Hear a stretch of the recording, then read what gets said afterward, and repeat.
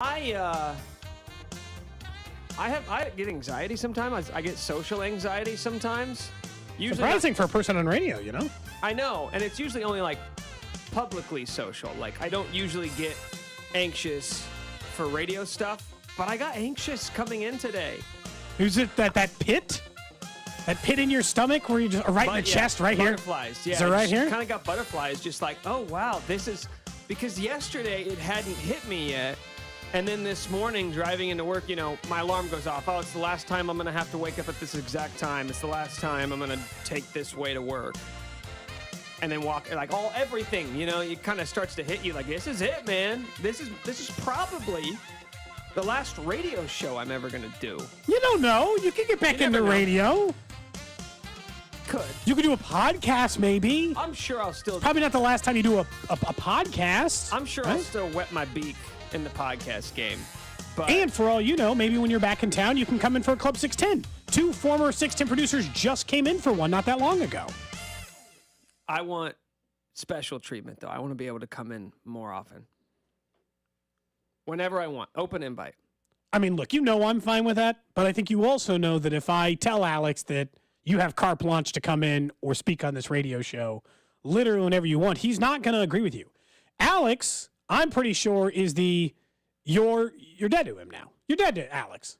Starting Wednesday at 2 o'clock, you're dead to him. I'm going to be honest with you. Based off of our last show together on Wednesday, I didn't get the sense that I was dead to him. He certainly didn't give me any indication that he wants nothing to do with me now. Yeah, that's normally not how Alex does it. Just ghost you. Don't you remember his dating history on this show? He's just going to ghost you. You'll just never get another text from Alex again. No, wait. You'll never hear from him again. He's not a ghoster, is he? I think sometimes. He had said somebody he had recently texted with, they didn't text, so he didn't text anymore, and then it was done. Somebody wants to know if you put any flashpoint in the 213 flashpoint in the beer. Did you? No, because the flashpoint, it was an IPA. I mean, an aggressive beer to start the day with. It's not a 9 a.m. beer, man. There were other choices. Yeah, but I needed something a little stronger. Okay. I needed that 7% ABV. Alex. Oh, the flashpoint. Yeah, sorry, I already lost my train of thought. That's a good start for today's show. The flashpoint is, what do I have out there? Black cherry. Yes. I don't think that would mix well with beer. With IPA? No, I'm not a fruity beer guy. Okay. What's everybody want to talk about today? 913-586-7610. I'm in the studio. I am not. Quentin is running the show. Today. For your final day, he said, I can't let Nick work behind the glass. He deserves to be on this side of the glass. Yeah. So here he is. He's over there. He is on camera, so he does have a camera. Although when he sits, it makes it look like Am I on camera too? Incredibly short. Yeah, you are. Do I look good? You look pretty good, yeah. What's on your shirt? Is that a fox? I bought this in Paris. Of course you bought that in Paris. For one of your final days? Well, we were not in. Is that a Shiba Inu? What is that thing? No, is it a fox? It's okay. a fox. I had it right the first time? I was like, hey, we can't come to like the fashion capital of the world and not buy any clothes. And then we went to these shopping districts, and I was like, oh, Gucci, Prada. I'm like, oh, well, I'm not buying that. I can't afford that. I don't even have that much money in my bank account right now. So then we went to some shop and I bought a T-shirt. We've got a text line from the 816. What are the odds Cody cries today? I know our gambling expert is out, but, you know. I've never seen Cody cry. And I've known him for 2 years. So if he does cry, it'll be a moment. It will be the biggest moment. I don't know. Have you cried in the last 2 years? Yeah, right? Just not around me. I would think I've cried in the last 2 years, but I also cannot directly. I may bury it down deep until it's too late. Let it fester, build up, get worse and worse. Another one of those things we joked about that I should probably see a therapist about. It'd probably be okay to let out some of those emotions before. Have you ever seen a therapist? Yes. Have you? Yeah, I see a therapist about once every 6 weeks or so. I've been going for like the last 6 months. So you're seeing someone regularly for your social anxieties you previously pointed out. Well, I knew there was a lot of big things happening in my life this year with moving and starting a new job, and I knew I probably should get out ahead of the potential stressors that were to come, and best decision I ever made. Somebody does say they'd like us to drink Borgs for the final day on the show. Do we have the supplies? I mean, I have a lot of J. Rieger alcohol, including some vodka. But it's not a Borg unless it's a gallon. Yeah, A and milk gallon. And is that a good idea? I drove myself to work today. I assume you drove yourself to work today. Can I really, in good conscience, drink an entire Borg and I can't get home? Well, I don't know if you can do it in good conscience, but I mean, we could figure it out later. That's sort of my mantra in life, is just do what you want now and then figure out what to do about it later, whatever potential problems come with that decision that you made. I like to say, that's future Quentin's problem. Present Quentin gets to have the fun. That's future Quentin's problem. But, future Quentin hates past Quentin. Oh, horribly. Like in this case, he's just like, all the bad decisions you've made constantly. You're just putting me in a bad spot consistently. But I do that all the time. It's like, hey, do you want to do this thing in 3 weeks? And I'll just say yes.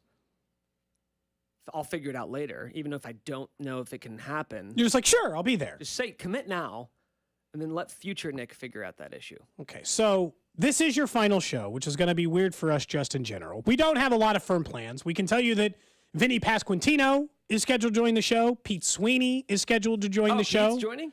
Pete says he'll call, although I did just try to bump him, so we'll see to a later time. Why'd you bump Pete? I didn't, because Vinny Pasquantino needed to go earlier. Okay, so what time's Vinny coming on? 10:30. Oh, Vinny's coming on in like 30 minutes? Yeah. Sweet. So I'll be honest with you. So we try to lay out the day of how this worked out for your final day. I tried very hard to accomplish a lot of things for you for your final day while I was on vacation. So is this the part where you tell me all the things you didn't do? I did do some stuff, which we'll get to in a moment. There will be some things in this show, but some of the things that I tried to accomplish but was unsuccessful in doing Lay it on me. is your fault. Okay. For scheduling your last day on a holiday week. This isn't on me. You scheduled your last day to be July 7th on a Friday. What did you think everyone was going to be doing? Pete's out of town. Jody Fortson's out of town. I spoke to his agent. I offered to pay for Creed Humphrey's flight to get here. Did you really? Yes. Wait, where's Creed at? He's out of town. He's not in. If he was at his normal home, I think he would have flown in for I was it. about to say, I assume Creed Humphrey only goes two places in this world: Kansas City and whichever town in Oklahoma he's from. He was out of town, so he was unable to make it. I offered his agent as well. I will pay for Creed Humphrey's flight if he will come in and be a part of Nick's last show. Unable to do so. Like I tried to get. Rob Collins is out of. Everyone's gone. They're all out of town. It's a holiday week. We couldn't get any of the regular people on this show to physically be in person. Vinny offered to come in on Monday. He said he'd come in on Tuesday. He said he'd come in for your final week. Come in studio, be here, see you face to face. I mean, we've met face to face. Yeah, but I mean for your final week. Yeah. But he's out of town, so we can't do it because, again, the holiday week. I didn't really think it through and it wasn't, honestly, if you want to know the full disclosure, I was supposed to leave like 2 weeks ago. But I had strategically or not strategically planned 2 vacation weeks in June and July, just kind of the way it worked out. And we all take vacation around this time, and then all of a sudden the new job wanted me to start earlier, and I said, no, I got to give them 2 working weeks. I wasn't going to have my last 2 weeks here be both vacation weeks. So this is just the way it worked out, man. I don't know what you want me to say. I got to live my life. Do you? I'm a jet setter. Do you regret taking this job? Like, be honest. We're almost done here. We got 4 hours left in this show. Do you regret coming to 610 Sports Radio, leaving your cushy life in Lawrence? If you're just leaving us, you didn't even make it 2 years. You didn't even quite make your 2-year anniversary. I'm like 3 days shy. So you didn't even make it 2 years. Do you regret it? No, why would I regret it? I don't know. This job set me up for the next one, and I had a great time. So you use this as a stepping stone? Well, in a way, yeah, but it wasn't the intention. I took this job, and how long did you think you'd be in this job when you took it? I don't know if I put a timetable on it. I knew it wasn't going to be my forever job.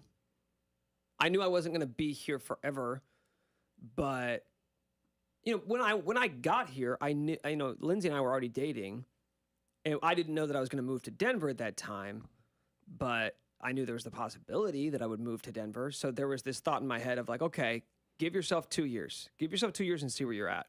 And that's kind of how it worked out. That was not a hard and fast date. But no, I don't regret it at all. I've had a great time. Best job I've ever had. Love everybody I work with. And I've gotten a ton of opportunities that helped me get my next job. So it worked out perfectly. I have absolutely no second thoughts about taking this job. It's been fantastic. So I wasn't here on either Wednesday or Thursday. So I guess now is our opportunity to at least discuss a few things on the show throughout. So I need another drink, by the way. Quentin, can you go like grab? now? Yeah. Okay. Well, What do you- there's what a do you cooler want? Where there's like whiskey. I don't have the cocktail stuff together yet. I mean, I could make. And you got those. What are those Montauk beers or whatever? Yeah, that's just like a regular light style beer. Montucky Cold Snack. Will you get me? Well, are we supposed to save those for? No. Well, I mean, I brought them in case like Nivens wanted a beer instead of a cocktail, but we'll just make him drink a cocktail later. What do we care? Yeah. Okay. I'll take. Can you get me one of those, Quentin? Sure. Thank you. Or you can drink whiskey. Doesn't matter. So beer number 2. Yeah. It is 10:12 a.m. Did you finish saying any mean things you wanted to out the door on Wednesday or Thursday? This is your last chance to either bury the hatchet, as I heard you tried to do with Coach Jason Brown yesterday, and it went horribly. Yeah, he blocked Or- me on Twitter. He blocked you on Twitter? He called me a wussy with a P. Multiple times. Well, what did you do? In fact, I think he pretty much called everybody at 610. And So you everybody don't in- think if I No, sent no. him a DM right now, he would come on the show? There's no chance. Okay. What is his handle? The real Coach JB or something like that. I can't view his tweets anymore because he blocked me. Yeah, give me a freshie. We'll make this real dangerous and just have the alcohol sitting right here. That's okay. I still That's can't reach it. probably fine. Yeah, give me that puppy. There we go. Come to Papa. Crack it open for the. All right. Hey, any chance you have time? Dude, there's no way. He said, "Who are you? Are you the bitch-made cats who hung up on me?" Nah, I'm Well, here's the good. thing. You guys are all soft. And he was like calling out Kansas City. by the I'm way. going to put he this- basically said everybody in Kansas City is soft and cowards and can't handle the truth. Well, here's the thing. I'm going to send him a very vague tweet. Hey, Coach, do you have chance to join our radio show today? I'm not going to say I'm from KC or involved with you. Okay, and he's going to click on your profile and see you're with 610 Sports KC. I will delete that off of my profile right now. If you Nothing do like that, a Chris Pilsner, man. if you do that, Spec might see it, and just like start asking questions. You'd be like an athlete who like deletes a team off of their Twitter, and they're just like, "What's going on?" So that might cause some problems. Wait, have you deleted 610 off of yours yet? No. When's that going to occur? Like right now? Do it now. No, I don't like, dude, I'm not that dude. You know what, dude? I'm not a very online person. Yeah, but you still have 610 in your handle, I assume, on Twitter. Yeah, but I put that there 2 years ago. And what's it matter? All right, deleted 610. He's not coming on this show. I tried calling him too on the air. I don't know if I told you that. We called him on the air and he didn't pick You're up. not even allowed to do that. Well, yeah, you can. You just have to tell them immediately they're on the air. Okay, fair enough. You are allowed to call them, You but you do have can't- to tell them they're on the You air. legally cannot bring someone on the radio without informing them that they are live on the radio. And I would have done that immediately, and I'm assuming he would have cursed and then hung up. Well, I mean, at least then you would have given him a chance to say you're sorry. Is that why you wanted to have him on? All right, I deleted 610 from my Twitter handle, and I have now sent him a tweet. So we'll find out whether or not. Speaking of online, Is this the thing you want he is on your very- last day? He is very online. I mean, like, no offense to you. I wanted him on with Dusty because Dusty and I were the ones who had him on when we had that great moment on the radio earlier this year. And we tried it and it didn't work, but we tried that at the last second. And Dusty, I could tell you didn't even DM him. You I just just sent him a tweeted tweet. Or his DM's open? I have no idea. I have no idea. Yeah, I wanted to do it with Dusty, but Dusty was even a little like hesitant about it, Why? which is interesting because Dusty's not hesitant about anything. A lot of people are asking, and I feel like I've said this, so I apologize to everyone who's heard this a million times. Nick, are you moving to Denver or staying in KC for Barstool? I'm not. No, I took a job with Bleacher Report, and it is not a Denver job. I am not covering the Broncos. I just happen to be moving to Denver and have taken a job with Barstool. They're independent of each other. Okay. Just want to make that very clear. I will never cover the Broncos. I mean, unless they paid me Handsomely, then you would? just like a little bit more money. No, not even handsomely. Just paid you something, you would do it? Yeah, dude. I follow the money like 99% of people in this world. Okay, so I have a few things planned for you throughout the show, which we'll get to separately. But I want to start with one thing that I think is very important for at least your leaving the show and where our listeners have been consistently some of the best listeners in the, maybe, you know what, not some of, the best listeners in the entire city. The best of the best. No, not in the entire city. These are the best listeners on the planet. You all have personally given us thousands of dollars to do shot-for-shot remakes of Creed Humphrey videos. You've helped us raise like $25,000 for the Negro Leagues Baseball Museum. You've randomly brought us lunch. Also, I'm going to need somebody to bring us a six-pack. Nick's going to drink through this beer too fast, and then we're not going to have enough beer. Yeah, So a six-pack and a joint would be fantastic. if you're out, 913-586-7610, those things would actually be super helpful to the show. You know, those two things that Nick mentioned. We could use those on the show. So, And again, those two things are a six-pack and a joint. that's 913-586-7610. So if you're around, you got time today, it's 10:18 in the morning, that would be helpful. But one thing because our listeners have always provided for us, I thought they could provide for you one more time. Because I was thinking about you. I was thinking about you this week as I was on vacation because I knew it was your final week and you were leaving. And I thought, why is Nick really leaving? Oh, okay, for love. Right? He's leaving for his long-term girlfriend. He wants to live in the same city as her. A very respectable decision to leave.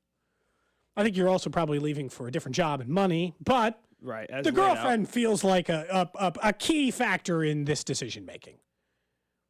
And then I was like, how are you going to move to a whole nother city, take an entire job, go on 2 European vacations, and still not be engaged? And it came down to one thing. Right. I don't think you can afford the ring. Oh.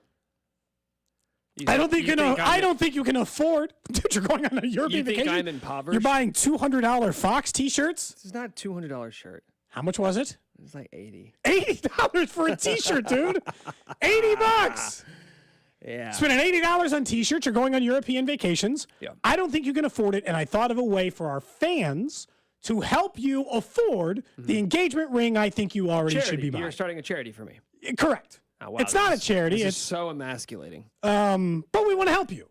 So there's a very simple way you can do this.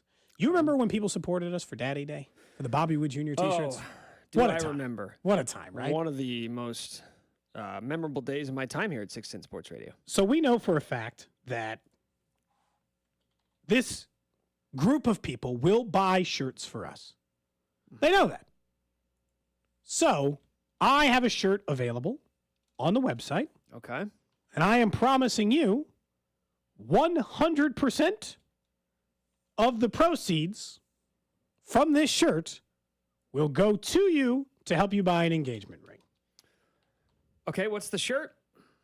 The shirt is something you said was your favorite drop in this entire show. Gum bucket? Cheddar, mozzarella, Havarti, cream cheese, Colby Jack. Did I say Gruyere? Blue, Swiss. So on Raygun's website right now, on the Cody and Gold collaboration page, there is a shirt available that simply says cheddar, mozzarella, Havarti, cream cheese, Colby Jack. Did I say Gruyere, blue, and Swiss? Any shirt, and they're only going to leave it up this weekend. Every shirt purchased over the next couple of days of that exact shirt, me listing cheeses, goes into your pocket to help you buy an engagement ring. Are you going to tweet this thing out? Yeah, I'll send it out. You don't seem as excited as I thought you would be. I mu- made a shirt for you. How much money do you think I could make off this thing? We once sold $500 worth of shirts. I mean, it's like I said a few moments ago. It's a nice gesture. It's also fairly emasculating to know that you're starting a charity for me live on the air, and then, I'm not going through some sort of debilitating time in my life. I don't have. But we want you to be able to propose. Right. But it comes with the implication that you think I'm poor. Well, You I know know what what I they mean? paid you. So what do you want me to say? You know what they paid me? Well, I got a ballpark. Yeah, you ballpark. I bet I can get within a few $1,000. You don't know what other kind of funds I got coming in. What are the funds? You were briefly liquid in crypto, I guess. Then you got out of that game. Do you have some other side? I make a lot of money on the golf course, man. Arrowhead Pride pays you a little, I guess. Yeah, that AP money, man. It's pretty good, right? That AP money's cushy job.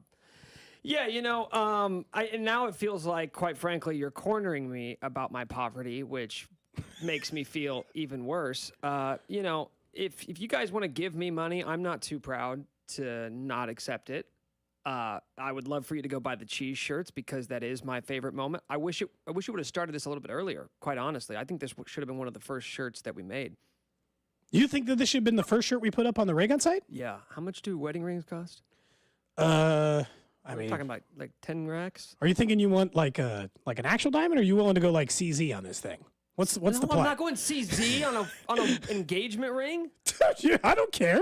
Maybe she doesn't care. Oh yeah. You find me all the girls around the world that don't care if their engagement ring is cubic zirconia, Cody. Did you buy your wife a real diamond? Yes. Yeah, but he's got 5-deck house money. Also, I think that asking another man about how much he makes is a HIPAA violation. That is actually HIPAA. Oh. In what way? It's private and it's illegal for you to ask me that. I didn't ask him how much money he made. I just speculated that I knew how much money he made. Reckless speculation? That is reckless. It's reckless. It's speculative. It's hypothetical. It's HIPAA. Like you just hit the 4 big ones all For in you? one fell swoop. Yeah. So you're not going to accept this money, or you are going to accept this money? I'm going to accept the money. I don't know that I'll spend it on an engagement ring, maybe on moving costs. No, it has to. No, the only way I'm giving you this money is if you use it on a future engagement ring. That's it. It's the only way you're getting this cheese shirt money. So you can either accept it or Say not. T-shirt or cheese shirt? Cheese shirt. All right, I accept. I also think somebody else in the text line brings up a good point. Should have made a HIPAA shirt. Oh. And isn't there part of like buying an engagement ring that it signifies to the woman that you saved up money and that you set aside money for her and like that sacrifice that you make for her? Well, look, I don't think the T-shirt money, no matter how many we sell today, is going to cover the full cost of a ring. No, some people on the text line are saying they spent like $1,400 on their wife's ring. I mean, you really think? Because I'll get an update from Raygun later on in the day. I mean, I don't think we can get above $500. As a matter of fact, if we can get you above $500 for a future wedding ring, I'll call you daddy for the final hour of the show, and we'll do the exact same thing we did before. At no point have I indicated that I wanted you to call me daddy again. In fact, I think I made it quite clear the first time around. It made me incredibly uncomfortable almost instantly when you guys started doing it on Daddy Day. You didn't like it? I don't want to run that back. What would you like us to call you then? How about Nick? That's what I call you now. You can call me Nux. Some of my friends call me Nux. Oh, yeah, you did say that. Nicky Nux, baby. You don't got a real Nux vibe. You haven't seen him come out yet. Fine. If they sell $500 worth of shirts a few more of these Montucky cold by snacks 1 and o'clock you may see it, baby. to get you an engagement ring, then I'll call you Nicky Nux for the final hour of the show. You can just call me Nux. Some of my other friends call me Pert. Pert? Like Purdy Short, yeah. What? If you're asking for nicknames, I mean, I'm just giving you the ones I have. So you're saying you would prefer those to A lot Daddy. of people don't call me. A lot of people, none of my friends call me Nick. None of my friends call me Nick. Everybody calls me Schwert because my best friend's name is Nick. So they always had to separate us, Schwert and Pug. And then nicknames were born off that. Because Schwert's kind of a mouthful. It is. So you can't be Nick to your friend group because there's already a Nick. Correct. Nobody's going to call you Schwert because that's too much. Yes. So you're Nux or Pert. Or Purdy Schwert. Or Nicky Nux. Well, Purdy Schwert, that's harder than just saying Schwert. And just say Pert. There's just so many things to call you the last day. Yeah. How did I not know how did I know that I called you Pert before your Because last day here? It's not my job to tell you what other people call Are me. we not friends? We are, but there's no other Nicks that work here. Well, actually, there is. Nick Price. And there's been lots of other Nicks who work You here. gonna have and another will drink work with me? after. Sure, I don't care. I still need the text line to bring us another 6-pack. I guess I'll Venmo you for it. So 913-586-7610. You got time? Nick has requested 2 things. We're going to be here the entire day. We need you to bring by some beer because Nick I didn't know how much we need today, but I didn't bring enough. That's clear. Is this clear. going to dip into my engagement ring fund? No. I'll just, that'll come from me. I will personally give that man. money on this end. Thank you. Somebody on. I want a blood diamond. I want it to be very bloody. Just the worst. Many deaths. Yeah, many deaths You want involved in them- the making of this. You want them to backtrack how terrible of a ring it was? Yeah.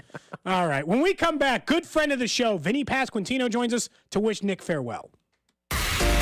You're listening to Cody and Gold. He's so good, and everyone knows it. Brought Brought to you by Gann Asphalt and Concrete. For asphalt, concrete, and parking lot maintenance, Gann Asphalt and Concrete. One contractor, all things parking lot. Trusted in Kansas City since 1994. Online at GANNasphalt.com. Budweiser and Harley-Davidson.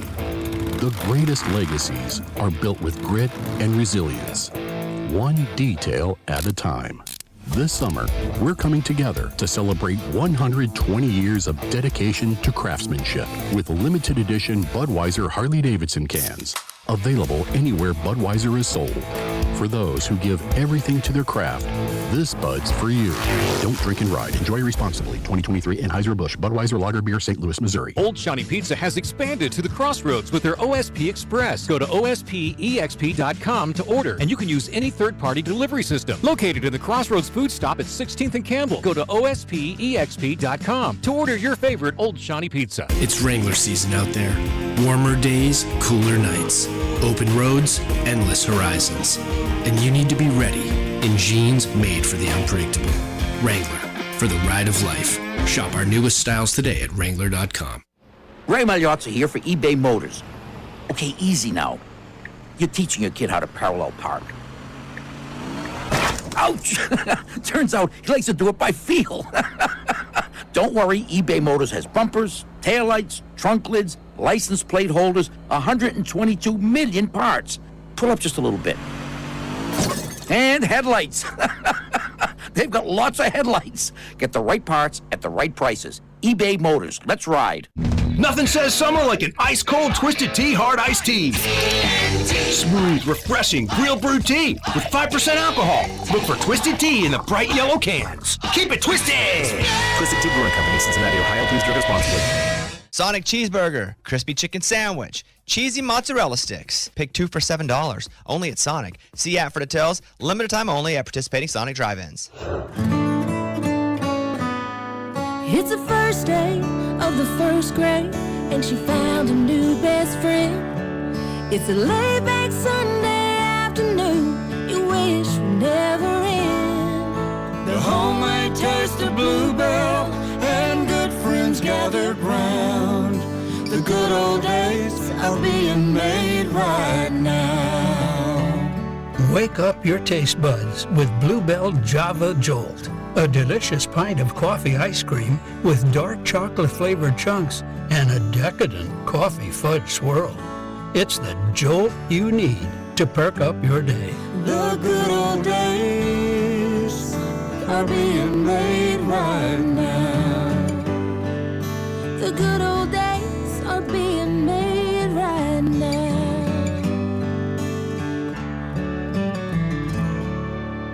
Ground-shaking forces will rumble to Menards NHRA Nationals presented by Pet Armor. August 11th through 13th. Kids 12 and under are free with general admission. Get your tickets today at NHRA.com for the Menards NHRA Nationals. Hi, I'm Henry Winkler. My eyes are very important to me. My eyes connect me with things I love. I loved my late father-in-law dearly. He always lit up a room, but his vision dimmed with age. He had age-related macular degeneration, or AMD. And since partnering with Apellis, I've learned there's an advanced form of the disease called geographic atrophy, or GA. His struggle with vision loss made me want to help others know about GA's warning signs. For some, straight lines seem wavy, like when looking at a door frame. For others, blurry or missing spots can make it hard to read or see loved ones' faces. Many have trouble seeing in low light, making driving at night difficult. GA gets worse over time and cannot be reversed. If you've been diagnosed with AMD and notice vision changes, don't wait. Talk to your eye doctor about GA today. Learn more at GAWon'tWait.com. That's GAWon'tWait.com. At the Home Depot, we'll get your kitchen clicking. With savings on top brand appliances, like a new LG CounterDepth Max refrigerator with ultra-large capacity on the inside and a seamless look on the outside. Or an LG oven with built-in air fryer for crispier, healthier cooking. Plus, with convenient shopping in-store and online at the Home Depot, your innovative new appliances are just a click away, too. Final days to get special buy savings plus up to $1,000 off select kitchen appliances like this exclusive LG kitchen package at the Home Depot. Ends July 12th. At Grainger, we're for the ones who pay attention to every little detail. The ones who fuss, tinker, and sweat the small stuff. Because you know the tiniest thing can make the biggest difference when it comes to keeping business moving. We get it. We're the same way, offering access to product experts to help you quickly and easily find what you need. So whatever your industry, you know you're always getting professional-grade products. Call, click Grainger.com, or just stop by. Grainger, for the ones who get it done. The biggest corruption scandal in NYPD history. I loved being that dirty motherfucker. Harlem in the 90s. 30 cops crossing the line. Was it a common practice to break into apartments which were suspected drug locations? Yes, for money, for drugs, whatever was in there. The Set, a new Odyssey original podcast. Who's gonna catch us? We're the police. You got into the game back then, making money hand over foot. Listen to all 10 episodes of The Set right now, exclusively on the free Odyssey app. The 610 Sports Radio phone line is brought to you by Onder Law Injury Lawyers. Visit getjim.com. Chiefs coverage on 610 Sports Radio is brought to you by Park & Go. Book parkandgo.com. Getting ready to go on vacation can be stressful. Lucky for us, there's Park & Go. Easy online reservation, free instant shuttles, luggage assistance, and all spots are covered. Reserve your spot today at bookparkandgo.com. The best deals in airport parking. Park & Go, family owned and operated.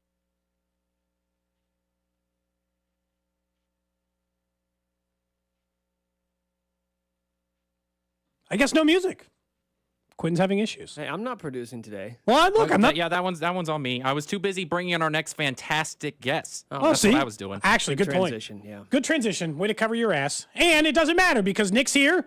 It is his final day on the show. So throughout the show, we want to bring some of the people who have been regular staples on the show during his run, which of course includes our guy Vinny Pasquantino, Royals first baseman and DH, and regular contributor on the show. Vinny, thank you for coming in on Nick's final day. Is he not up? He's on. He's on hold. Is the phone line on? Yeah. Okay, try to click that one more time there, Nick. He's on, dude. Is the phone line on and up? You're going to have to work for the final day. Yeah, I guess so. Do I need to come in there? Yeah. All right, well, we're going to put Vinny back on hold. Sorry, Vinny. Nick's got to go over there and solve one problem first. Normally, he would be the person who's running the show, which is something I know that you can hear. But unfortunately, because he's not the person running the show, Quinn is still, we're still working out the kinks. This is the first time I've done the phone lines. Well, look, good time to learn as any. He's going to make sure it's potted up, turned on. We should be good to go and talking to our guy, Vinny, in no time. That's all that matters at this end, is that once as long we as get we don't it all have dead sorted, air, it's fine. Nah, it's fine. Look, we're here. Nick says we're good to go. I'm going to trust that we're good to go. And hopefully here we will be talking to our guy, Vinny Pasquantino. Vinny, thanks for joining the show. You got to be kidding me. I mean, he's definitely on. Vinny, you there? Hello? There he is. Hey, there Vinny! he is. What is going on today? This is mayhem, guys. I don't know, man. I'm just sitting here. It normally just works. Well, this is perfect for Nick's last day. I'll tell you that.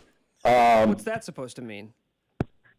Nothing. Just, first off, we started off better because I actually got the call at the time that I was supposed to instead of 2 minutes late. That's what I always used to expect with Nick. But now we're off to a rocky start because we couldn't get me on the phone. No, we're 2 minutes late because sometimes the hosts don't know put this when on to us. stop talking.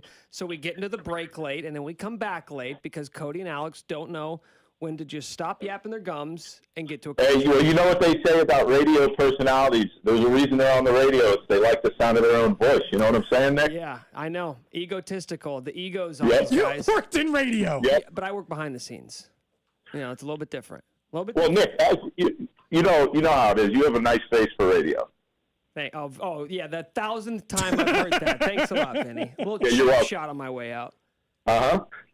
Vinny, just out of curiosity, this is we're going to use some of this as a chance to do a exit interview, as it were, for Nick. Yeah, please. And you're dealing with Nick Schwartz as a producer versus other times you've appeared on MLB Network Radio or other times. How would you rate his skill set versus the other professionals you've worked with in the industry? Well, pretty good. It definitely started out rough because I didn't know his name for a few weeks. Oh, yeah. But then we really built up that trust in our relationship, and then it just was smooth sailing from there. Was the moment where our relationship kind of went to the next level when you thought that I implied that you were too fat to ride roller coasters at the amusement park? Yeah, to be honest, for me, especially as a sarcastic individual, when you start making fun of me, that's when I really start to trust you. So that was kind of the moment where I was like, hey, I kind of like this guy. You know, he's got something in him. By the way, he has firmly defended the fact that he still thinks you would be very uncomfortable in any roller coaster. So I will say, right before the season, I did go to Six Flags, and I don't know how much I want to ride roller coasters anymore. We went upside down on one of them, and I legitimately thought I was going to fall out of it, and I was sick the rest of the day. So to be perfectly fair, he had a good point. I should have listened to his advice because I was done the rest of the day. I still rode roller coasters because I had friends there that were egging me on to do it, but it wasn't the most fun that I've ever had. Do you just feel like the safety harness wasn't covering you the way it should?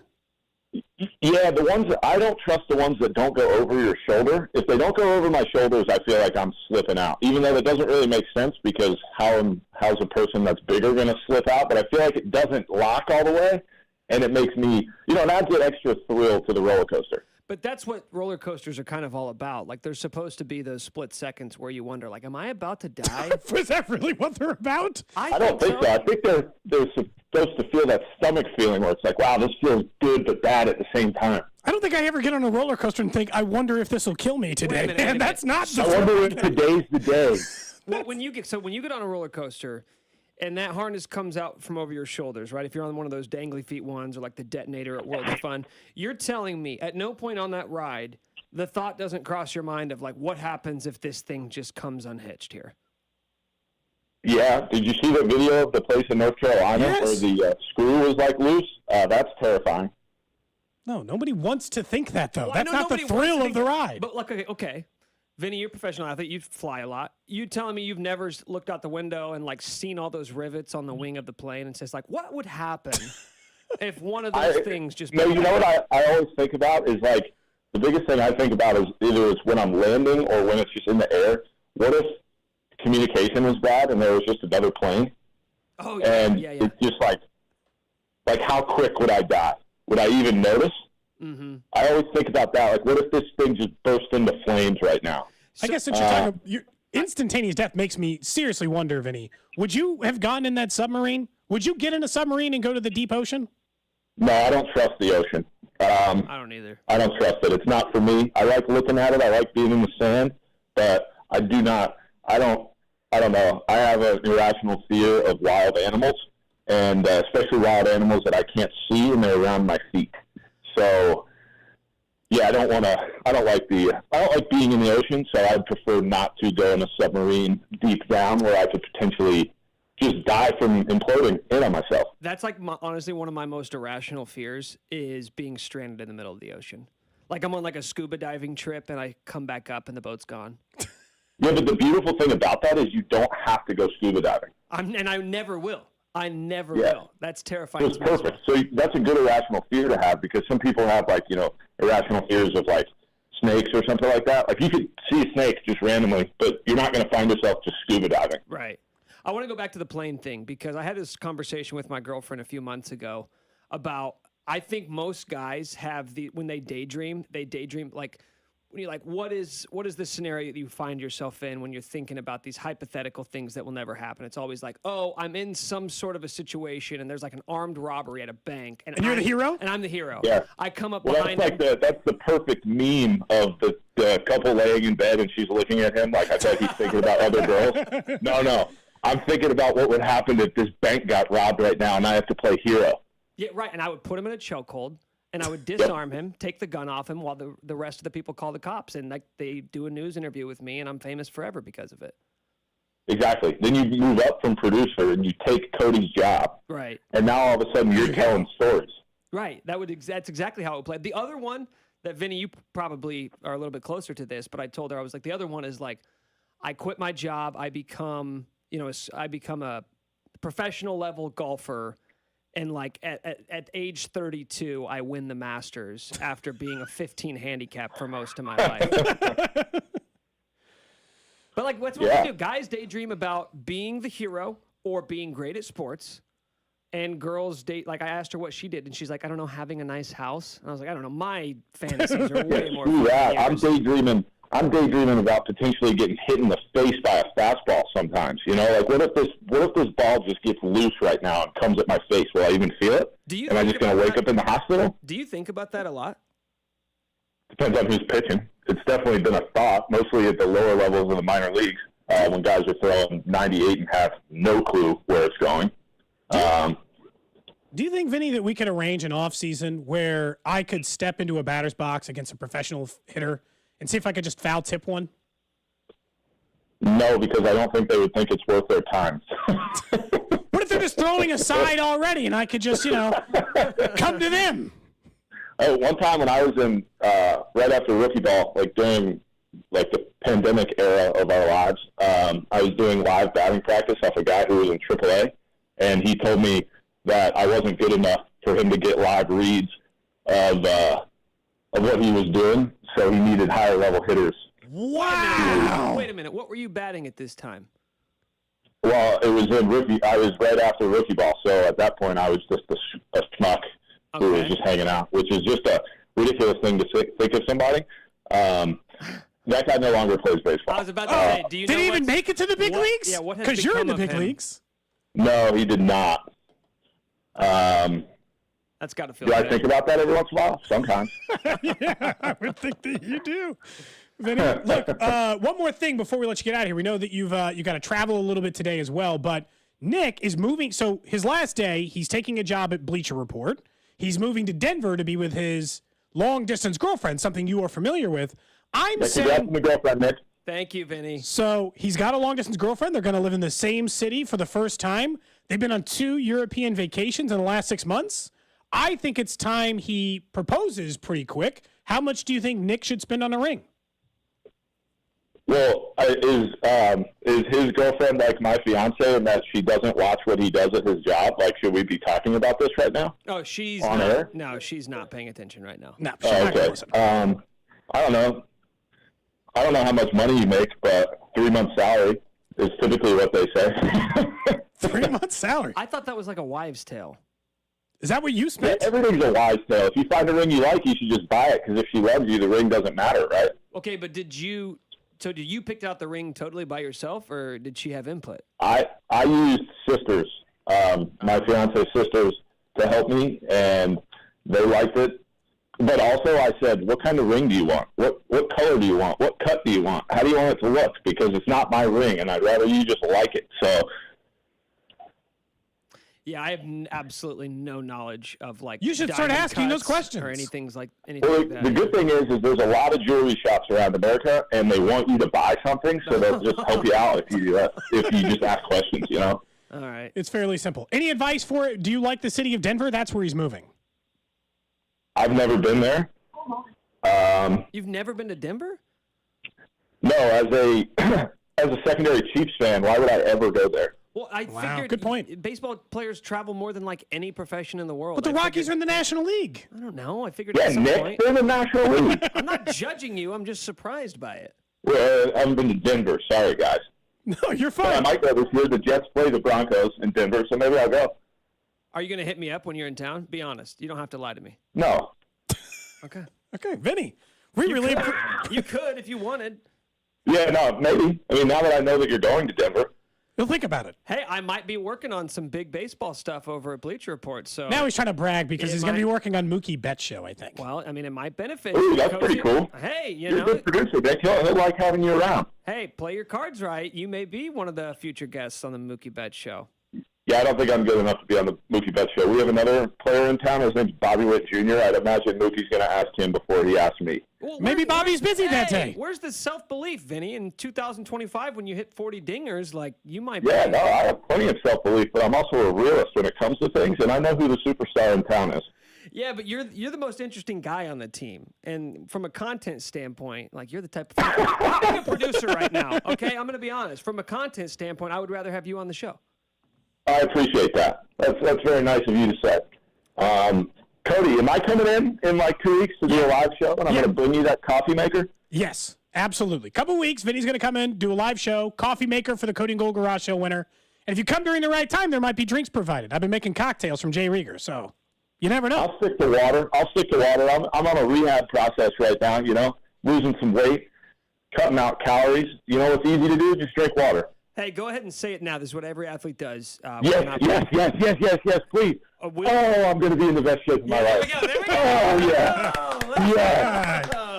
Perfect. Yeah. He knew exactly where I was going with that. Oh, believe. When I did the Chris Rose show last week, that's what I said. I said, I'm so excited to tell everybody I'm going to be in the best shape of my life.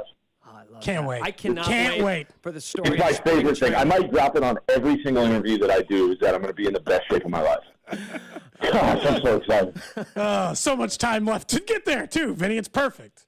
It's ridiculous how much time we have to get there.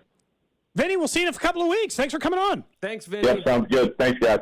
Say, Nick, good luck. Good luck in your future endeavors, and Quentin will work on this. Hey, thanks, brother. I appreciate the shout out. All right. Yeah, see you guys. Vinny Pasquantino, the Pasquatch. Joining the show, man, for your final show. Says was maybe lovely. he'll hit you up in Denver. Does that make you feel better?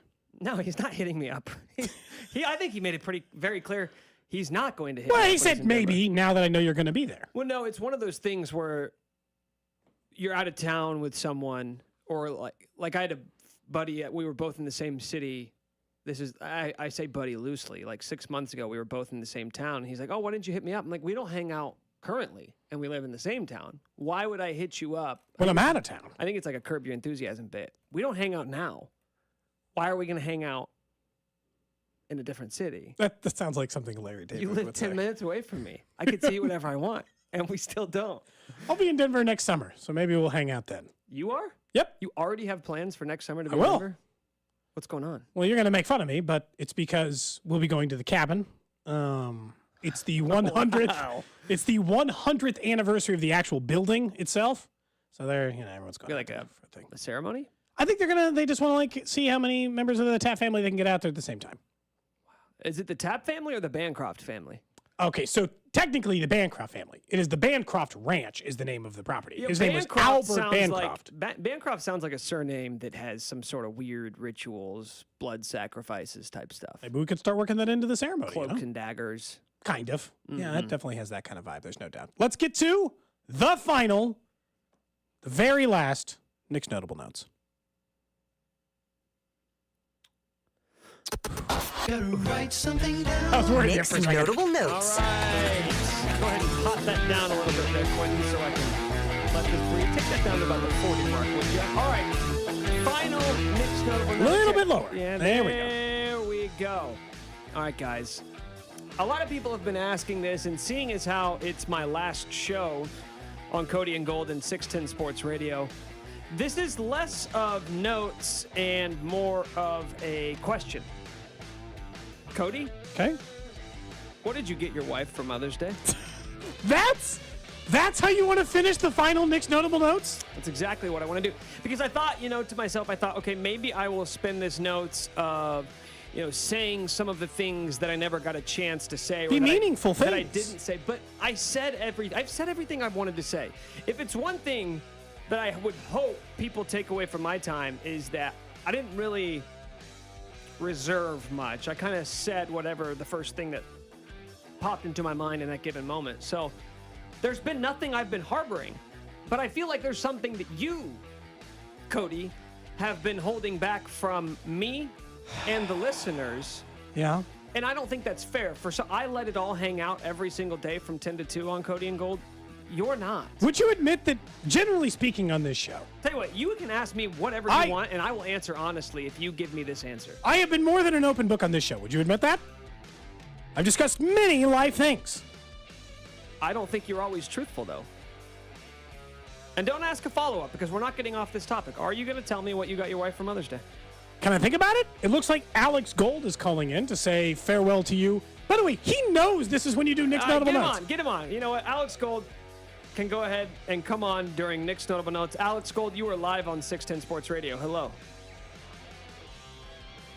Did you turn the phone off, Quentin? Oh, he's got Alex. Alex, are you on the phone? We're going to have to figure this out. Quinn's got some work to do on the phone department. What's going on over there, QT? And Alex is gone. He's gone?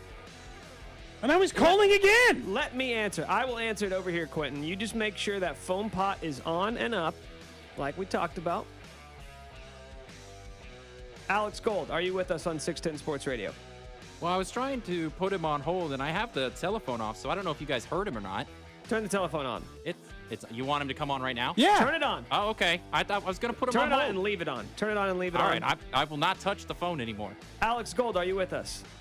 Yeah, I wanted to interrupt you during Nick's Notable Notes. Final time. One final time. You know that nobody interrupts Nick's Notable Notes, but for you, I'll make a special exception. I appreciate it. I mean, I called in, and then some guy named Vinny Pasquantino was already on. So so Quinn said, hey, you got to hold up a little bit. I said on my own show, I said, I get it. My main reason why I called in, because I already talked to Nick on Wednesday about him leaving and everything. I had to call in because I wanted to apologize to Nick, not for not being there today, but because Cody's trying to take over the show. I was listening for 5 minutes or so, and I jotted down a couple notes, Nick, of my own. Alex's notes. This could be the new 1050. Let me see what I had. The first thing was Cody desperately wanted his own shirt, so he made a cheese shirt. And he's trying to say it's for you, Nick, but I think he just finally wanted a shirt about himself. That's a good point. So that was one. That is a Cody quote. The other thing I jotted down, I noted very, very early on in the Vinny conversation was Cody, for the 5th time, has tried to get someone to allow him to sit in a batter's box with a big league pitcher. So that was also something that he really tried to get across. Yeah, and then I think that was it. I think that was it. I was trying to think if I missed the third thing that Cody tried to get accomplished on your final show. This is beautiful, Gold, because you called in on your day off on my last day, basically just to air out grievances that you have with the guy who you're going to continue to work with. That's right. But do you want to complain about him at all? No, but he's blessing me by letting me be in on the complaint. I have a question for you, Gold. I know you're on vacation in the Lake of the Ozarks. You sound a little stuffy. Did you tie one on last night? Well, so if you want to know the truth behind that, so you weren't here, but Cody, we talked about it last week. I finally got on some antibiotics. I finally got on some steroids, and I was feeling great. Oh, you juiced. And I've been off that's exactly right. I've been off the antibiotics for 2 or 3 days, but the last day or two, now the stuffiness is back, and I'm worried that we're going to be back in the same position here very, very soon. So we'll see. Hopefully not. What have you contracted? I don't know. Well, it was a sinus infection before, but I'm wondering if it's not going away. I might have chronic sinusitis or something like that. I don't know. Chronic sinusitis? That's not good for this line of work, man. It's not. No, last night we got in yesterday afternoon. We drank a little bit, nothing too crazy. About to head out on the water here in a little while. We just had some nice breakfast on the Blackstone this morning, hanging out by the lake. So it's been a good morning. I said I should call in here in the first hour of the show. Have you cracked one yet? Not yet, actually. That's about to happen. You're about 2 behind me, bud. I figured you were drinking today. I mean, based on your tweet, I saw your tweet this morning saying it was your last day and you're horny, and so I was a little concerned. When I saw that tweet this morning. Cody just had water come out his nose. Taking a drink at the wrong time. And then, Cody, you weren't here on Wednesday, but after the show, we were having a conversation with the boss that will remain our boss. Nick doesn't care anymore. Not his boss. We were talking. He's not even here today. We were talking about words you can say on the air, and Nick didn't realize there's a couple he actually could have been saying this whole time. So just wait for that later on today. Yeah, it's all about context and the way you use those words. It's not about the words themselves, but what you're referring to. Yeah, there's one word in particular. He was stunned that you can actually say. I can't refer... Like a cat. Mm-hmm. Wait, you can say that word?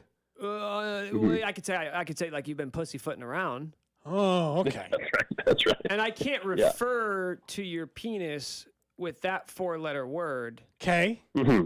But you could say a nickname for the name Richard is? Like you're being a dick. Oh, okay. You can say it like that. Got it. Right. I just can't refer to it in like a sexual or anatomical form, I believe. What's great is Nick never makes anything sexual, so it should be easy. I know, dude. It's so weird that I actually asked Cody earlier this segment, what he got his wife for Mother's Day. And once again, he says he needs more time, Gold, to think about it, as if we haven't given him ample time to Is the gift even still, is the gift something that she can still actually enjoy? Yes. Oh, that's a good question. That's like a 20 questions question. But it's still way too vague. We need an It wasn't a consumable, If so weird. So weird. If I get an answer, Gold, I will promptly inform you of it. Please let me know. No, man, congrats again on everything in the future. Brother. Best of luck. Somebody gave me a hard time for not being there today. I said, listen to the podcast on Wednesday. We talked it out then. We decided we're going to get together next Friday for drinks since you're out of town. So if you're Perfect. back next Friday, we're all going to get together after the show. Yeah, man, let's do it. All right, guys, have a fun show. See you, Gold. All right, that is Alexander Gold. Do you need a different Nick's Notable Notes later, or is this acceptable to you? Based off your question, it sounds like you don't think that was acceptable. No, I'm just, it didn't feel like a normal Nick's Notable Notes, that's all. I'm just saying, nothing about today is normal. Will you consider doing a second Nick's Notable Notes later? I'll consider it. Maybe that could be the penultimate instead of But I'm the not final. committing at this point in time. Okay, you're just going to consider it. Okay, I guess when we come back, we'll talk more about the fact that it's Nick's final day, and he said there's only one player he's willing to talk about for his final show. So we'll talk about that next. Cody and Gold on 610 Sports Radio and the Odyssey app. You talk on the radio. Yeah. You're a fanboy. Brought to you by Gann Asphalt and Concrete. For asphalt, concrete, and parking lot maintenance, Gann Asphalt and Concrete. One contractor, all things parking lot. Trusted in Kansas City since 1994. Online at GANNasphalt.com. It's Wrangler season out there. Warmer days, cooler nights. Open roads, endless horizons. And you need to be ready in jeans made for the unpredictable. Wrangler, for the ride of life. Shop our newest styles today at Wrangler.com. Ray Magliozzi here for eBay Motors. Okay, easy now. You're teaching your kid how to parallel park. Ouch! Turns out he likes to do it by feel. Don't worry, eBay Motors has bumpers, taillights, trunk lids, license plate holders, 122 million parts. Pull up just a little bit. And headlights. They've got lots of headlights. Get the right parts at the right prices. eBay Motors. Let's ride. Nothing says summer like an ice-cold Twisted Tea Hard Iced Tea. Smooth, refreshing, real brewed tea with 5% alcohol. Look for Twisted Tea in the bright yellow cans. Keep it twisted! Twisted Tea Brewing Company, Cincinnati, Ohio. Please drink responsibly. Experience the future of connectivity with Spectrum One. Get Spectrum Internet and one unlimited mobile line for just $29.99 a month each, plus advanced Wi-Fi free. Spectrum Internet delivers speeds up to 300 megabits per second. With Spectrum Mobile, you get unlimited talk, text, and data. And advanced Wi-Fi brings you enhanced privacy and security. Internet and mobile for $29.99 a month each, plus advanced Wi-Fi free. Visit spectrum.com/2999 or a Spectrum store today. Offers subject to change. Valid for qualified residential customers only. Service not available in all areas. Restrictions apply. Where can you find steel, aluminum, brass, and stainless, and occasionally random stuff in the back? The Foot, who has an extensive line of Blue Demon welding supplies, filler, rods, and wire. The Foot, who is KC's and Topeka's only stocking dealer for Fronius professional welding equipment. The Foot, who is KC's and Topeka's only Fronius authorized service and repair center. The Foot, where can you go to take a Fronius welder for a test drive? The Foot, where can you find Colossus, your friendly neighborhood robot? The Foot, just like Colossus, Metal by the Foot stands tall and ready to help both pro and DIY warriors with their metal needs. For over 35 years, Metal by the Foot has continued to up their game by providing you with the convenience and selection of metals you have come to expect. Discover new and unique quality products to take your project and skills to the next level. Get instant pricing on most items at metalbythefoot.com. That's metalbythefoot.com. When you need a piece of metal, remember, metal doesn't have to cost an arm or a leg, just the foot. What makes for a great vacation? Depends on who you ask. Are you looking to get away or bring everyone together? Do you want to get outside and play or see a play at the plate? Fortunately, however you operate, I'm the destination you've been looking for. The name's Missouri, but you can call me Mo. And I have just one question. What's your MO? Come see me at visitmo.com. This is an important notice to consumers facing $10,000 or more in credit card debt, medical bills, or other unsecured debt. You may not be required to pay it all back because there are special programs now in effect that will significantly reduce the amount you will owe if you qualify. This is not bankruptcy or a debt consolidation loan. These programs, which the credit card companies like to keep secret, exist to aid American consumers struggling with overwhelming credit card debt by offering tremendous savings and real debt relief. Accredited Debt Relief has established a special hotline for you to call and learn what savings you qualify for. They've helped qualify consumers with over $1 billion in debt and are A+ rated with the Better Business Bureau. So don't wait. Get the relief you need during these hard economic times. For this free information, call the Accredited Debt Relief Hotline now. Call 800-873-7171. 800-873-7171. 800-873-7171. Milagro Tequila and Jackson County Tow present FAC 20. Seat 14 premier MMA bout streamed live worldwide from the Cable Downer Arena Friday, July 28th. The main event is a battle between G-Money Gage Young and Manny Miro. Marshall Kemp takes on Chris Gonzalez, and fan favorite Zach Scroggin will go head-to-head with Josh Tolley. Get tickets for FAC 20 from Ticketmaster or the Cable Downer Arena box office. Sponsored by Dream Machine Motorsports, Hoy Excavating, Herzog, and Tickmaster. Hey guys, today I want to talk to you about Dan Dan the Wedding Man. Why rent a suit or tux when you could buy one from Dan Dan? Only $250 gets you a custom tailored suit or tux. And as always, Dan Dan has free alterations for life. It's the day your partner will remember for a lifetime, and it's a suit you can use for a lifetime. Best day, best look with Dan Dan the Wedding Man at 97th and Quivira. Online at dandantheweddingman.com or call 541-1192.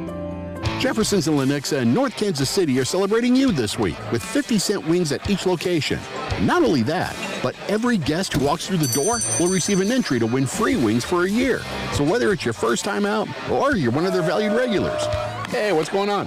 Jefferson's wants to thank you. So make sure to give them a follow on Facebook and other social media platforms for more information and updates on what will surely be an eventful week at Jefferson's.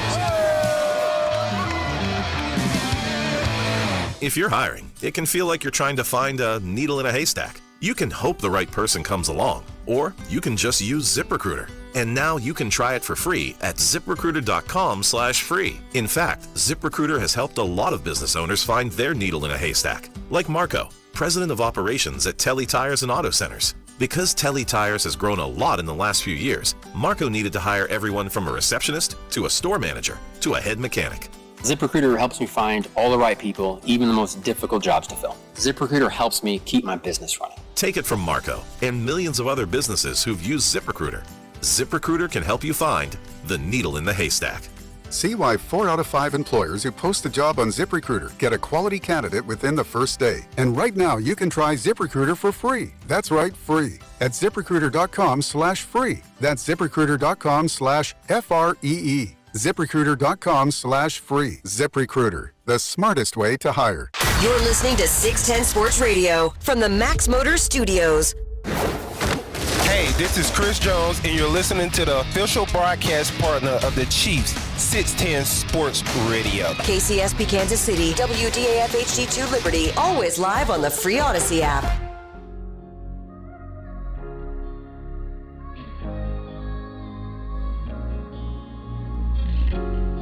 Shout out to Robert, who stopped by with I got beers for us. I didn't want All right, this song, I didn't even know what the song is, but don't love that first line and the implications that come with that. As I'm talking about, Robert brought us 12 beers. We got a 6-pack of Kona Big Wave, and I think it's a 6-pack of Storm Chaser IPA. Cody just jetted out of this studio because apparently we've got somebody else bringing us beer, and now the phone is ringing, and I see the caller ID on that.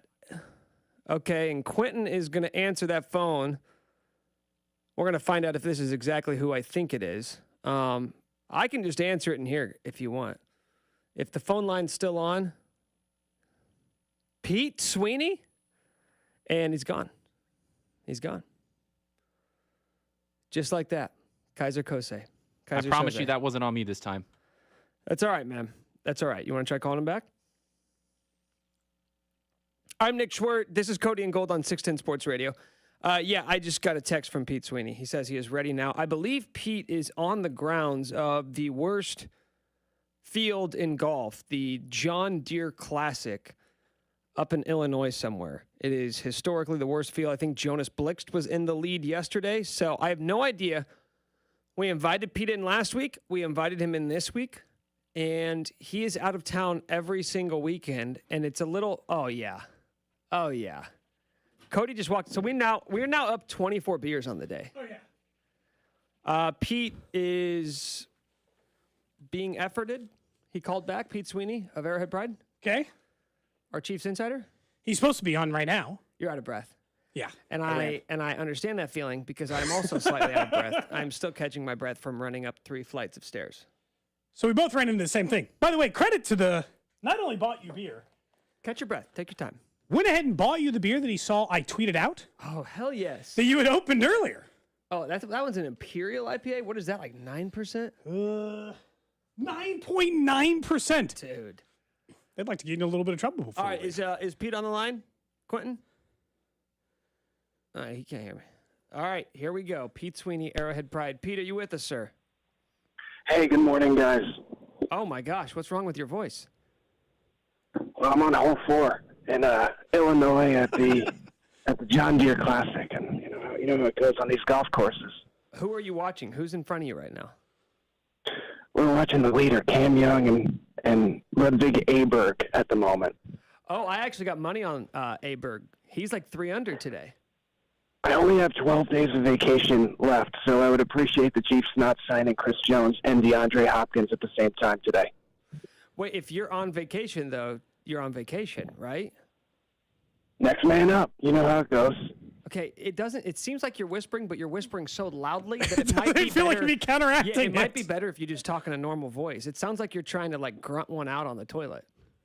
Well, listen to this, Nick. We're really going to miss you at the station. Wanted to make sure I popped on to say hi. I've eaten up a lot of my time at this moment. I'll catch you soon, maybe next week. Okay, that was it. That's it. That's Pete Sweeney. It just sounds like needed he's to get back doing to the a weird John voice. Deere Classic.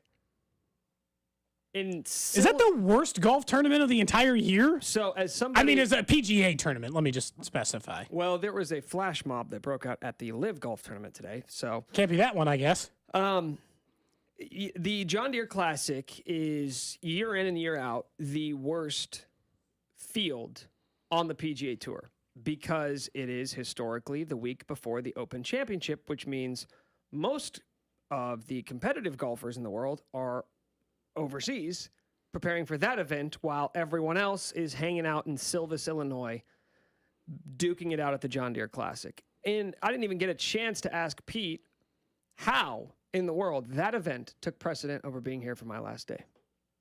Yeah, Pete's known it's going to be your last day for a while. While he didn't steal you like he stole our last producer, who does still currently work for him, you would think that he would want to be here for your last day, seeing how you are an employee of his still. He tried. You work for Pete. He tried stealing me, but he couldn't make my deal, man.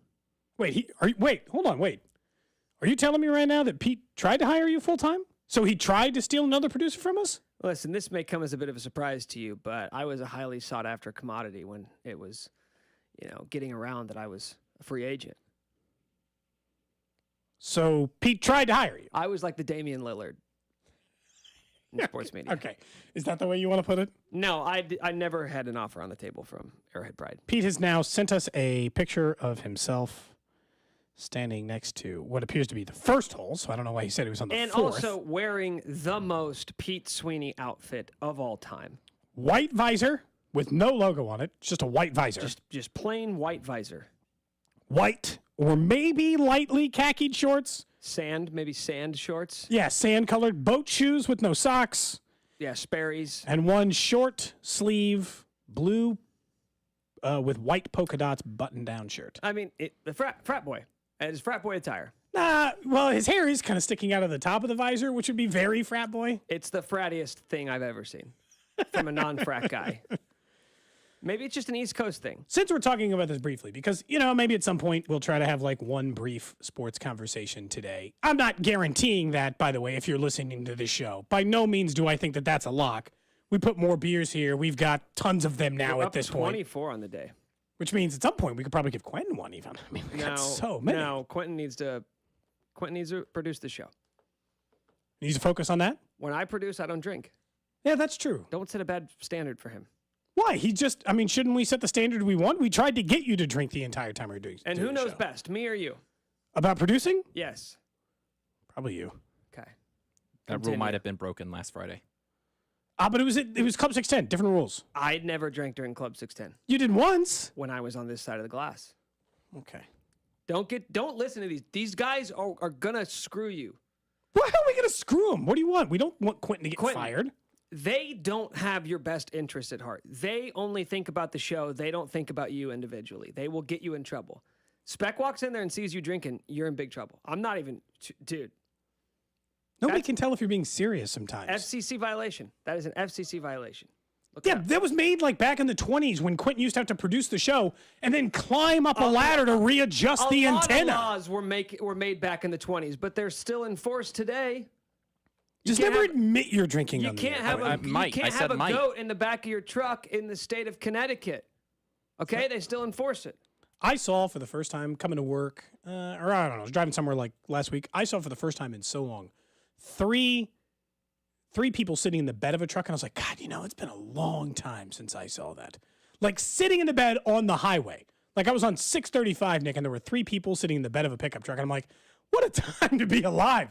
That was like when I was a kid, like childhood, people would ride in the back of the truck. You wouldn't think on the highway. They're in the back of a truck on the highway, clearly going somewhere. Where? I don't know. What were they dressed like? Hillbillies. That's offensive. Scatter, kind of like why? Well, no, that's how they were dressed. If you typed hillbilly into Google, that's how they were dressed. It was like just short of wearing like a Confederate flag tank top. That's stereotyping. What do you mean? That's like a slur. Is that a slur? Rednecks don't like being called hillbillies, and hillbillies don't like being called rednecks. Are you making this up?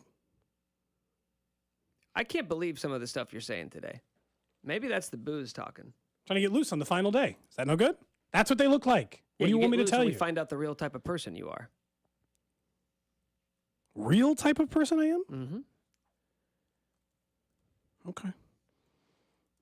What do you guys want to talk about? I mean, I had some other sports stuff put in here. I didn't really know if we wanted to get into it. You want to talk about... do you really want to talk about DeAndre Hopkins? I put like 10 sports things on a separate list away from the rundown in case we needed to get into sports today. But I also didn't think we wanted to do that. Like, there's a report that DeAndre Hopkins is again staying in conversation with the Chiefs, but do you want to do that for the 10th time? What's your fantasy? Or turn this down just a little, Quentin. Turn this down a little bit. One final what's your fantasy before I depart. The explicit version. DeAndre Hopkins said that he is going to play football until he's no longer a 1,000-yard receiver, which is interesting because I don't believe he eclipsed that mark. He had like 700 yards. Although, when giving that quote, he did say he was on pace for 1,400. So, okay, so is that how we're going to adjust this now, whatever you're on pace for? Because he also hasn't played a full 16 games since 2020. This song.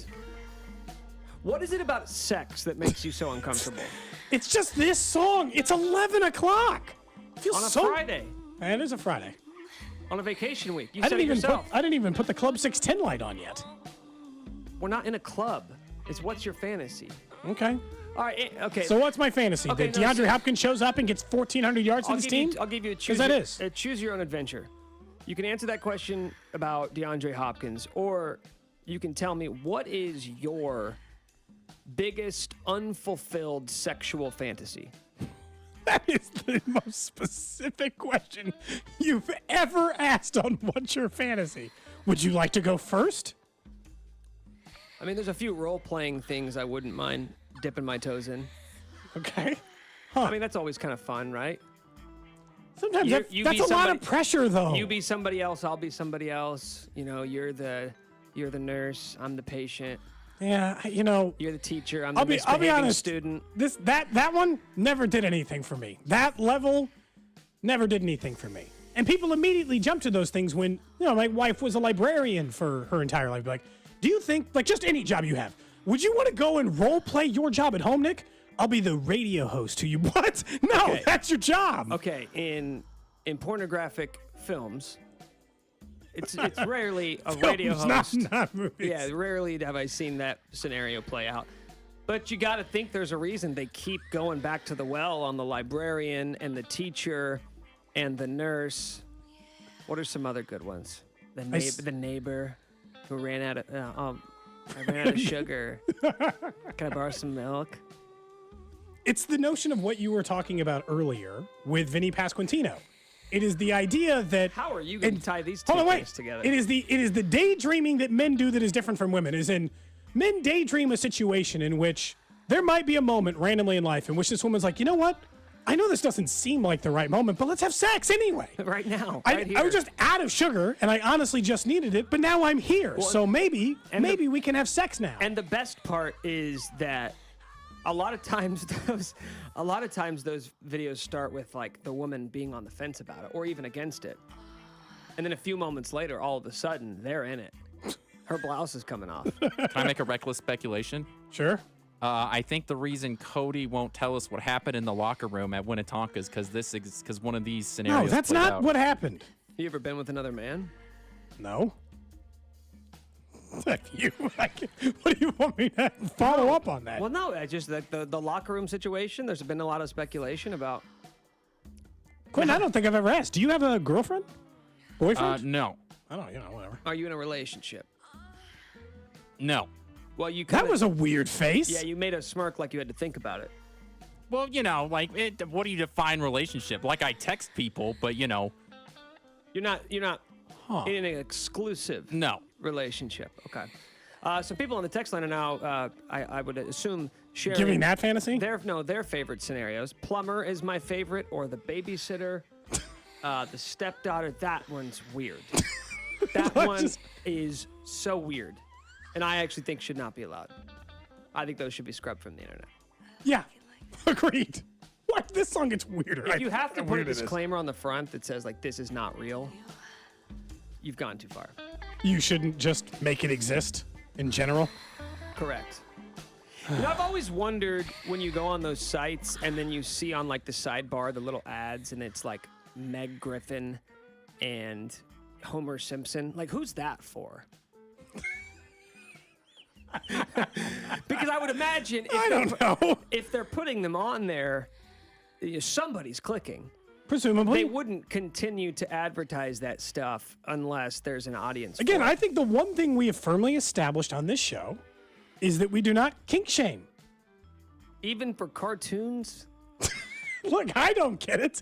It's not for me, but if it's for someone else, Nick, who are you to say? Well, maybe it's, I would assume. I would say maybe. I would assume the appeal is that because they're cartoons, they can be whatever like proportions that you want, and they can look perfect because they're digitally. But the ones you just described aren't like that. It's just you mentioned they're like a member of The Simpsons, a clearly disproportionate person. Yeah, but we've never seen any of the Simpsons or the Griffins nude on those cartoons, so we don't know what they look like with their clothes off.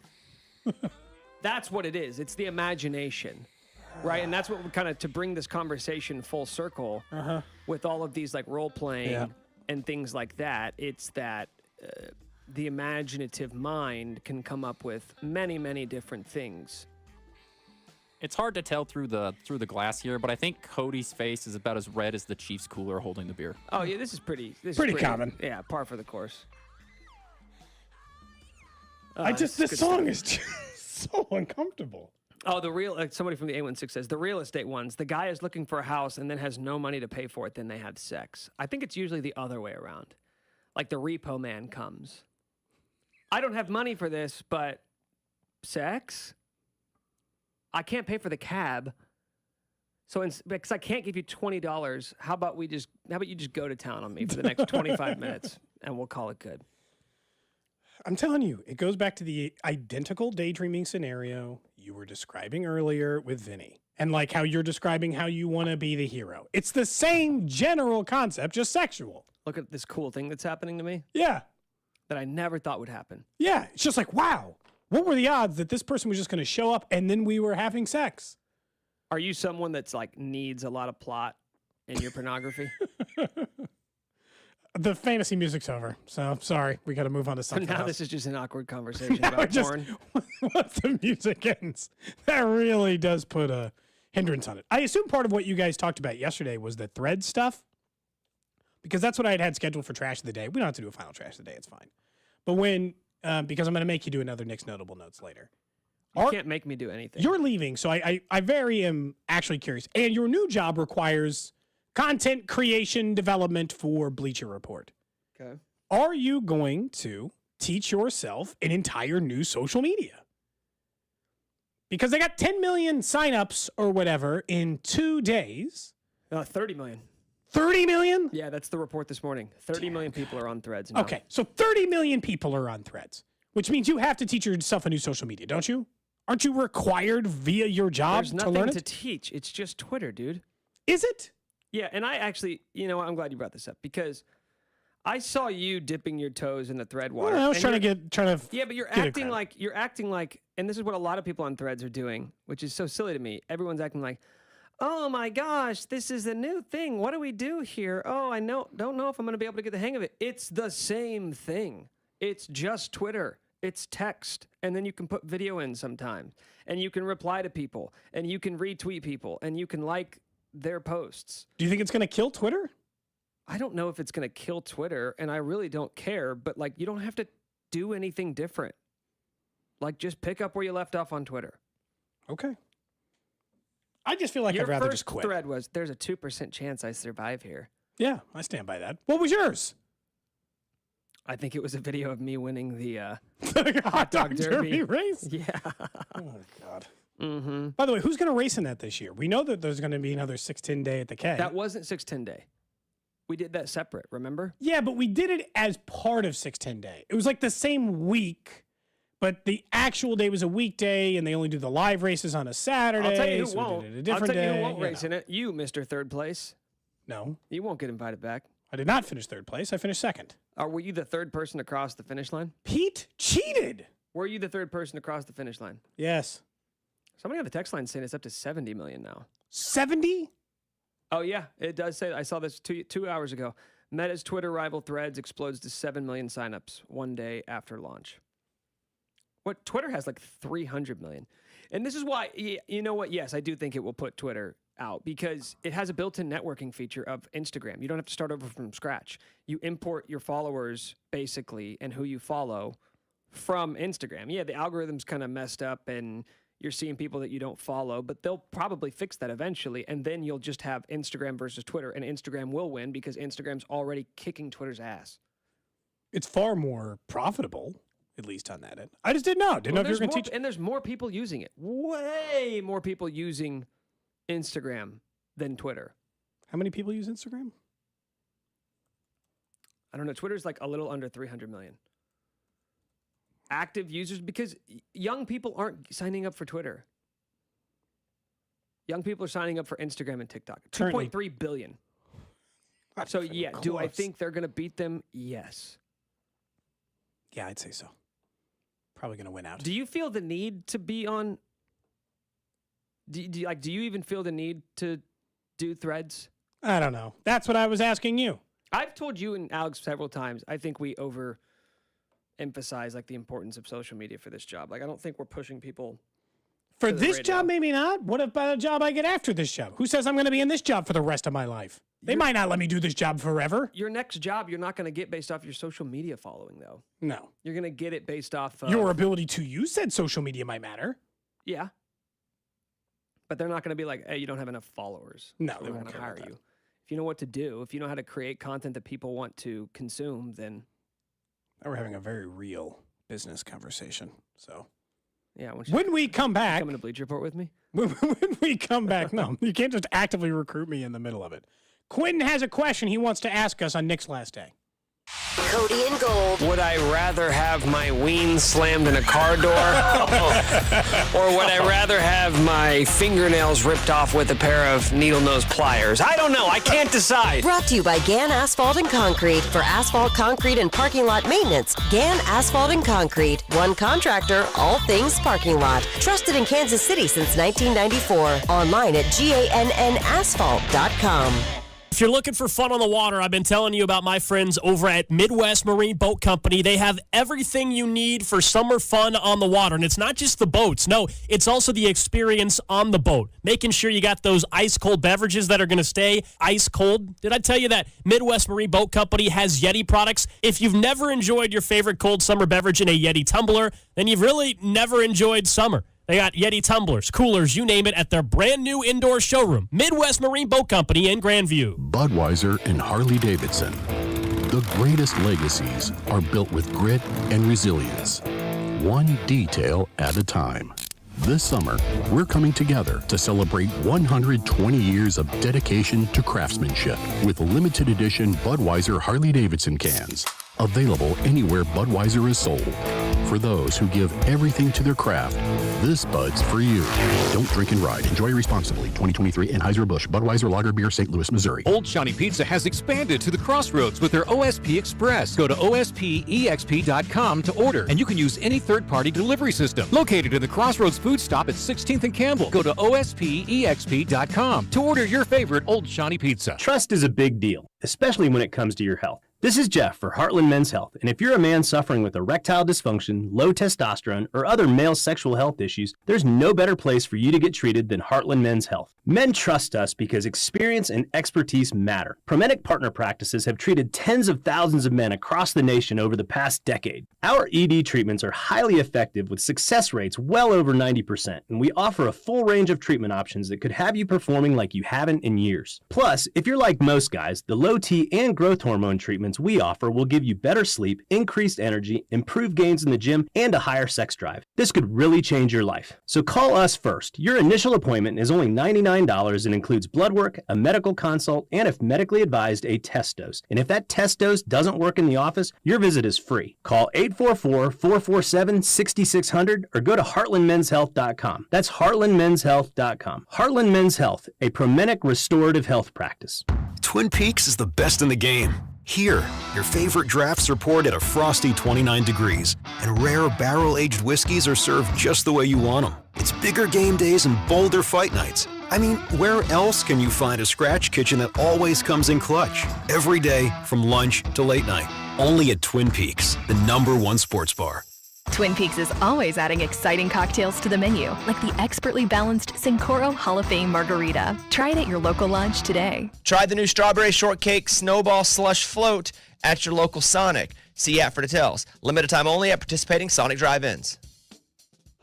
You're all set with your new Navien water heater. I can't wait to take a shower without running out of hot water. I'm just gonna love my Navien tankless water heater. I just want to say Oh, no need to say that, ma'am. You'll always love Navien's high efficiency that will save you money on gas bills compared to other water heaters. I love how I have more space with its wall-hanging design. Please let me say Nope, sorry, miss. I know you appreciate it, but I can't let you say it. Why not? Because with Navien, it's a tankless job. How long you been waiting to use that? You'd be surprised. Find a Navien installer near you at tanklessmadesimple.com. Discover credit cards automatically double all the cash back you earn at the end of your first year, which means... Wait, hold up. Question for the audio engineer. Go ahead. Did I read that right? Discover automatically doubles all your cash back? Yeah, that's what the script says. So if I get a Discover card right now, I can earn twice the cash back. Apparently. Wait! Unlimited first-year cash back match. Only from Discover. See terms and learn more at discover.com/match. If you're hiring, it can feel like trying to find a needle in a haystack. You can hope the right person comes along, or you can just use ZipRecruiter. Like Marco, president of operations at Telly Tires and Auto Centers. ZipRecruiter helps me find all the right people, even the most difficult jobs to fill. See why 4 out of 5 employers who post a job on ZipRecruiter get a quality candidate within the first day. Now try ZipRecruiter free at ZipRecruiter.com/free. ZipRecruiter.com/FREE. Join us at Odyssey as we all do our one thing, together millions of things for our planet. This summer, try some eco-friendly water sports like paddleboarding, swimming, or diving. When we each share our one thing, it becomes a million things for our planet. What's your one thing? A low of 65 tomorrow, afternoon thunderstorms with a high of 79. Weather brought to you by Express Employment Professionals. Don't go it alone in your job search. With nearly 20,000 job openings, Express Employment Professionals can help you take the next step in your career. Visit expresspros.com today. The 610 Sports Radio phone line is brought to you by Onder Law Injury Lawyers. Visit getjim.com. Chiefs coverage on 610 Sports Radio is brought to you by Park and Go. Book parkandgo.com. Getting ready to go on vacation can be stressful. Lucky for us, there's Park and Go. Easy online reservation, free instant shuttles, luggage assistance, and all spots are covered. Reserve your spot today at bookparkandgo.com. The best deals in airport parking. Park and Go, family owned and operated. Chiefs Red Half Hour, every day at 11:30 on Cody and Gold.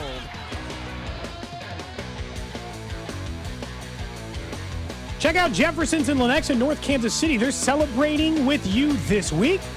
50-cent wings at each location. Not only that, but every guest who walks through the door will receive an entry to win free wings for a year. That's with our friends over at Jefferson's in Lenexa in North Kansas City. You know, Nick, we've been to the Jefferson's in North Kansas City together a couple of times. That's where we did our toy drive. We hosted a Guillotine League draft there. Let me tell you something, Cody. I've been going to Jefferson's. Oh, yeah, college and all that stuff. For many, many years. I got to Lawrence in 2009. And Jefferson's is a staple in Lawrence. I've been eating those wings for most of my adult life. And I don't plan on stopping. Thanks again for the couple of people who brought us drinks to get us through the rest of the show. I think we're set. Yeah, I mean, we could ask for more, but they'll just be going home with us. They'll not be all consumed today. Yeah, if you want to leave me with a parting gift, who am I to say no? Well, the way to give Nick a parting gift is one other thing we can do. You can go to Raygun's site right now, raygunsite.com. There is a shirt on the Cody and Gold collaboration page. It is me listing off cheeses. Nick said it was his single favorite drop in the history of this show, which includes so many good drops. The gum bucket one's good too, but it's not as applicable.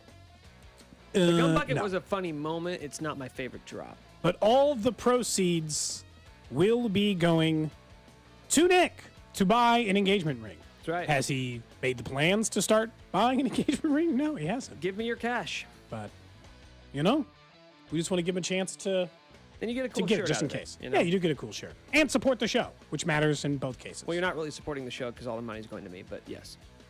Well, but as an entity, your last day on the show, you're no longer a member of Cody and Gold after this. You know? That's true. You'll be former member of Cody and Gold, like former Royal or former Chief. You're not a part of the squad anymore, even though you have requested the option to be on the air with us at any time under any circumstances by your own choosing. I don't think that's going to happen. I just have a strong inclination that you guys are not going to grant me that wish. I don't care. You can come on. It'll be a new show. Our other producer, Serta, he can come on. I know, but what, are we supposed to just ignore like you died? Are we supposed to just pretend like you didn't exist? Think about We never had Serta on when I started. But yeah, I guess. He's been on since. That's true. I don't want to step on the next guy's toes. In what way? Because you can still be a part of a bit? You don't want to come in here once a week and do spotlight games with us? Is that it? They need their own bits, their own things, their own portions of stuff to focus on? Yeah. Okay, you look focused. You all right? What's going on? Somebody on the text line said, yo, go check out Wendy's Facebook page. Ha, ha, ha. And I don't get it. There's just a bunch of memes on Wendy's Facebook page. But, it's like, I don't know what this means. So it could be some sort of offensive statement. It says, rest in peace to purple milkshake victims. Sorry for lose. Couldn't be me. Are you familiar with the current Grimace trend? No, I'm not. Okay. Well, just search Grimace TikTok and you'll be squared away. Is it offensive? No. Okay. No. I'm already... Quentin probably knows about this as the youngest person on this show today. I'm already not interested. I'm over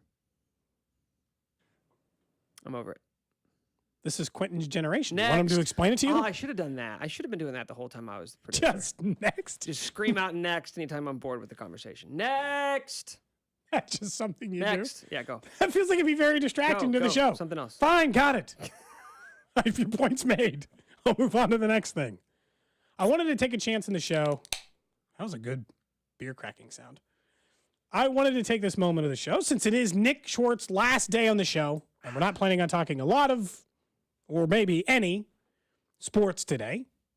I was requested, one of the things, who said, hey, what do you want to talk about on Nick's last day? Somebody said, tell us how you guys made the Creed is Good video. So I told them we would do the full-blown tell-all of how this came to be, including, and I think you would admit now, the many rules we broke in order to do it. Would you like to admit some of those? It's better if you admit them. Let's just say for any boss that might be listening, Nick broke all these rules by himself. Yeah. Because he's quitting. I didn't do any of this. Nick, just did these things, and then somehow I was involved barely and would never actually do these things. Does that sound good to you? So I would assume the first thing that you're referring to is money. The money? Yes. That was unreported? Mm-hmm. How much money did we take in? It was roughly $5,400. Yeah, and so that was all onto your personal Venmo account. Correct. And a personal check that a local law firm wrote me. That was then paid out to all of these different vendors. So here's one thing I'll say. We spent, we spent every cent and more in the making of the Creed is Good video. Mm-hmm. So that thing you saw, it cost us $5,000. Do you think it should have? Like, honestly, man. Like, we got tied up into Creed Humphrey for a lifetime on this show. Cody and Gold and Creed Humphrey are synonymous. They are one and the same at times on this show.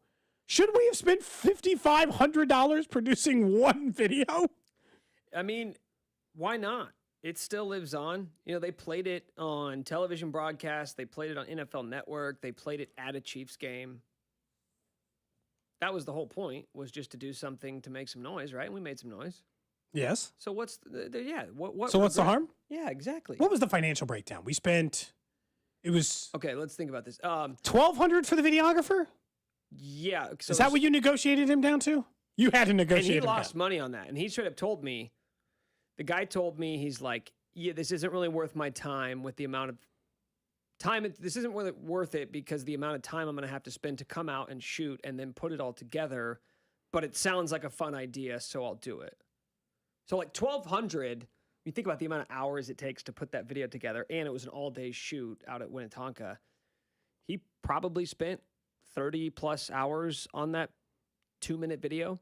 Probably. He had to come out the next day for the zip line, and he straight up said, he's like, this is not worth my time. This is way, way less than I would normally charge. This is a huge waste. I think we sold it pretty good. We were just like, hey, man, like, this is how much money we have. I think I told him that because I was like, we have this much money. There is no more coming in. We raised all of this money. We're not going to make a dime off of this. We're going to put it on the radio. Hopefully, it will get some traction. And he was like, okay, I'll do it. We had to pay the company to come out, Levity Events, who they came out and built the stage and did the fireworks, and Cole Sparks. And that's expensive. Anybody who's ever planned a wedding could probably tell you to hire an event team to come out and build a stage of that size and then bring those cold sparks out, expensive. And again, they said, we're losing money on this, but it's a cool project and sounds fun. If you throw our name in the credits, like, that's all we need from it. So everybody just kind of got on board with very little upside for them personally. And they just did it. We had the dancers out. We had a bunch of just random people that showed up and agreed to be in the video. Drew came out and played the drums. Sean Barber came out as the guitarist. Basically everyone, I don't even know how we paid for that. And it's so funny because if you look at it, you'd say, wow, that's a pretty cheap operation. It's like, yeah, it makes you wonder how much real music videos cost. It was a 2-minute video that we shot in one day. And it cost us $5,000. It cost us $5,000. Well, essentially, I rented out an entire zipline park for like $800 too. So the Zip KC place, that's what I gave them. I was like, hey, how much would it cost for us to have this whole place and then get to shoot these things? Because I need this like guy coming in on a ribbon, and this is the only way I can figure out how to do it. He's like, well, I don't know. What are you offering? I was like, I got $800. He's like, fine. So maybe I guess he'd have done it for $4. I don't know. It's such a. You look back on it, it's such a perfect confluence of a funny idea and the right timing. Because if we tried to do this today, we might make $20. We might make $100. We might get a bunch of people sending in $5. Like, there's the chances of us trying to execute that plan again and thinking that you're going to get anywhere close to $5,000 in 2 days is ridiculous. No, because you would not be able to execute it again if you tried to do the exact same thing or something similar to it. I think we spent 3 consecutive breaks because, so truth be told, a local law firm's like, hey, they called Nick on the backdoor line. They're like, this sounds fun. How much money do you need to actually do this video the way you want to do it? That's exactly what he said. How much money do you need? Because what happened was We took in too much of your money in day one. And then it was like, oh, so now. Oh, yeah, go back. So when we took in the money, we really were just going to do it to pay Scott Stapp to be at the back end of the video on Cameo. Because Which was like $200. Because before the show, it was $300. Before the show started, we're like, hey, what's the next evolution of we want Creed Humphrey to be Rookie of the Year? We want attention for him. How do we get this? And so we were trying to figure out a way to get in touch with Scott Stapp, found out he was on Cameo, found out he cost $300. So we, 5 minutes before the show, decided to ask for 50 heroes to donate $6.10 to pay Scott Stapp to be on there, at the promise that we would make a music video. One at the time, I assumed, like I had a previous music video for the show, make in the backyard with a steady cam, right? Yeah. It was supposed to be like maybe Cheap. we'll get a couple $100. Yeah, shot for shot, but shot for shot in the way that it's supposed to be like silly, right? Then y'all donated too much money, and we were stuck, Nick. Yeah, I think we were up to like $3,000 after the first day, or $2,000. And we were like 2,000. And so the conversation we had after the show is, do we today, the next day, it was a Wednesday now, do we stop asking for money because we've already taken in more than we probably should have, or do we ask for even more money and do it right? And mind you, Cody and I were so here. we thought even more money. Mind you, Cody and I were here. Alex was gone. Spec was gone. Yeah. And we had a conversation. You came in there and you were like, hey, it kind of got to the point of us being uncomfortable with how much money was coming in. Yeah. Because then you start thinking about, well, the pressure you're putting on yourself to no way the execute boss something. would let us do this if he were here. Correct. And that's 100% accurate. I mean, from a legal point of view, there's no way this is above board. So what do we do? And I think you and I just kind of looked at each other and said, let's just do We're it. in too deep. Let's just do it. Like, whatever. So then the lawyer calls and he says, how much money do you need? Of all people, right? We're breaking the law, and the lawyer's like, how much cash you need? And we say $2,000. That's the number you gave, Nick. You're like, I don't know, 2,000 probably. And he's, okay, I'll cut a check. He said, okay, cool. Tell me where to send it. And then they sent it to my house. Yeah. With my name on it, and I put it in a bank account. It got to this, we took all the money and we spent every damn cent. Yeah, it sucked. It got we to spent the it point all. where we had too much money to do a small idea, because then it would have felt like we were kind of screwing people over that had sent us the money. Yeah, we wanted to spend the money. money. All this money, and you're just going to shoot this crappy little video, and we're like, okay, well, now we have to really do it big. We should have done a behind-the-scenes video the entire time. That was the most stressful day. I was on so much Xanax that day at that shoot because I was so stressed out with the 1 million things that I was trying to do. Well, you were essentially the project manager that day. All I had to do was lip sync the song, which we had already re-recorded a master version of. Mind you, I had absolutely no experience of running a video shoot. No, because we got there, and the guy who's shooting the video, he has to be the one holding the camera. That's his area of expertise. Although in fairness, he did a great job. He gave us like a shot-for-shot breakdown, dude. Yeah, he gave us the shot. It's called like a shot list, and it's every single shot in the video, and there were like 20 or 30 of them. And then we got there, and I was like, what do you want me to do? And he said, you'll be like the assistant director. Like, I'm going to get the shots. You need to get everybody into place. Mind you, there are hundreds of people. I was like, dude, I don't know how any of this works. And you think it sounds easy, but some of those shots we had to do 9, 10, 11 takes, because it's like you got to get this perfect angle, and Cody has to move to this direction. And I'm trying to like lift my head because I'm trying to mimic the movements he makes with my arms and stuff. And like I'm literally up there like a dance instructor coaching Cody. I'm like, no, really, really strum it and then make this facial expression, right? Then turn to your left 2 degrees after 3 seconds, right? Because you had to get all of the timing right.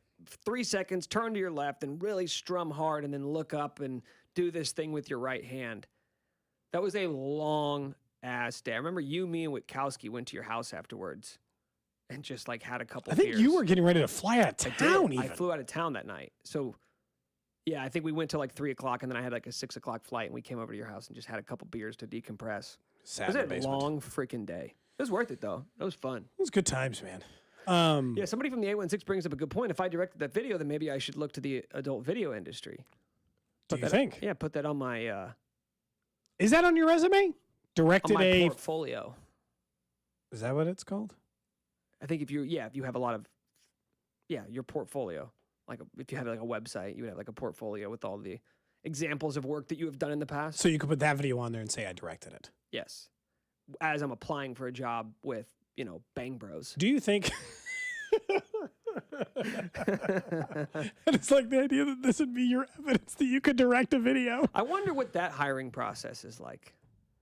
I'm assuming it's promote from within. Yeah. You know? You gotta be. I gotta assume that you're the like lighting guy first. You're like a grip or something on the I on think this. you're basic- I think- You know, like you're handling some other part of the job, and then are promoted up to director when he calls in sick because he did too much blow. I just feel like you fall into that job. I don't feel like that's something you like are outside of that industry and then step into. I think that you're basing this off of the movie Boogie Nights with Mark Wahlberg. It's a great movie. Yeah. That's about all I know about the porn industry, other than the occasional personal consumption. Occasional, very occasional. Do you ever watch porn on your cell phone? Why are you bringing this back up? This was not covered earlier. What do you mean it was not covered earlier? We didn't talk about like using your mobile device to watch pornography. Versus what? A computer? Computer? Laptop? Yeah. You and Alex had mentioned VR. Are you going to answer the question, or are you just going to keep sidestepping it? Sidestepping. Okay. Feels right. That's fine. At least Sidestepping. At least you're feels upfront good. about that. You know, I'm gonna be honest.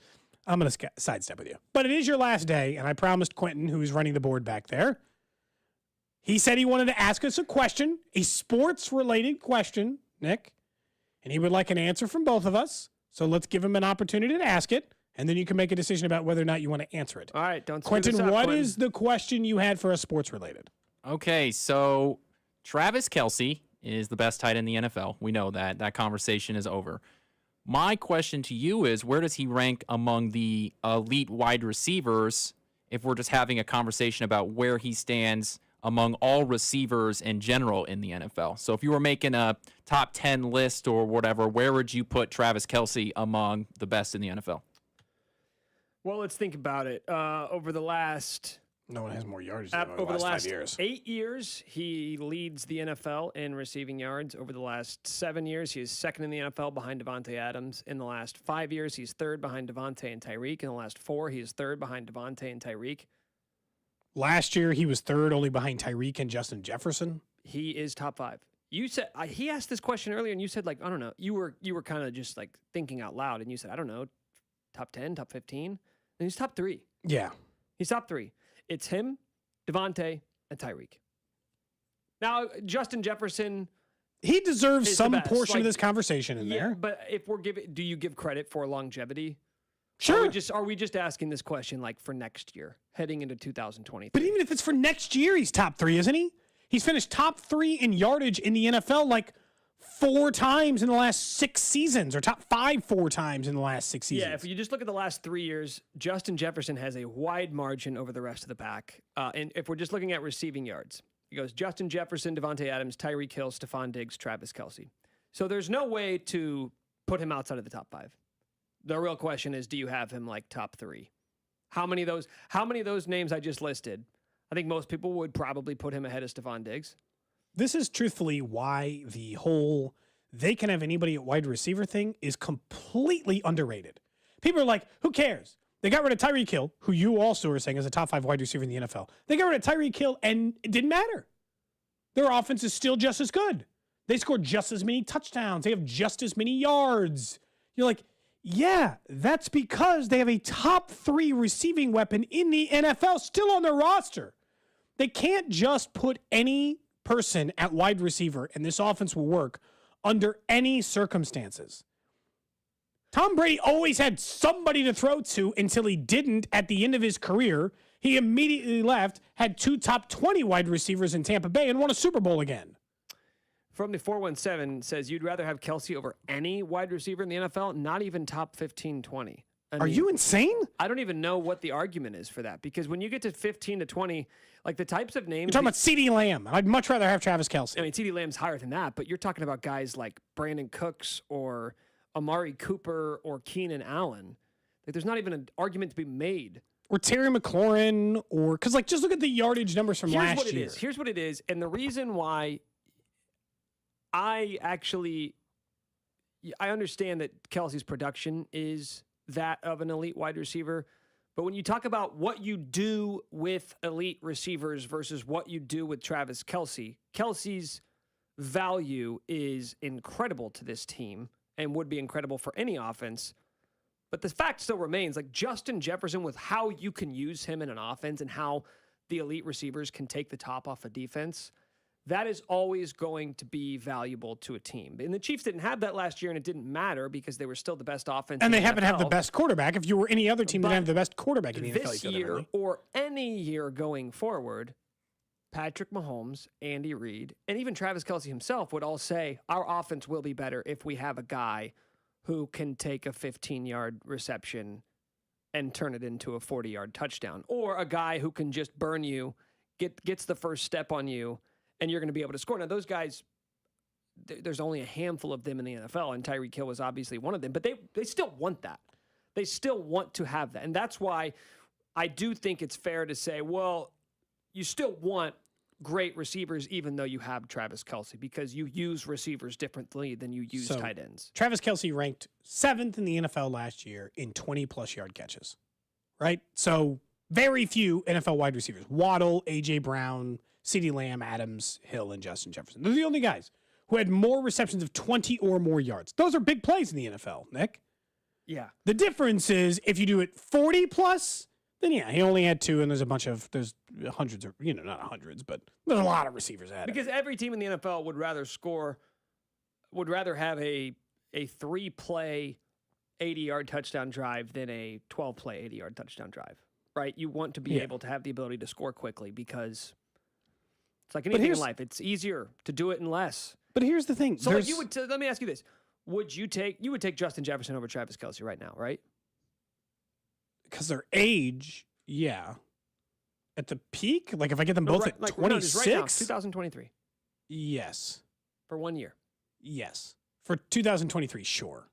But I mean, we're factoring in age and a million other things. Nick, if you told me we're going to restart their careers and right now I get Justin Jefferson, whatever age he is, and I know what Travis Kelce is, I'll take Kelce. Because it's also it's way more difficult to guard tight end than it is wide receiver. It's a more difficult position because you can line them up wide or inside or all these things. Like, I know you can do that with wide receiver too. But tight ends often get mismatches you don't get at wide receiver. They don't get the best athletes. There's so many ways to take advantage of it.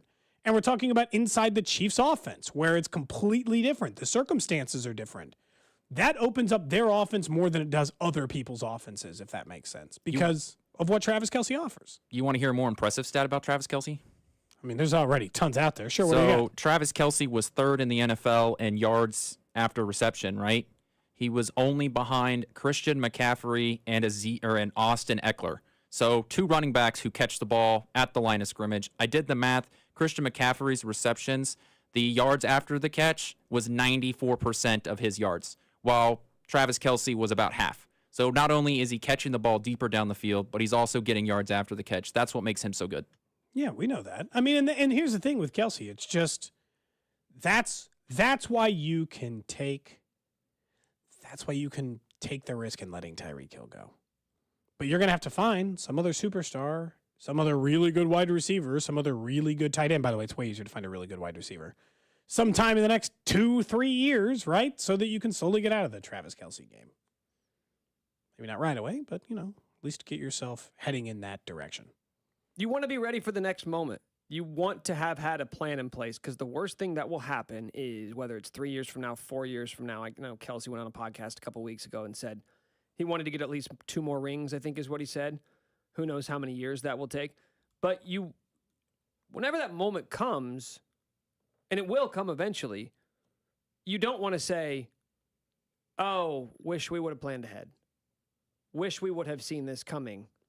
And now we don't have a good plan in place to move on from life after Travis Kelce. You know how I know they know? Is every single day there is another report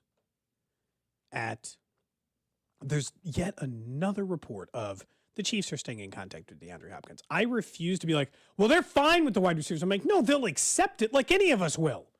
Like, there's parts of your life that maybe you don't like, but you accept as being the reality of your situation. That's what the Chiefs are in the wide receiver department. They accept their reality. They're not just cool with it. They don't just think the wide receivers they have are so great they need no additions. That's why they offered Juju Smith-Schuster a contract. It's why they've been in conversation with DeAndre Hopkins. It's why they were being talked about for trading with him. They were trying to improve their situation. Accepting your fate is a lot different, Nick, than complacency. People make it sound like, well, if the Chiefs really hate their wide receiver unit, they do something about it. I'm like, that's not how life works. You can't always do something about it. They're actively trying to do something about it. They just understand if they don't get another wide receiver, such is life. Right? Just got to deal with the situation. Yeah, and there's only a finite amount of things that you can address in a given offseason. And if you have Patrick Mahomes and Andy Reid and Travis Kelce, maybe you're not going to make that your number one priority when there are other things across the roster you also need to fix. And that's just all I have to say about that. Next! When we come back, we're talking about tight ends, and it's Nick's final day. I'm getting one more Jody Fortson out of you when we come back. Cody and Gold. Hey, it's Vinny Pasquantino. Even though I have a real beef with Nick, tune in to Cody and Gold weekdays starting at 10 o'clock right here on 610 Sports Radio. Brought to you by Gann Asphalt and Concrete. For asphalt, concrete, and parking lot maintenance, Gann Asphalt and Concrete. One contractor, all things parking lot. Trusted in Kansas City since 1994. Online at GANNasphalt.com. Hey guys, Beat Up here from Fesco in the Morning, wrapping up week number 4 of the Slim for Life program. Weight continues to fall off, down 31 pounds in just 28 days. That's right, 31 pounds in just 28 days. My energy is through the roof. I mean, last week, did an outreach event, fireworks display, worked 14, 15 hours, walked 7, 8 miles. Guess what? I wouldn't have been able to do that without the Slim for Life program. You ready to jump on this journey with me? Ready to make that life-changing call? Take off all that unwanted weight that's been hindering you for so long? Well, do like I did. Set up your free consultation right now with Slim for Life. Call my girl Leanne, 119th and Metcalf in the Overland Park location. She'll get you set up. And right now, when you tell me you heard it right here on 610 Sports Radio, you get 90 days for $90, lose up to 60 pounds. All services included, exclusive of supplements. So go ahead, make that call right now. 833-SLIM today. That's 833-754-6863. Hit them online at slim4life.com. Tell them Beat Up from 610 Sports Radio sent you. You can host the best backyard barbecue when you find a professional on Angie to make your backyard the best around. Connect with skilled professionals to get all your home projects done well. Inside to outside, repairs to renovations. Get started on the Angie app or visit Angie.com today. You can do this when you Angie that. When you get nachos, tacos, empanadas, spicy queso with jalapenos, Pepto-Bismol's there. Pepto-Bismol provides fast, effective relief from nausea, heartburn, indigestion, upset stomach, and diarrhea. All the things that can happen unexpectedly on vacation. So before you travel, pack the Pepto. Pepto-Bismol. When you have nausea, heartburn, indigestion, upset stomach, diarrhea. Use as directed. Keep out of reach of children. This is an important notice to consumers facing $10,000 or more in credit card debt, medical bills, or other unsecured debt. You may not be required to pay it all back because there are special programs now in effect that will significantly reduce the amount you will owe if you qualify.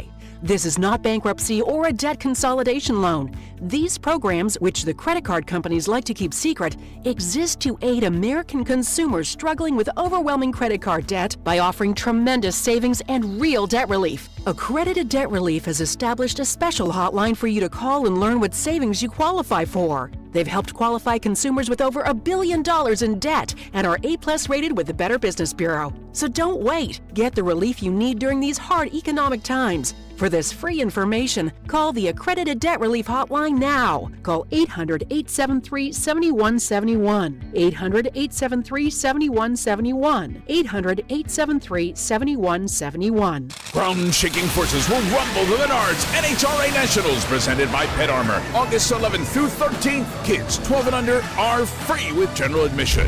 Get your tickets today at NHRA.com for the Menards NHRA Nationals. Jefferson's and Lenexa and North Kansas City are celebrating you this week with 50-cent wings at each location. Not only that, but every guest who walks through the door will receive an entry to win free wings for a year. So whether it's your first time out or you're one of their valued regulars, hey, what's going on? Jefferson's wants to thank you. So make sure to give them a follow on Facebook and other social media platforms for more information and updates on what will surely be an eventful week at Jefferson's. At Shane Company, We believe everybody is made to shine. It doesn't matter who you are or where you're from. Shining is not for a chosen few. Like a rare gemstone, each one of us was created under just the right set of circumstances. Your moments, your milestones, your love story, all deserve to shine bright. You don't need an occasion or an invitation. You and your life are the event. At Shane Company, we handcraft our jewelry with the greatest care and hand select the most beautiful gemstones so you can shine. So put on a pair of earrings that make your eyes sparkle. Wear diamonds that light up the room. Try on sapphires in every color of the rainbow. Give an heirloom that collects new stories with each generation. We're all made to shine. Shane Company, fine jewelry since 1929. Barbecue Whiskey Hotline, how can I help you? You're looking for a delicious barbecue whiskey to use behind the grill? The ultimate whiskey for marinades and glazes? Sweet, smoky flavor to pair perfectly with any of your favorite barbecue recipes, be it ribs, wings, brisket, or beef? That would be Curveball Barbecue Whiskey. Curveball with a K. Curveball Barbecue Whiskey. Delicious sweet barbecue meets smooth American whiskey. Happy to help. Drink Curveball and be a bonehead responsibly. Over 21. Find Curveball at Target, Hy-Vee, and Lucas Liquors, or ask your liquor store for Curveball Whiskey. That's Curveball with a K. Curveball Barbecue Whiskey. For the ones who know safety isn't a catchphrase, it's a culture. And the ones who help make sure everyone makes it home safe. For the safety-minded who watch everyone's backs, Grainger offers supplies and solutions for every industry, as well as safety assessments and training to keep your facilities safe and your people safer. Call, click Grainger.com, or just stop by. Grainger, for the ones who get it done. You could throw your flip-flop at a bug. Ew, a bug, get it. But the chances of actually hitting it Over there. are statistically It's still alive. unlikely. Good thing nature's got your back.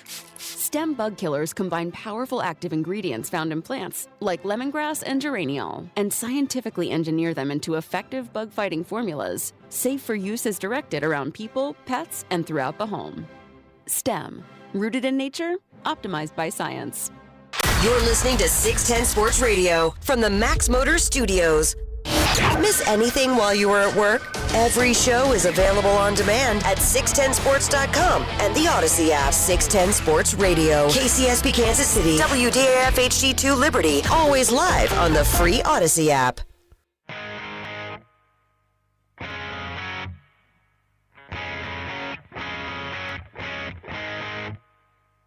Final 2 hours of Nick Schwartz tenure here at 610 Sports Radio.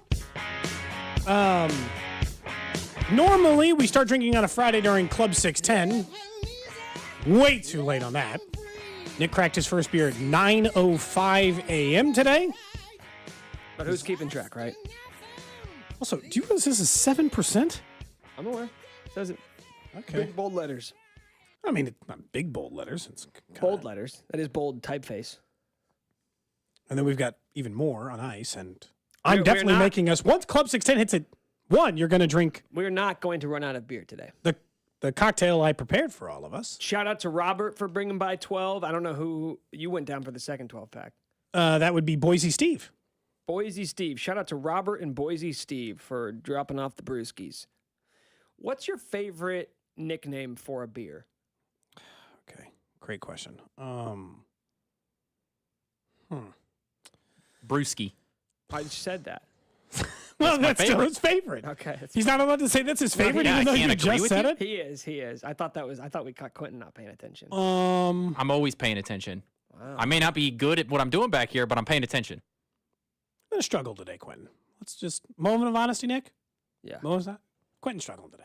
Well, he's had a few hiccups. The phone is what really messed me up. The phone's got the better of you. I've told him and J2, who we've also been training lately, I tell everybody back there, like, you're gonna mess up. You're gonna mess up, and it's gonna suck, and you're gonna feel like you're ruining the show. Because you're not. It is on you. Like, it's on you, but that's just part of the learning process. Like, you do the job to fail, and then you know to not do that again. The big part is, like, don't make the same mistake over and over again. This feels like you're giving generic gas station T-shirt advice now. Don't repeat the same mistake twice. You know, the reason why things become generic is because they're widely applicable and they tend to be true. Do you think it's good to make the same mistake over and over again? No, I don't. Okay. I don't think it's that, but I just also think you're giving me gas station advice. I'm not allowed to say Stop that. calling it gas station advice. That's not a thing. It would be printed on a T-shirt. Is that the next T-shirt? Don't make the same mistake twice. Pretty sure somebody probably already beat us to that punch. Yeah, I don't think we're getting any money over at Raygun for that. A reminder that the cheese T-shirt is available. I'm told we've sold 11 already. Oh, seriously? Yeah. Damn. So 11 T-shirts, limited edition, by the way. These are gone after the weekend. So if you want to support Nick, I've told you all the proceeds from the sale of these shirts on our Raygun collaboration site. You I promise. Like you're not. I gonna, promise. You're not going to tell me at like 159. Like no, we're keeping the money. They pay me quarterly. They said so. It might be a few months. So, but so there's no circumstances that could come up, and you're going to be like, oh, never mind, not giving you the money. No, you could even be mean in the last hour and a half of this show. Okay. And I will still give you the money from the sale of the shirts at Raygun, which Nick said was his favorite drop. So it's just the shirt he said we should have made a long time ago. It is on Raygun. It is only available through this weekend. It lists all the cheeses I listed once. Seems like it was more than one time. Well, it's been played a few times on this show. Yeah. So it is available on Raygun's website. If you want to purchase it, the profit goes to Nick so he can buy an engagement ring. I just assumed he couldn't afford it, even though he's been on multiple European vacations and moving in with his girlfriend. And Are you nervous about moving in with her, by the way? No, I mean, I'm not any more nervous. You know, it's different to live with someone versus just like no, stay really? with Yeah, him for tell a me week, more Nick. tell me more about Have you life. ever lived with a No. someone you're in a relationship with? No, not permanently. Okay, well then you should be nervous. You don't know what kind of habits they hide from you. Like worst therapist ever. You should be nervous. What? Therapists don't say that? Oh, dude, this is gonna suck, bro. No, I didn't say it's gonna suck. I just said you should be nervous. That's all. Hey, thanks. Dude, I almost called you a dip spit. Don't do that. Listen, man. I'm not nervous because I have thought about. It's not nervous if you know it's going to. Like I know there are going to be things that come up that we are going to disagree on and that are going to be different and that I'm going to have to adjust to.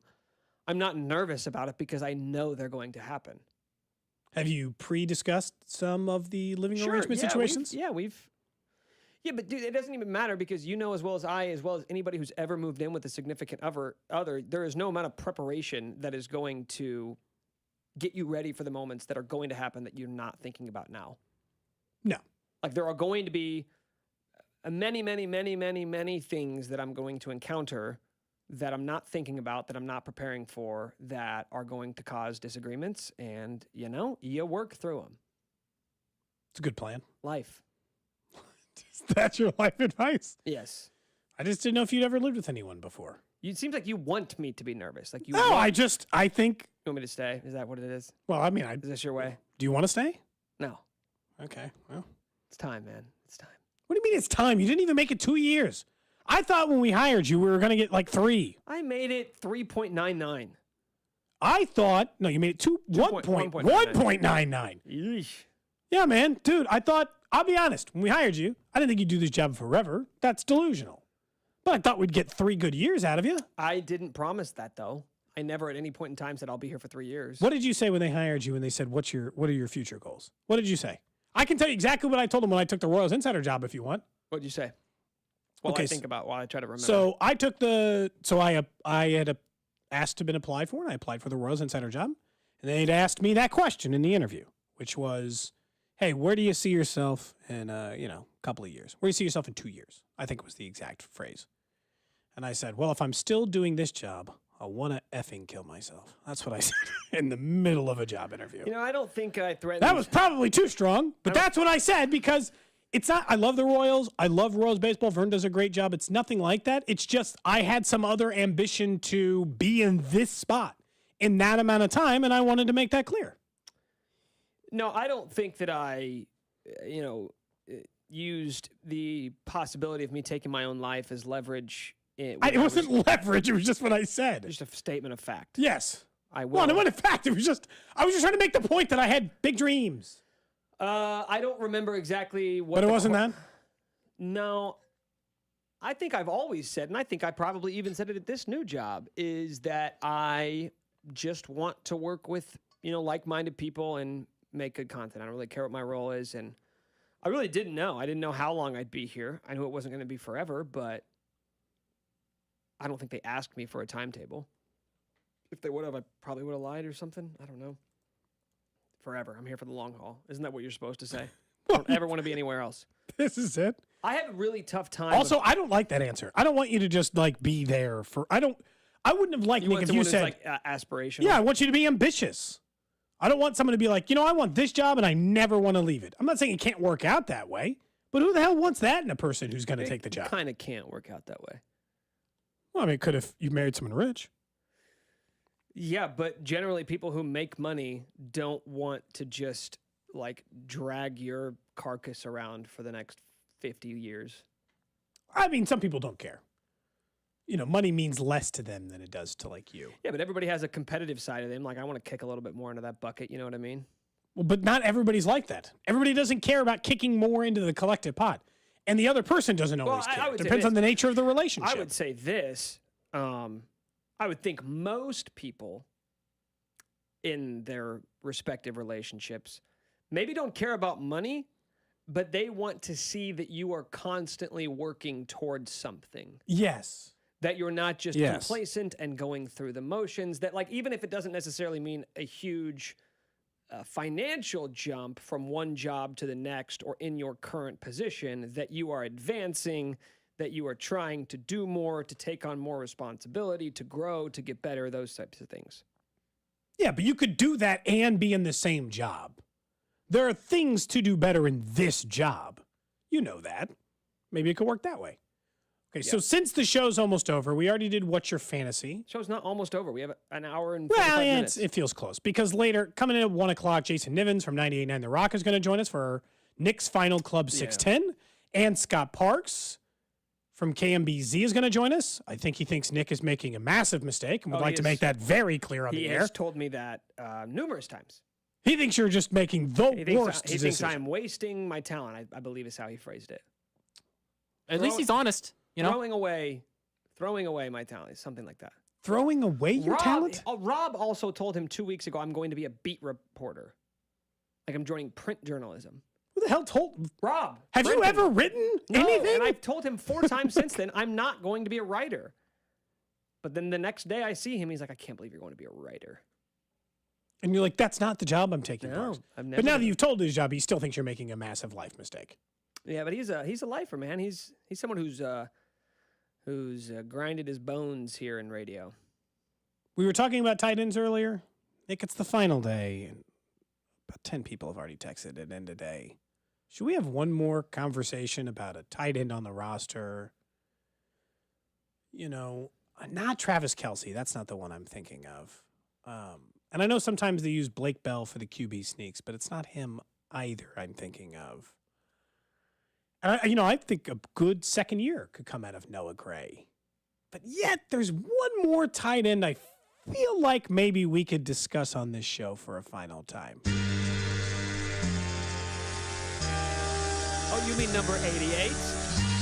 From Valdosta State, the one and only Cody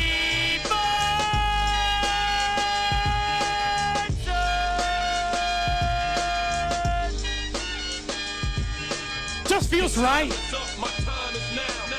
Just feels right. Hey, man, 13 games in 2022. Career high? A career high. Could we see him play all 17 in 2022? That's the real question that we need to be asking ourselves about Jody Fortson. An expanded role in the Chiefs offense. All these new wide receivers stepping into bigger roles. No more Juju Smith-Schuster, who, by the way, was playing a tight end role last year. You have to turn down just a little, Quinn. Pop this one down. Suddenly bring it down. We don't really need John Cena spitting bars. I mean, I'll listen to it if it's fine. It doesn't matter. I don't think we've ever made it to the end of that song. Why not? Well, he could have kept playing it. I didn't mind if it was in the background. I just didn't know what level of what you needed to be at. Man. So he played in 13 games last year, career high. He had 2 receiving touchdowns. If he plays in 17 games this year, what is Jody Fortson's final stat line, Nick? I would say 14 catches, 192 yards, and 4 touchdowns. 192 yards and 4 touchdowns. This might be his last year in KC. Similar to your last year here in KC.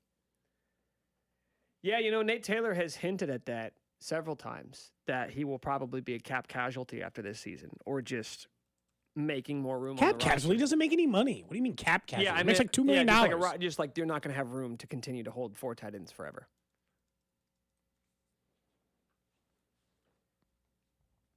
Are you going to be sad during that day? Will you come on one final day? I'll support Jody Fortson's the one guy that I will support wherever he plays. You don't care?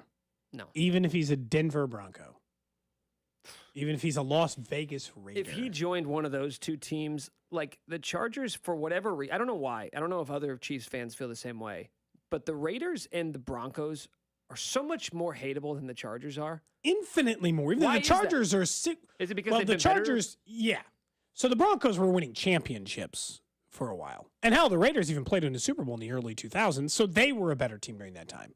But the Raiders took the quarterback you let go, and he won an MVP, and they've got kind of like angry, trashy, whatever fans, right, for the most part, that people kind of view that way.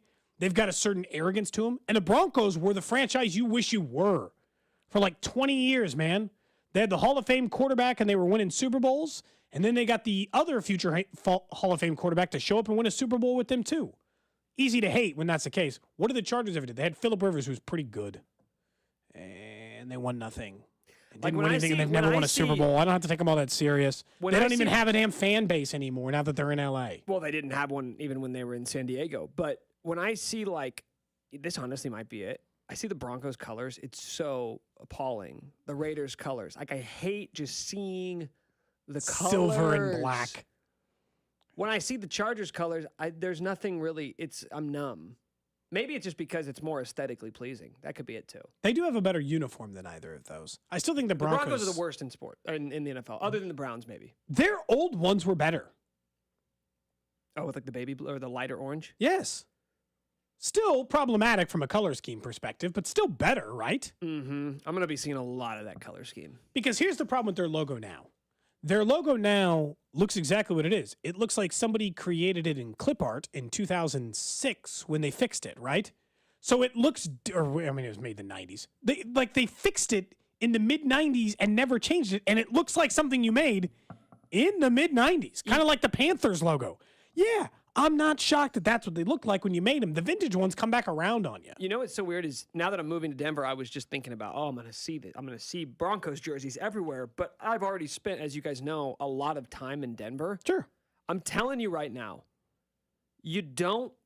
walking around Denver is not like walking around Kansas City. Like, you do not see Broncos stuff everywhere the way you see Chiefs stuff everywhere in Kansas City. You don't see Broncos fans. You don't see people wearing Broncos jerseys. Now, maybe it's because they've sucked the last few years, but I was sort of surprised by that. And even like when I would go to like the grocery store, you would talk to people about sports. The Nuggets always get brought up more often. The Avalanche. Well, of course, the Nuggets just won a championship. But no, this was before that. The Avalanche got brought up more often. Well, Denver's a laughingstock now, man. It wasn't always like that. As a person who went to Colorado a lot as a child, there were infinite amounts. But also, a lot of Broncos fans don't live in Denver because of the way that the West Coast time slot works for NFL games. There's a lot of Broncos fans that live in Colorado or who live in Arizona because Broncos games are typically aired in that late slot when there's only 3 games on. So you'll meet a lot of Broncos. That's why there's Broncos fans in Western Kansas. There's a lot of Broncos fans that we think about like, oh, it's all these Denver. It's really not Denver. It's just a lot of people that are west of, the Kansas-Colorado state line. It's Nick Schwartz's final day. And many people had asked if I was going to. And while I'll openly admit for you now, Nick, I tried, as I told you, to do many things for your final show, some of which didn't come to fruition, although I did enjoy our chat with Vinny Pasquantino. Pete was fine. Me too, that was fun. Alex seemed like he got emotional. I don't think he was emotional. I think he might have been a little hungover. Okay, so some combination of either hungover or emotional. What I did for you was make a song. Okay. You're going to hate it. Okay. So I'm just going to say that now. If I'm going to hate it, does that mean everybody is going to hate it? Probably. Okay. Which is a perfect way to end this thing. Because, to be honest with you, we've talked about the stages of grief and how I don't want to get to acceptance because that's a terrible place to be. And probably good for most people in stages of grief. But for me, I'm not there yet. You should try to get there. Because I still feel like you're ditching me. And I don't like being ditched. So you're taking this personally? Yeah. So I wrote you a song, and I don't want you to react. The song's going to end. Wait, excuse me, I cannot Hold react. on. The song's going to end. We will go to break, and then you can react on the other side. I want you to fully soak in every last second of this, and I'm not kidding, 3.5 minute song, Nick. Okay, that's how I know this song is going to suck. You're not capable of making a compelling 3-minute song. That's correct. Because I want you to have to suffer in agony through this. Okay, so I cannot respond at all. So I can just turn my microphone off. You can turn your microphone off. Okay, turning it off. I will play this song, and when it ends, Quentin, you can then go to break, and we will give Nick a moment to react when we come back on the station. So This sounds like an awful plan, but I'm on board with it. Here is Nick's goodbye song.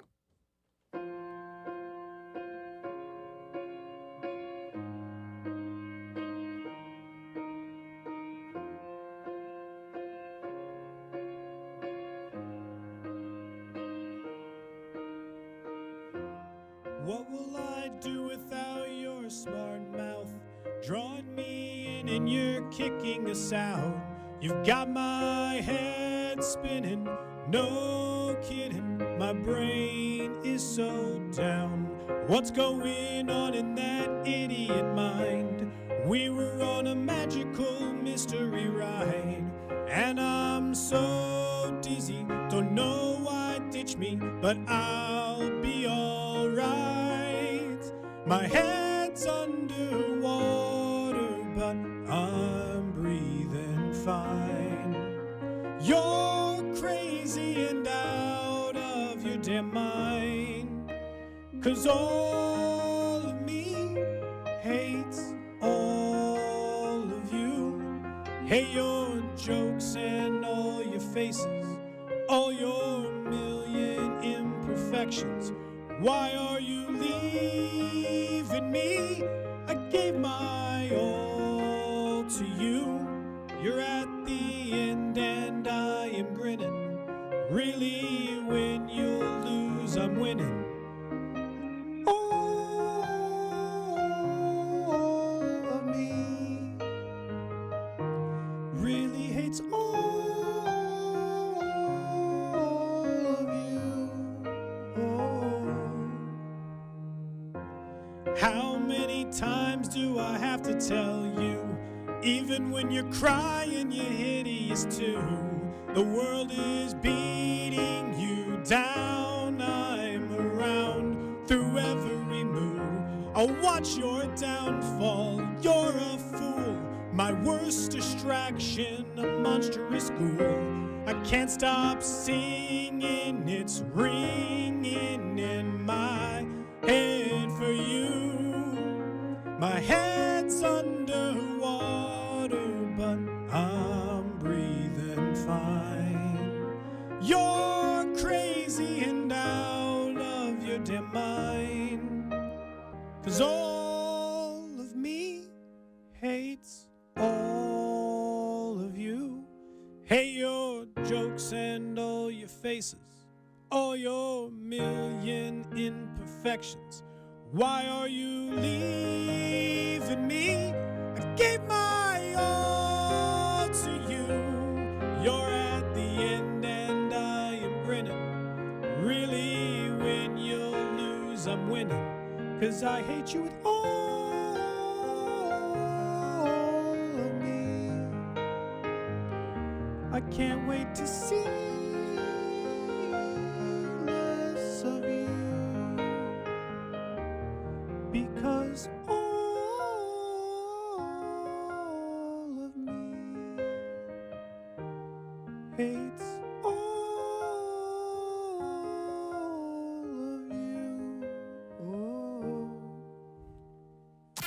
Cody and Gold. Gold, I want a new weekly segment for you called The Steam Room. But you got to do it shirtless. That's Cody's request. Brought to you by Gann Asphalt and Concrete. For asphalt, concrete, and parking lot maintenance, Gann Asphalt and Concrete. One contractor, all things parking lot. Trusted in Kansas City since 1994. Online at GANNasphalt.com. Budweiser and Harley-Davidson. The greatest legacies are built with grit and resilience, one detail at a time. This summer, we're coming together to celebrate 120 years of dedication to craftsmanship with limited edition Budweiser Harley-Davidson cans, available anywhere Budweiser is sold. For those who give everything to their craft, this Bud's for you. Don't drink and ride. Enjoy responsibly. 2023 Anheuser-Busch Budweiser Lager Beer, St. Louis, Missouri. Hey, this is Rex with KC Real Estate Buyers, and I buy houses for cash. If you own a property in the Kansas City or surrounding area and want to sell it fast and at a fair price, grab a pencil. I'm going to give you a very important phone number in 40 seconds. I'm a private real estate investor. I live right here in KC, and I can pay cash and close on your timeline, even in as little as 3 days. Here at KC Real Estate Buyers, we are improving Kansas City one house at a time. I buy inherited houses, vacant houses, foreclosure houses, behind-in-payment houses, my tenant won't pay the rent houses, and properties that need complete rehabs. Do you own a house that's trashed and needs thousands of dollars in repairs? Great. If you own a house and want to sell it fast, call me at this number, 816-330-6000. That's 816-330-6000. Or go to rexbuyskc.com. That's rexbuyskc.com. And I look forward to working with you. Old Shawnee Pizza has expanded to the Crossroads with their OSP Express. Go to ospexp.com to order, and you can use any third-party delivery system. Located in the Crossroads food stop at 16th and Campbell. Go to ospexp.com to order your favorite Old Shawnee Pizza. Attention taxpayers. If you or your business owe the IRS back taxes or have years of unfiled tax returns, the IRS has green-lighted billions of dollars in tax relief to those facing financial hardship through its tax relief initiatives. If you have a delinquent tax problem and possibly facing wage garnishment, liens, levies, audits, or already in a payment plan, you may now qualify for significant relief. Qualifying and enrolling in this program could stop all collections, settle your tax problem, and may even reduce what you owe by up to 99%. Call the hotline at Tax Help USA to see if you qualify and receive your free tax assessment by dialing 800-210-1005. If you or your business owe back taxes to the IRS or state, you can now get the help that you need during these hard economic times. Get your free tax assessment to see what you qualify for by dialing 800-210-1005. 800-210-1005. That's 800-210-1005. You can host the best backyard barbecue when you find a professional on Angie to make your backyard the best around. Connect with skilled professionals to get all your home projects done well. Inside to outside, repairs to renovations. Get started on the Angie app or visit Angie.com today. You can do this when you Angie that. When you get nachos, tacos, empanadas, spicy queso with jalapenos, Pepto-Bismol's there. Pepto-Bismol provides fast, effective relief from nausea, heartburn, indigestion, upset stomach, and diarrhea. All the things that can happen unexpectedly on vacation. So before you travel, pack the Pepto. Pepto-Bismol. When you have nausea, heartburn, indigestion, upset stomach, diarrhea. Use as directed. Keep out of reach of children. Discover credit cards do something awesome. At the end of your first year, they automatically double all the cash back you've earned. That's right, everything you've earned double. See terms and check it out for yourself at discover.com/match. If you're hiring, it can feel like you're trying to find a needle in a haystack. You can hope the right person comes along, or you can just use ZipRecruiter. And now you can try it for free at ZipRecruiter.com/free. In fact, ZipRecruiter has helped a lot of business owners find their needle in a haystack, like Marco, president of operations at Telly Tires and Auto Centers. Because Telly Tires has grown a lot in the last few years, Marco needed to hire everyone from a receptionist to a store manager to a head mechanic. ZipRecruiter helps me find all the right people, even the most difficult jobs to fill. ZipRecruiter helps me keep my business running. Take it from Marco and millions of other businesses who've used ZipRecruiter. ZipRecruiter can help you find the needle in the haystack. See why 4 out of 5 employers who post a job on ZipRecruiter get a quality candidate within the first day. And right now, you can try ZipRecruiter for free. That's right, free. At ZipRecruiter.com/free. That's ZipRecruiter.com/FREE. ZipRecruiter.com/free. ZipRecruiter, the smartest way to hire. Kentucky Fried Chicken's new Ultimate Barbecue Fried Chicken Sandwich. An extra crispy filet loaded with hickory smoked bacon, cheese, crispy onions, and sweet honey barbecue sauce. It tastes just like summer, but like the good part of summer, not leaving the tent door open and waking up to a swarm of mosquitoes, 2 chipmunks, and one very, very large woodchuck.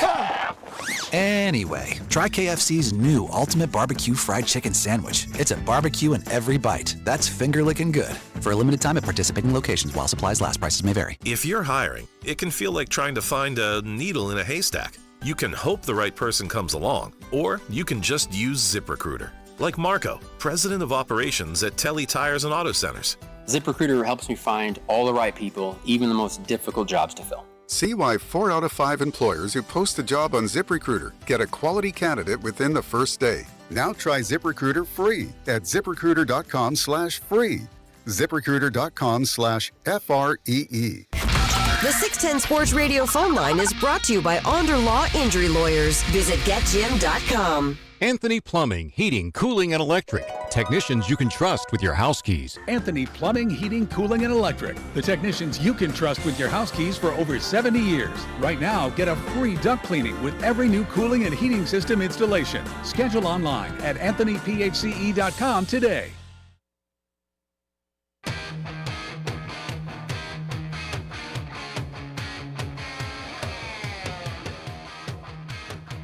I'm pretty sure based on the music we've gotten during the show today, Quentin's dad liked 80s music.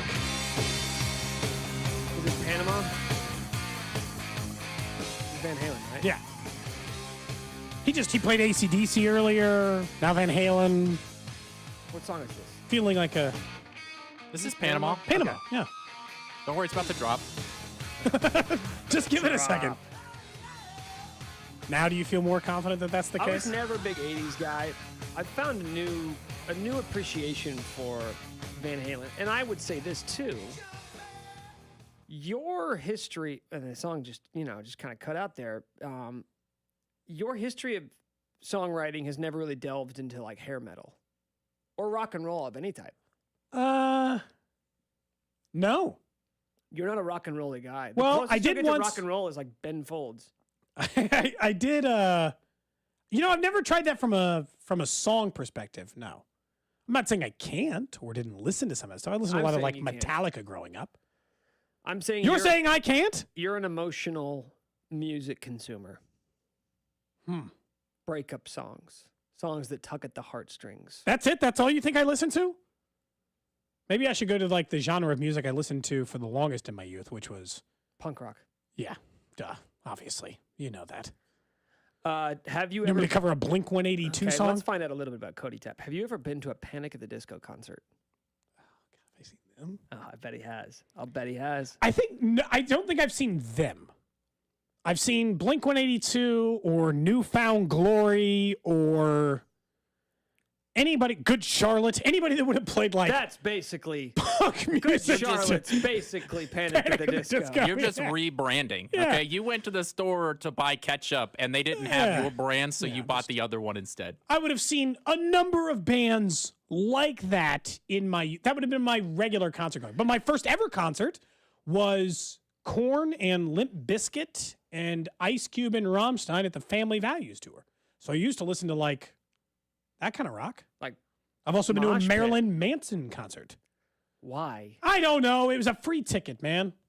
For the same reason, I guess, if someone gave me a free ticket to I don't care. Taylor Swift tonight, I would never go to a Marilyn Manson concert. It was a long time ago, but it was weird. I've lived for a while.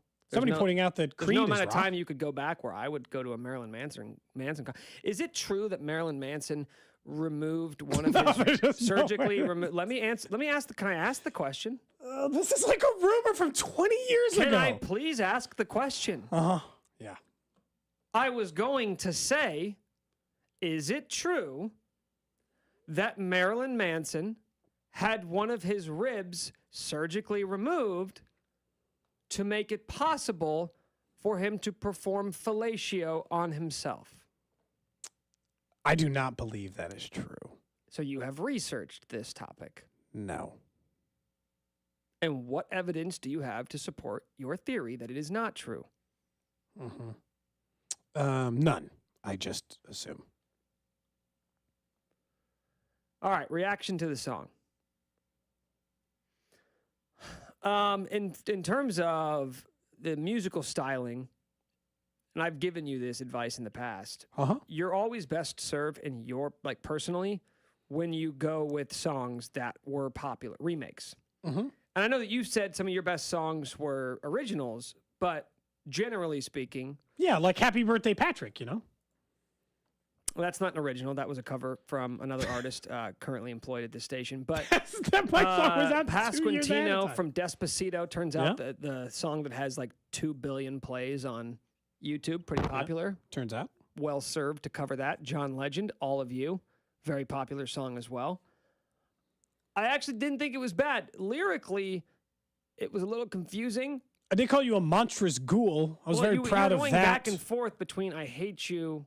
You were kind of like torn. And I think that's maybe what drew me in a little bit. That's like it's a journey that you go on during the song. It's like, he's torn. He loves me, but he hates me, but he wants me to leave. But is that a coping mechanism, or is he really happy to That's see the me point. leave, or does he? Yeah, that was, I felt like we got to know the real Cody Tapp maybe more than we have in it. It was a very vulnerable song. Yeah.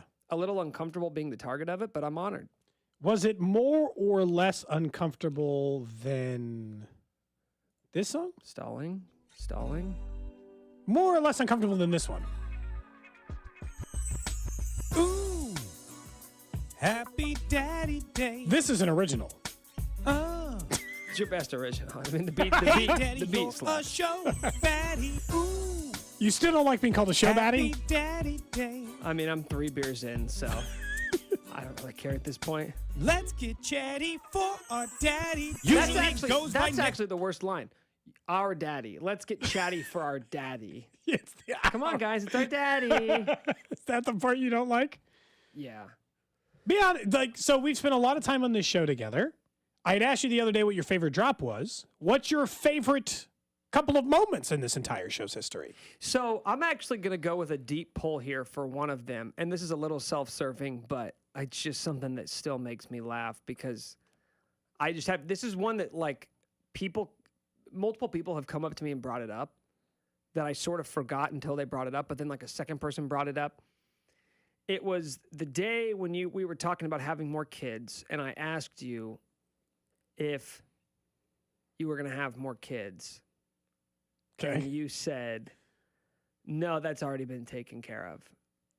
And I said, well, what do you mean it's been taken care of? And you said, oh, we've had a medical procedure. And to which I responded, oh my God, you cut your penis off? And that's just, I don't know why that moment always makes me giggle. The gum bucket one was really good. That show just fell apart. The second I couldn't, and then tried the second But those time. are my favorite moments when the show fell apart because, I mean, not that we really need to get into all of this right now, but my favorite moments were when we were just so off the rails and it was never, talked about or discussed before the show. It was never in the rundown. And then we just found ourselves in this insane moment that none of us really, even in the moment, remember how we got into in the first place. Like, what did we first start talking about that led us down the road to get to the part where we're talking about like medical, like vasectomies or pornography or gum buckets? Yeah, that was all from a random question of the day about playing nutball. It started with nutball from that's right. Like pranks or Yeah, games that you would that's play what with it your was. friends. And we were talking about Jackass, and then it got to Gum Bucket. Some of those were my favorite moments because, dude, I mean, I've told you guys this a million times. I take the job seriously, don't take myself seriously. At the end of the day, we're here to entertain. Like, people want to have legitimate football conversations, cool. But there's so few opportunities to just be able to have a lot of fun and have a riot and just do fun stuff and make people laugh. And that's what the goal has always been, right? So those are always my favorite. I don't know if I have like a specific one. Like anytime things got a little tense too, that was always fun for me. Like when you tried to get Nick to sing Christmas carols? Alex. Or Alex to sing Christmas carols? I tried to get him to sing Jingle Bells, and he said he didn't know it because it's not a song he sang. And, you know, I was like, well, it's Because not, again, he's Jewish. and I was like, well, it's so- not a Christian song. It's just Jingle Bells. It's just it's a winter type song. And that became tense, and you weren't even here for that. I think it was me, him, and Dusty. Some of the pranks we pulled. Oh, we got Dusty. Got Dusty a couple times. I did like the FCC letter because was that like- took a lot of effort. That was my first week on the job. What? Yeah. I don't think people remember that. That was my first We did it in the week. first week? It was You were my here? It was my first day. You weren't here. Dusty was filling in for you.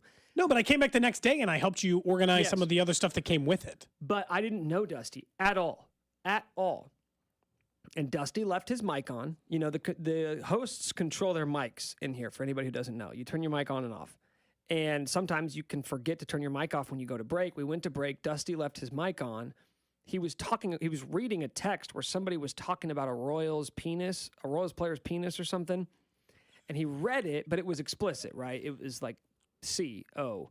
And he started reading it, but he was away from the mic and it didn't catch any of it. But he didn't know that. And I knew that he didn't know that. And I think it was a little brazen my first week, but I just kind of knew I want to do something fun here because Dusty, I could sense very instantly upon working with Dusty that he's kind of a let And it now fly. I know, as it's time gone on, you enjoy a good, solid prank. Well, I enjoy tense moments. I love living in those little uncomfortable moments because I believe that the listeners love that, right? And I think most listeners would probably attest to that those moments where you can't really tell If someone is uncomfortable, if you're mad at me or if we're just like playing it up for the air. That's where the best things, and you just assume, or you hope that like you're not actually going to hate me once the light goes It's off done. and we're off the air. And that always was the case. Like there's no ill will towards anyone amongst, the people at 610, that it was just like, let's just have fun for this moment and see how far we can push it. The FCC letter was good. I mean, I took that thing to FedEx and I put it. You might have committed a crime? They let me put the FCC and their address in Washington, D.C. as the return address. I said, hey, I'm pranking someone. Is it okay if I use the FCC return address? And the girl was like, sure. Like 16 years old, part-time job, probably making $10. She's like, yeah, I don't care, man. I'm making like you said, $10 we an had hour. an express. I paid extra. I paid $25. You paid $25 to have that sent? I wanted this to look official. So I put it in the FedEx Express envelope, which, are like sort of the harder cardboard. I was like, the FCC wouldn't put something in a flimsy envelope that they're sending across the country for a $15,000 fine.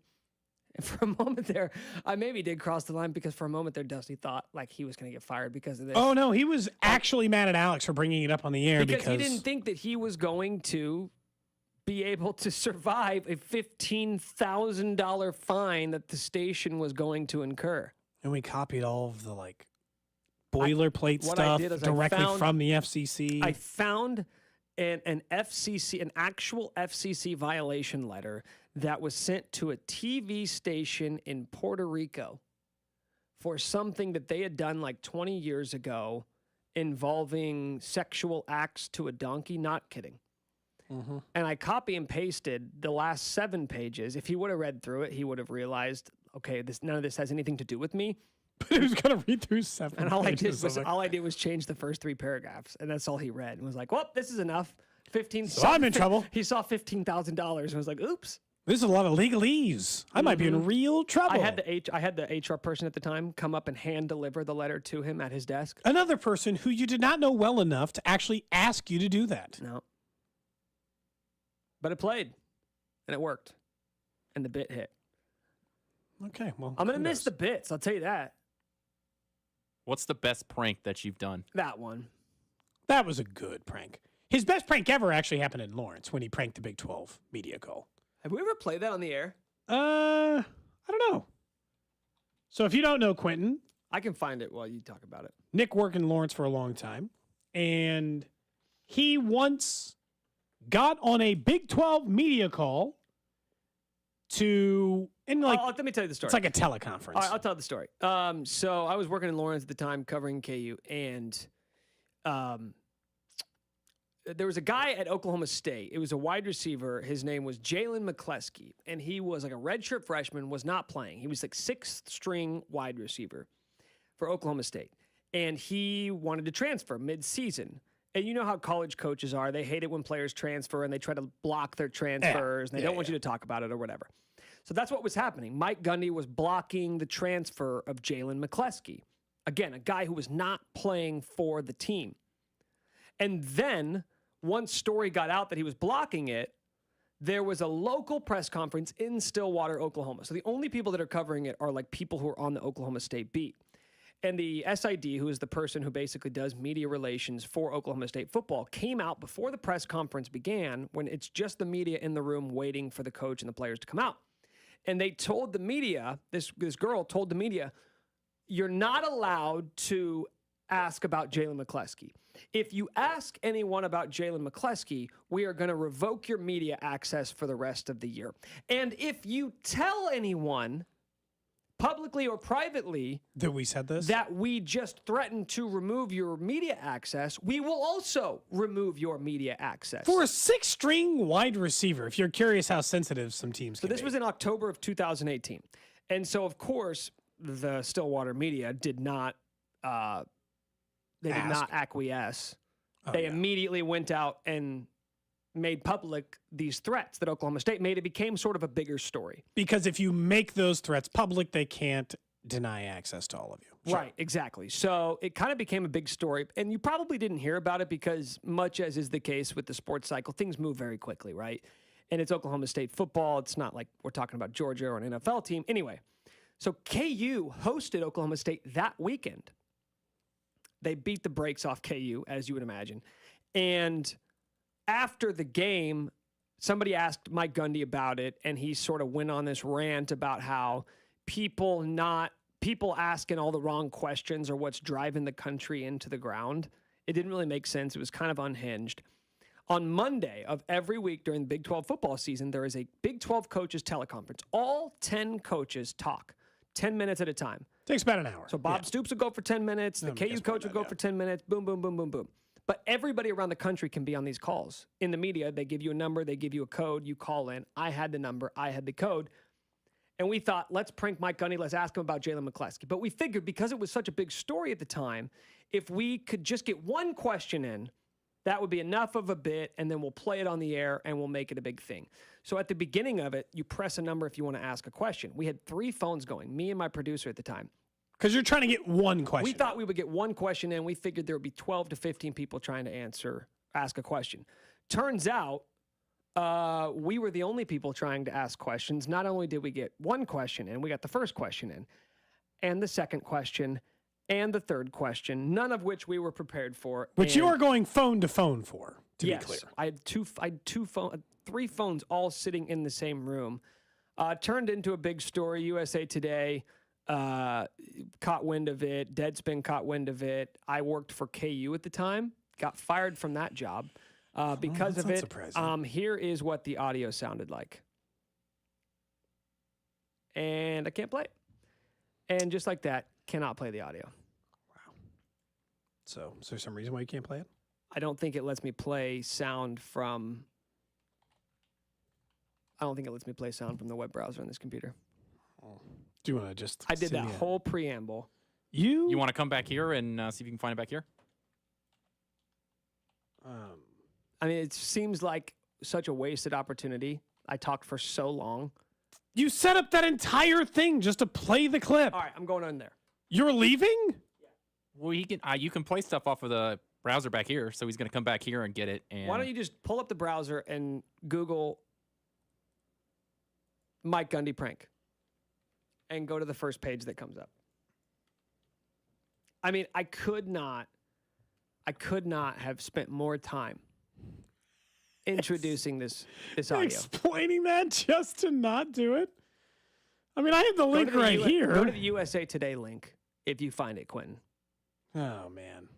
It should be one of the first ones if you Google Mike Gundy prank. Yeah, I'm on the article. Okay, there's a video about halfway down. Play that video. From our friend Riley Gates? Is this the one you're talking about? Yeah. Is Quentin going to be able to find it? I don't know. And it just, Yeah, I'm making sure an ad doesn't play. that was it. That was it. What I just heard was it. Okay. Turn the volume up. Mike Gundy, if you have a question, press star 1.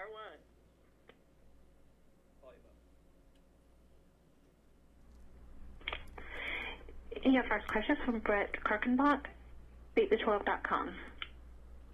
Hi, Mike. Congratulations on the victory. I thought you brought up a really interesting point after the game on Saturday. You said people focusing on the wrong things is what's kind of driving this country into the ground.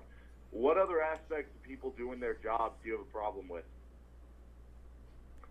I'm not sure I understand the question.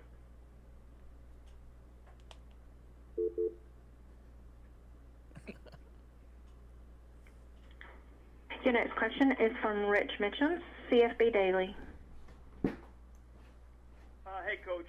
Great win on Saturday in Lawrence. Really impressive performance offensively, and I think even more specifically through the air. Especially impressive considering you did it all without Jalen McCleskey. Can you give a quick update on his status moving forward? Jalen McCleskey is transferring. I thought everybody knew that.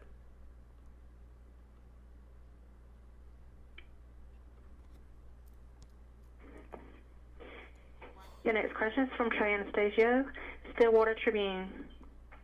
Stillwater Tribune. Hey, Mike. Good morning to you, man. Morning. I know it's been kind of a frustrating 7 days or so, which I don't really think is right because y'all played a heck of a game on Saturday. Seems like a lot of these reporters don't have any respect for your unwarranted petulance, and I, for one, can't believe they'd have the nerve to do their jobs and not kowtow to your empty threats. I guess what I'm really saying is, it's 2018, do we really even need freedom of press anymore? I'm not sure what you're asking. I'm not sure what you're asking. So how did you think that was going to go, by the way? I thought maybe we would get one question in and it would sort of get swept under the radar. And instead, you got fired. I didn't think we were going to get 3 consecutive questions in. So immediately after getting off the call, I was like, oh, wow, that was a little bit better than I thought it was going to be. This is going to be a really good radio bit.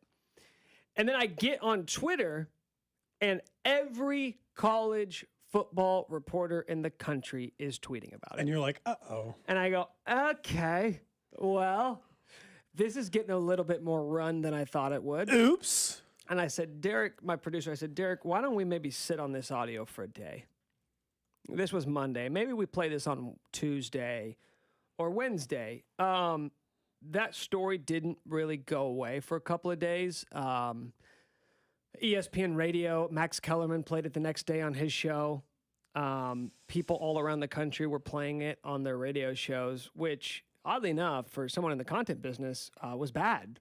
Was bad for my personal well-being. I didn't really need this to become a story that was, being sprinkled in the United States sports news cycle. And so immediately, one of the people to call me actually was Josh Klingler. He was the only person, this is so funny, Josh Klingler is the only person on the planet who was listening and knew it was me. Oh, recognized your voice? He goes, was that you? And I said, and I lied to him. And I said, no, it's not me. No, it's not me. He's like, okay, because I'd be careful because I doubt KU's going to love that. And I go, no, don't worry, it's not me. I was so scared. And about 48 hours later, and I was calling from blocked numbers. 48 hours later, I got a call from this woman named Joni Mitchell. She was or maybe still is, the head of media relations for the Big 12. She didn't like that. How did she find out it was you?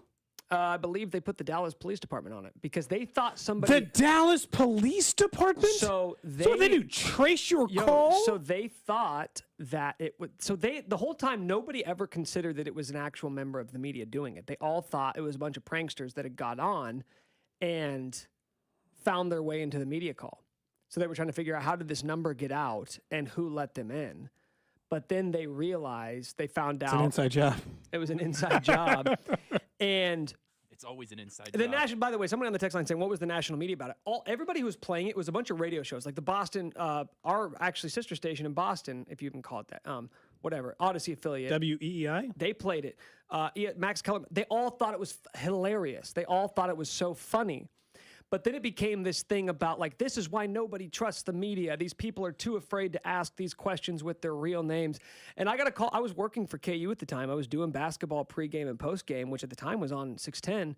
And I got fired from that job. And KU called me and they told me, like, you know what? If you would have just asked, if you would have stood up with your chest and asked those questions with your name, it'd be different. But you gave a fake name that was just blah, blah, blah. And I'm like, dude, I wasn't trying to make any sort of, this was not like a statement I was trying to make. I wasn't asking real questions. It was a bit. It was a prank, but, you know, big institutions don't necessarily have a sense of humor about those sorts of things. Well, this is like being in a relationship. They're like, hey, we don't want to be a joke. Yeah, I got fired from my job, like, instantly.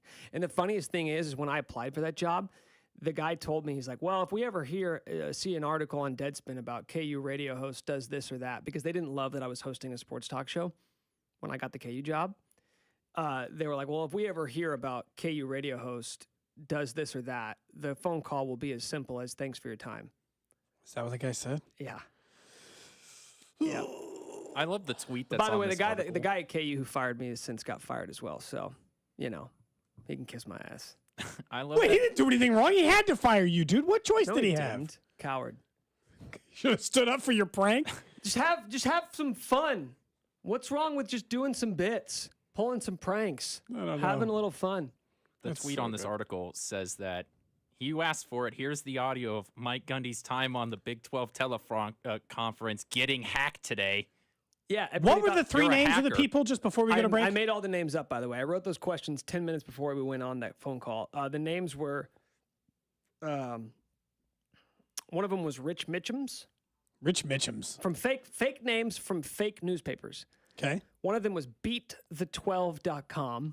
Okay. One of them was the Stillwater Tribune. And the last name was Trey Anastasio, who I believe is the lead guitarist for the Grateful Dead. This is And they your let best us prank. on. Do your job. I exposed a loophole. I came on and said my name was Trey Anastasio from the Stillwater And Tribune. nobody thought? And by the way, you never thought that maybe if there was a newspaper called the Stillwater Tribune, the head of media in the Big 12 would have known this is not a real newspaper? Not my fault. They should have known. When we come back, we're turning on the neon light. We're doing Club 610.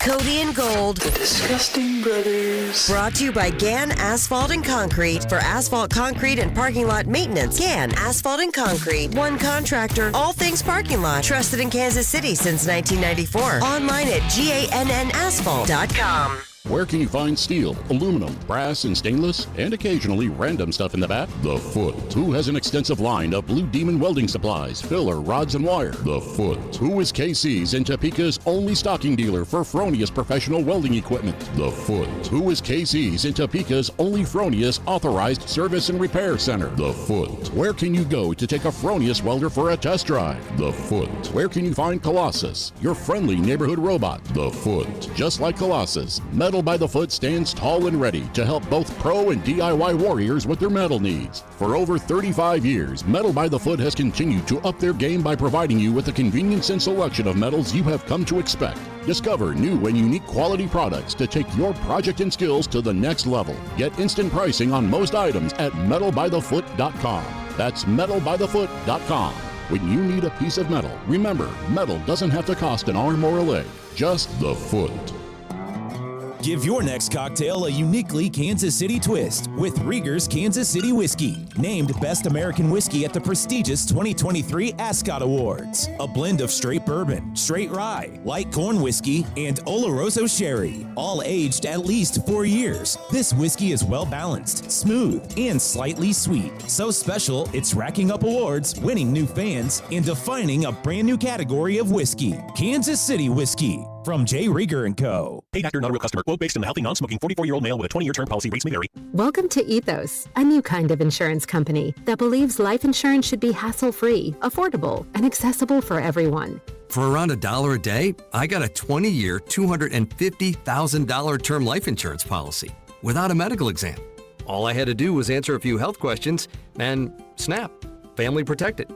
It was quick and easy.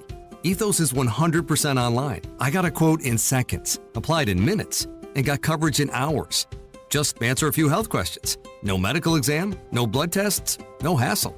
Look, nobody wants to plan for the unthinkable, but it would be so much worse to not plan at all. So don't put it off.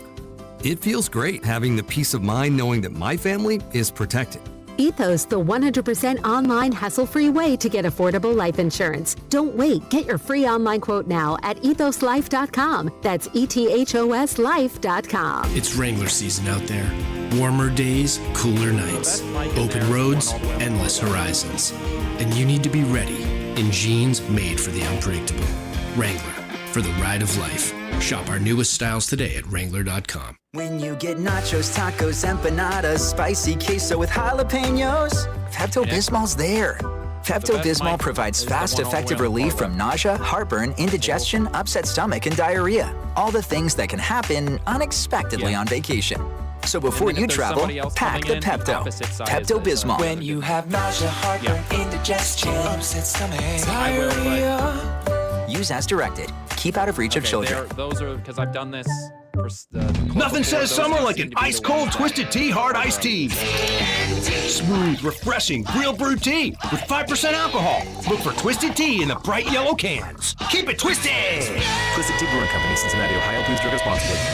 Hey, it's Carrington Harrison from The Drive here. I don't know about you guys, but when I get off work, you know what I'm looking to do? I'm looking to go grab myself something to eat. I want to sit down and have a nice drink, and I want to be somewhere where I can watch the game. And now that it's summertime, you know I want to be out on the patio. I want to be maxing and relaxing, chilling outside. Well, you can do that at the other place. They have an amazing patio, great drink specials, amazing happy hour specials. Go stop by any of the locations, Shawnee, Olathe, downtown Overland Park. For all your summer fun, be sure to stop by the other place. Hey, guys, Beat Up here from Fesco in the Morning, wrapping up week number 4 on my new journey. Started the Slim for Life program, and guess what? The weight continues to fall off, down 31 pounds in just 4 weeks. That's right, 31 pounds in just 28 days. What are you waiting for? I know you're ready to get rid of that stubborn weight. Do like so many others have done. Make that call to Leanne at the 119th and Metcalf location in Overland Park. Let's get you set up with that free consultation so you can jump along this journey with us, lose all this unwanted weight that you don't want. Right now, when you tell them that you heard it from me and 610 Sports Radio, you can get 90 days for only $90 and lose up to 60 pounds. You can get 90 days for $90 and lose up to 60 pounds. All services included, exclusive of products. What are you waiting for? Make that call. 833-SLIM today. That's 833-754-6863. Or hit them online at slim4life.com. Tell them Beat Up from 610 Sports Radio sent you. Ground-shaking forces will rumble the Menards NHRA Nationals, presented by Pet Armor, August 11th through 13th. Get your tickets today at NHRA.com for the Menards NHRA Nationals, presented by Pet Armor, August 11th through 13th. Kelley Blue Book is the one-stop shop for pricing, fixing, selling, and instant cash offering. Instant Cash Offer is exactly what it sounds like. An official offer to buy or trade your car. Just enter your VIN or license plate, answer a few questions about your car's history, and what kind of condition it's in. In minutes, you'll receive an offer to sell or trade your car that you can be sure is fair. Then choose a dealer to purchase your car and schedule a time to meet. For all of the its, KBB.com. When I can't sleep, my mind just races. I think about work, the kids, but I don't think about taking melatonin because I'm afraid I'll feel groggy in the morning. ZzzQuil Pure Z's Gummies has an optimal dose of melatonin for no next-day grogginess, so you can fall asleep naturally and wake up feeling refreshed. ZzzQuil Pure Z's Gummies for better sleep like never before. And try Pure Z Sleep Plus Next Day Energy with melatonin plus extended release B vitamins. You're listening to 610 Sports Radio from the Max Motors Studios. Cody and Gold will be live from the practice field during training camp this summer with live press conferences, exclusive one-on-one player interviews. Tune in weekdays starting at 10 right here on 610 Sports Radio. KCSP Kansas City, WDAF HD2 Liberty. Always live on the free Odyssey app. Hey, I got a question for you. Sure. Did Jason Brown respond to you on Twitter? He did not.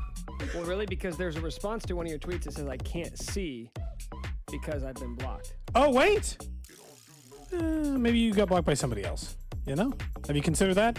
Just a random Jason Brown stan? Dude, I don't know. Most people, I sent out that one tweet for you because he has beef with Jason Brown. You said 12 minutes ago, trying to help Nick Schwartz bury a beef for his final day.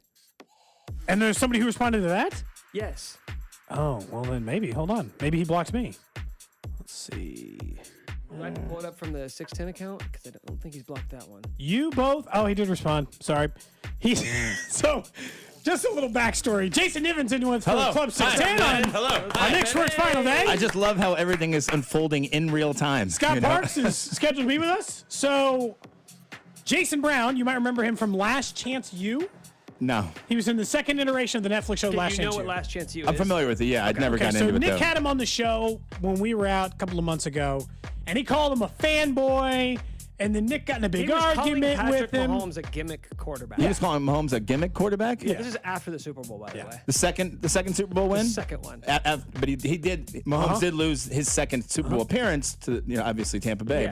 Yeah, but he's won 2 of them, been in 3. Yeah, the ultimate game in football. Right, and Mahomes has got MVP or 2? Actually, yeah. 2 of them, right? 2. And he's in the entire time that he has been a starter, because obviously he quote unquote redshirted his rookie season, he has gone to the AFC Championship every single time. Yeah, every single year. Every single year, and that was all were held here in Kansas City. Yeah, that's correct. But and so it was a gimmick. And what is Jason Brown stats? He coached some junior college football for a while. Yeah. So, he's Nick and him got into an on-air argument. And Nick yesterday, because he was with him. Is this music going to stay the whole time? Yes. Can you bring it down just a skosh? Thanks. Yeah, Quentin, turn that down just a little bit. Just a skosh. It's like my house. I've got 5 dogs, three cats, 3 kids, and it's pandemonium. Wow. So I told him, I said, with all due respect, sir, you coached in community college for 5 years. You're not exactly Chuck Noll. He didn't like that. He got very, very upset with that, and then we You ended probably up. should have said Bill Parcells or something. I could have, You but- know, Marty Schottenheimer. Point was made. Yeah. He got mad. Okay. And now yesterday I reached out to him, not in any sincerity, trying Because to get him that on happened when him and Dusty were on the show together, and Dusty and him were hosting yesterday. I said, hey, why don't you come on the show again? Let's bury the hatchet. He said, are you the bitch-made cat that hung him up on me? Nah, all you Casey guys are wussies, but with a P. Wow. He proceeded to... Pussycats. Yes. Dang. He proceeded Everybody to... in Kansas City is a All of us, pussycat. all There's of like us. 2 million The entire city. Wow. Well, all right. So he blocked me on Twitter then, and so Cody, on behalf of me, reached out and tried to get him on the show today. What did he say? I said, hey, do you have some time? He didn't respond. Then somebody was calling our station a joke because we tried to get Jason Brown on. People were very mad that we even added this person on Twitter. Yes. And then I said, hey, I'm just trying to help Nick Short bury the hatchet. Yeah. Right? Yeah. Before. Yeah. On his last day. He wants to and his leave. response was, you both and your entire station can eat a D-up bitch. Wow. Wow. And then said, that's nice. And then responded to his own tweet and said, goofy F words. So I don't think, I got to be honest, Nick, I think it's, you just got to walk away from it. Well, yeah, 50 I minutes left. I don't think he's coming on the show. There are some relationships that are irreparable, and it sounds like this one is. That's too bad. That's too bad. I was really hoping to mend some fences on my way out.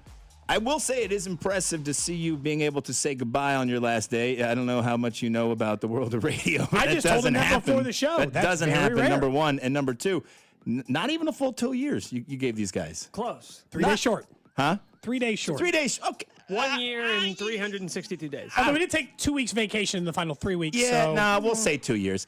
And that's impressive. Round up. That's impressive in and of itself as well, because usually if you're a guy to be able to say goodbye, you've been at it for at least a solid 5.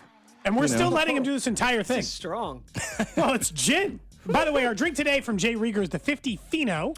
So gin, dry vermouth, sherry, like Fino sherry, and then bitters. So martinis is, if anybody who drinks martinis, are alcohol mixed with more alcohol, mixed with more alcohol. So, But thank you, Nivens. Yeah, you know, it is kind of weird. People were like, oh, are you sad? It's going to be your last day. And it's like, well, it's tough to be sad when you're leaving on your own terms. Mm-hmm. It wasn't until today that it really hit Starts me. to hit you. Sure. Even like yesterday, I was like, whatever, it's just another day. And then you wake up this morning, like last drive Yeah, in, yeah. last walk up the stairs, Yeah. last show he admitted meeting. he was having some anxiety. Sure, you will. And I'm sure the minute that this mic goes off and it's 2 o'clock and you get ready for CDOT to come in here, it's going to be like, Yeah. that real wave of emotion will hit It's been you. a lot of, I mean, it's just been so much fun. Yeah, well, you guys have had an opportunity to do quite a few things. I mean, obviously with the Chiefs being where they've been at, it's I would assume it's. I mean, the Royals are Royals are roiling, but to see the Chiefs where they are it makes you. I think the enjoyment of going out there and going on assignment somewhere, ending up at the Super Bowl, and all of that. That's the type of stuff you get into this industry for. But I will say, like, even this time of year when we're all scrounging for stuff to talk about and the Royals suck, so it's like, what do you really have to say about them? This has always been the funnest time of year because it's like, let's find out what you're really made of now. Yeah.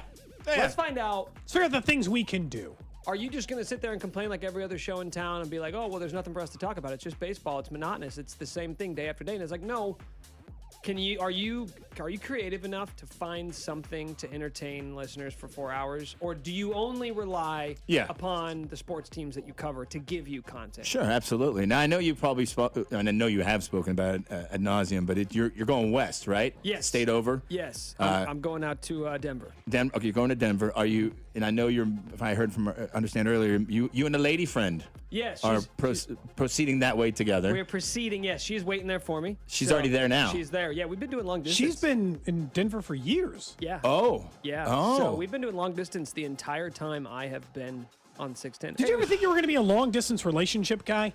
No, it was a little different though, because we didn't meet long distance. She's from here. We've known each other. We had a relationship prior to. You were us pals dating. before you were Yes. dating before you were lovers. Okay. Yes. So we met. He said lovers. That's the worst word. You think? What do you? Unless it was in a like relationship? meat and pizza, man. I'm not real interested. All right. What would you prefer I say then? Friends to bedmates? Yeah. No, yeah. So we knew each other for a long time. Shagging pals? Yeah, there we go. So it was a little bit different. And even when we started Hibbity-dibbity comrades? Yeah, and so even when we started dating, it was like, is this really going to be a long-term thing? And then, one thing leads to another.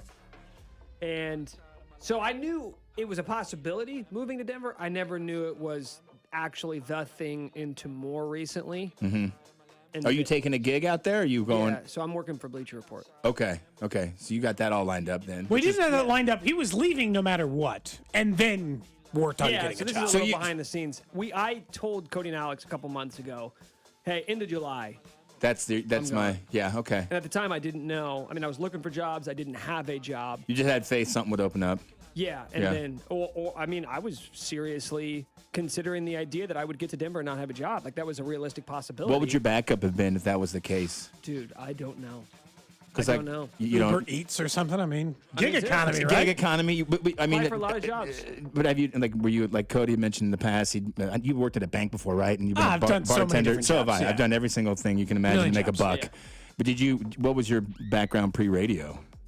I bartended in college. Okay. So this is pretty much it. You've only ever really worked in media. Yeah. You and Alex are like that, where a majority, 99% of your working life has been in media. Life, professional. Yeah, I started when I was 21, got downsized 22, was a vagabond for about 4 years, and then came back to the Rock in 2004. Well, so I was kind of lucky because while I was in my senior year of college, I had one semester left. I started producing radio in Lawrence. At KLWN. Okay. So I did that for about a year.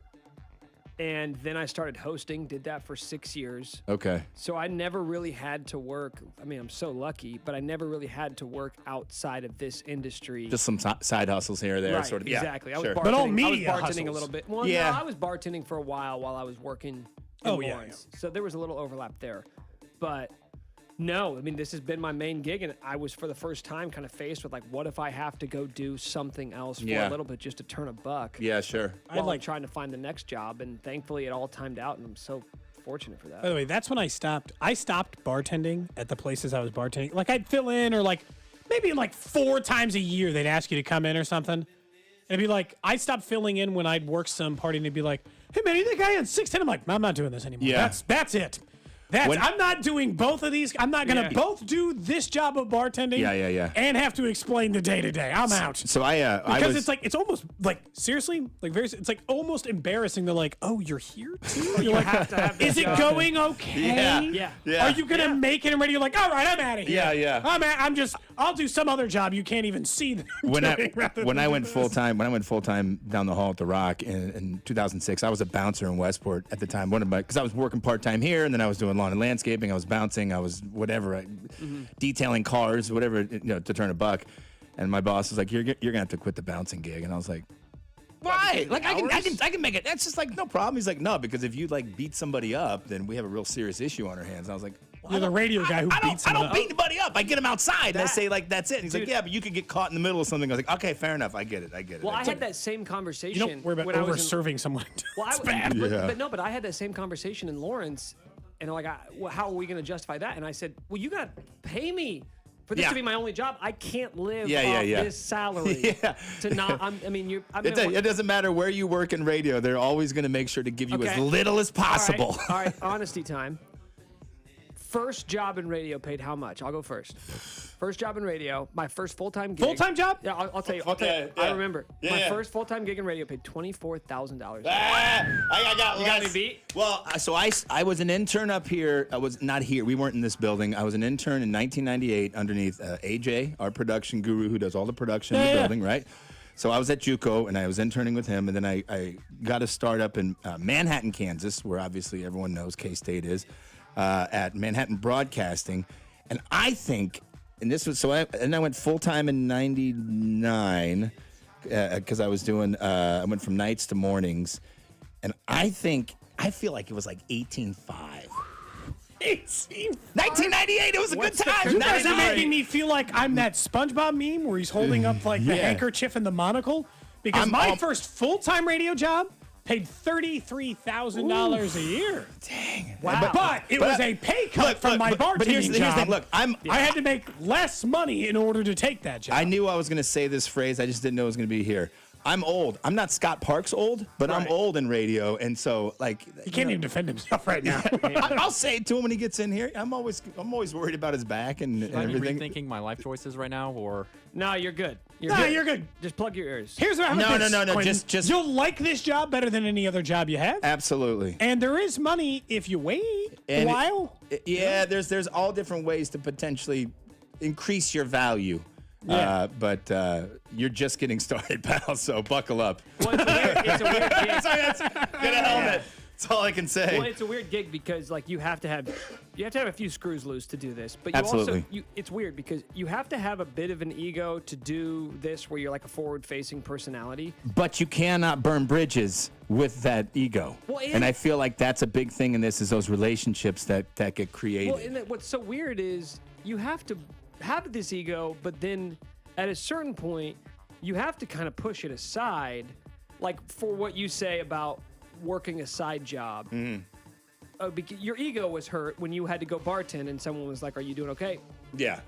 Sure. You gotta get rid of that. Yeah. If you're gonna, yeah. You gotta get But rid of that's that. not easy to immediately. shake in the early going. No, because you have because in your brain you actually are semi-embarrassed that you're also doing this thing for $250 that night. But $250 cash is so different than $250 you can get in this business that ends up going through payroll and you get taxes taken out of it and you get all this. I can't think of how much money I did and all that. And you're like, over the years. I mean, everyone It's a lot. knows. Yeah, we all did it. It's the only reason why prostitution became illegal. It had nothing to do with the act itself. It had to do with the fact that the taxes were not being taken out like I think the government would have liked. That's my own But personal you know opinion. what's so funny is I have friends who are, accountants. They work in software sales, consulting, who make so much money and live great lives. Yes. And stress to all hell. But they'll tell you. Stress that's to the thing, all man. hell. They'll tell you, they'll go, man, you have the coolest job. Yep. And I'm just like, dude, you make like 8 times what I make. They don't care. You They make- still want to do your job. But that's just it. It's they wouldn't give up their life for yours, but you wouldn't give up But when you yours sit for down, when you theirs. sit down and have real conversations with those people, and you break down the hours they're putting in versus the hours that you're putting in, meaning here to physically be here, but then the lifestyle stuff. It's a lifestyle to be into rock and roll, right? It's a lifestyle to be into sports. It's a lifestyle to be into being able to watch basketball or football and talk about it. Versus like, I just got to keep selling these drugs because this is the account I have and I have this quota to hit And the for this reality is pharmaceutical company, or I have to sell. Nobody would switch places with one another. No. You're No. in it. No. It's all you know. Because once you We make all know enough we're money, you're like, useless. We're useless in any other medium. God, I don't even, like, dead serious. I don't even, like, if they said, hey, you can't work in media anymore, I don't know what I'd do. I worked at a bank once, and I'm telling you, my random question today would have followed up for what this would have been. I sat there for like 3 months at my desk, Imagine what it would be like to like burn the building to the Sure, ground. yeah. I hated it so much. Yeah. Mike, I hate this job worst- so much. Is that the worst job you ever had? Here's the funny part. Like, I think by most people's standards, I've had worse jobs. That was the job I hated the most. Yeah. And I worked there for 5 months. They promoted me inside of 5 months, gave me more money, and I still hated it more than any other job I ever had. Yeah, no, I don't. I can't. I go into the I hung lobby. drywall for a summer in high school. But that's good. You learn how to do a skill that you can and then apply. You learn like I'm Dude, never. I I'm never going to be a laborer. Depends. I just spent the last summer and the 2 summers before, the years before, I should say, attempting to build a rental property, and the dot fell flat on my face. Did not get it to the finish line. Had to sell it and take my loss. But I learned how to do all of that stuff, from insulation, sheetrock, flooring, painting. I mean, all that stuff. All right, here's a chance. Maybe the three of us can start a business together. What do you think? No. Let's get rich together. You don't even have an idea. You're just saying, let's start a business. And Get Nick or die trying. Nick, you know how I work. It's supposed to start with an actual idea. That does if help. I come to you with any idea, will That does you? help. Of course not. Just a blanket, any idea. Will you accept? No. What sort of relationship do you expect that you two will have once you depart this building and subsequently leave this state? Oh, I think we'll keep in still touch. keep in touch. Keep in touch, but... From the 816, by the way, IRS agent here. What unclaimed taxes there, Cody? Yeah. Please disclose. First, everyone admitted to that. We've all worked in the service industry. Yeah, I mean, if you know, when you have cash business, it's a couple dollars. You know what? At the top. Find it, bitch. No, Dig in deep. Easy. Find the money. I don't think. I dare you. I don't think the Warren Buffetts and the Jeff man? Bezos are saying that to the IRS agents. Bitch. You know how vindictive these people are. No, Cody and I'll keep in touch. Cody and I'll keep in touch because we already talk about stuff that's like not show related. Okay. Okay. Which tells you that it's not. Not a surface level friendship. Yeah, exactly. So will you go out to Denver then for the I'm going Broncos to be in Chiefs Denver. game? Well, I don't know. Maybe, but also be in Denver next July. And I've already told Nick. Okay. Drive or fly? I used to go drive. I used to go to Denver about once a year. Now Tell I go them about the cabin every other year. Okay, sure. So it turns out that happens when you're married with children. It's no big deal. Yeah. My family owns a cabin in Colorado. Hold on. I don't know if you've heard. Did that pinky raise up when he said that? Is it Does it help? Is it to on know- a golf course? No. It is a one room, Yeah. as in there's no door between the kitchen and the one living space. Okay. With 0 electricity. Nice. We have to use a wood-burning stove. Do you have an outhouse? Is it an outhouse? It is an outhouse. Yes. No running water. Yes. No running water in the place. So do you chop wood when you're out Yes. there? Saw and chop wood. You got calloused I hands? personally saw and chop wood. Saw and the chop. entire time I'm there. So proud of himself. Well, Nick has admitted because Do you like do if more- you looked at me on our show and you looked at me, there's no way you would have assumed based on our show's dynamic that I am the most handy member of the No, show. it's purely aesthetic. Oh, so you are the guy that can. But I can do all the things you mentioned. I can drywall or chop wood or Yeah. do flooring or tear down walls. Like I can do all that stuff, and because this came up when I disassembled my dryer the other day to fix it. Holy hell! At 11:30 in the evening. It works.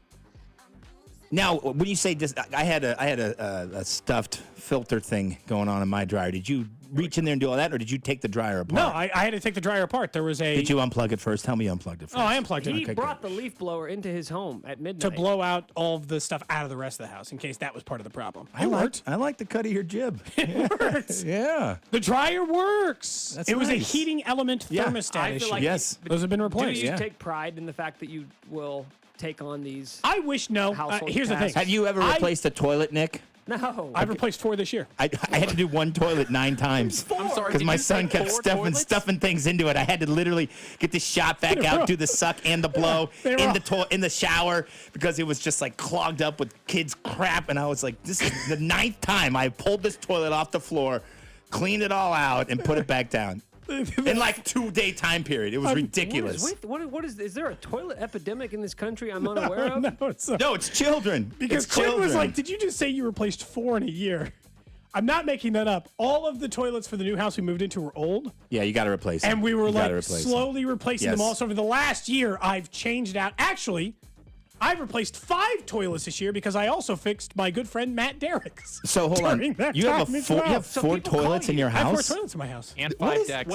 What kind of money are you bringing in on this gig here, I pal? just have it just has 4 toilets. And 5 decks? Yeah, he has 5 decks. Okay, Hold on. Wait. Let me Decks. count how I've got 1 in the back. I got 1, 2. I got 3. I got. But mine are different. Is expansive. So many I don't know. toilets, So many decks. There's a front porch deck area. Yeah. And then there's a screen porch on the back. Okay. And then there's a deck that has a shed on it. Yeah, sure. And then there's 2 decks that are like layered. I think we're counting as 2 decks that are almost kind of like one. So if you think about it, it's like 3 decks. So sheds on a deck. All right. So I got 2 of those. I got the stage/deck after a friend of mine passed away. We made it in honor of him. I got 1 off the bedroom. I guess I got like 6 or 7, really, if you put it in those contexts. Stay in this business long enough, you can have all the decks you want. Decks. But I have this huge deck right off the front of the house with a bar on it, and then the rocking chairs and the table outside. But then we've built other decks around it because I'm on a hill. I'm built in the west side, Same. one of the hills. You need a lot of decks on the hill. You do. If you do it right, you can put so many decks on your hill I that got no decks. And when you're moving, you don't have a deck. Well, I don't think. Does a deck have to be made of wood? You got like a Juliet balcony or something? Yeah, we got a balcony. Oh, so you're in an apartment. Yes. He said that like you were a poor person. No, a bit peasanty, yeah, but it's okay. It's all right. Oh, you're one of those apartment people. I've been there before. It's okay. I've known a few of those. But I will say, when I did leave the apartment life, I had a penthouse and I had a walkout deck, but I had no balcony. It was just 2-story, 1.5 bath. It was very nice. This is the nicest apartment in downtown Manhattan, New York. No, Kansas City, right in the crossroads. It was lovely. Me and a gal had moved in together, got a 2-bedroom, 2-bath, no deck, and then we split up. And you said we got to fix this deck situation. No, and then when we split People are up, gonna think we're poor. She moved out, and they said you still got to pay the rent you're paying. I said, well, why don't I move up to the penthouse with the walkout deck, and that's it. But that was my life. That was, good Lord, that was 13 years ago. We got to take a break. We will come back, do more Club 610. We come back here on 610 Sports Radio. Cody and Gold. A gentleman named George Bancroft, who is an American historian, statesman, prominent in the the entire 1800s. Are we almost done with this conversation? Brought to you by Gann Asphalt and Concrete. For asphalt, concrete, and parking lot maintenance, Gann Asphalt and Concrete. One contractor, all things parking lot. Trusted in Kansas City since 1994. Online at GANNasphalt.com. For the best barbecue in Kansas City, go to my favorite place, Smokehouse Barbecue. Smokehouse has been family-owned and operated for over 35 years, and they've become part of our family as well. From their tremendous ribs to their delicious burnt ends, Smokehouse has something for everyone. Plus, their hickory pit beans are world famous. So visit one of their 3 locations in Independence, Gladstone, or Zona Rosa, or place your carry-out and catering orders at SmokehouseBBQ.com. For the best in barbecue, it's my favorite, Smokehouse Barbecue. Budweiser and Harley-Davidson. The greatest legacies are built with grit and resilience, one detail at a time.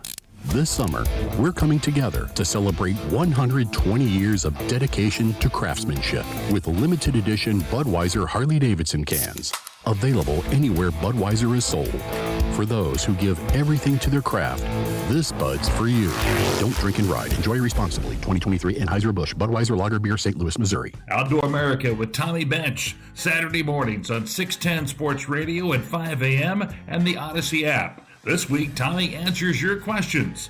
Outdoor America, presented by Wholesale Batteries, the right battery the first time. Diabetes, high blood pressure, anxiety meds, everyone's on them. If you're a 50-year-old male, maybe a bit porky, and you may even have type 2 diabetes, $1 million of term insurance may only cost you about $200 a month. Call Term Provider. Speak with Big Lou at 800-700-6898. Big Lou will find a term life policy for you even if you have type 2 diabetes, are overweight, or have high blood pressure. Term Provider has helped thousands of people like you who think they can't afford term life insurance. To buy $1 million of affordable term life for you, all you need to do is call Big Lou at 800-700-6898. Lou will make sure the scales are tipped in your favor. Call 800-700-6898.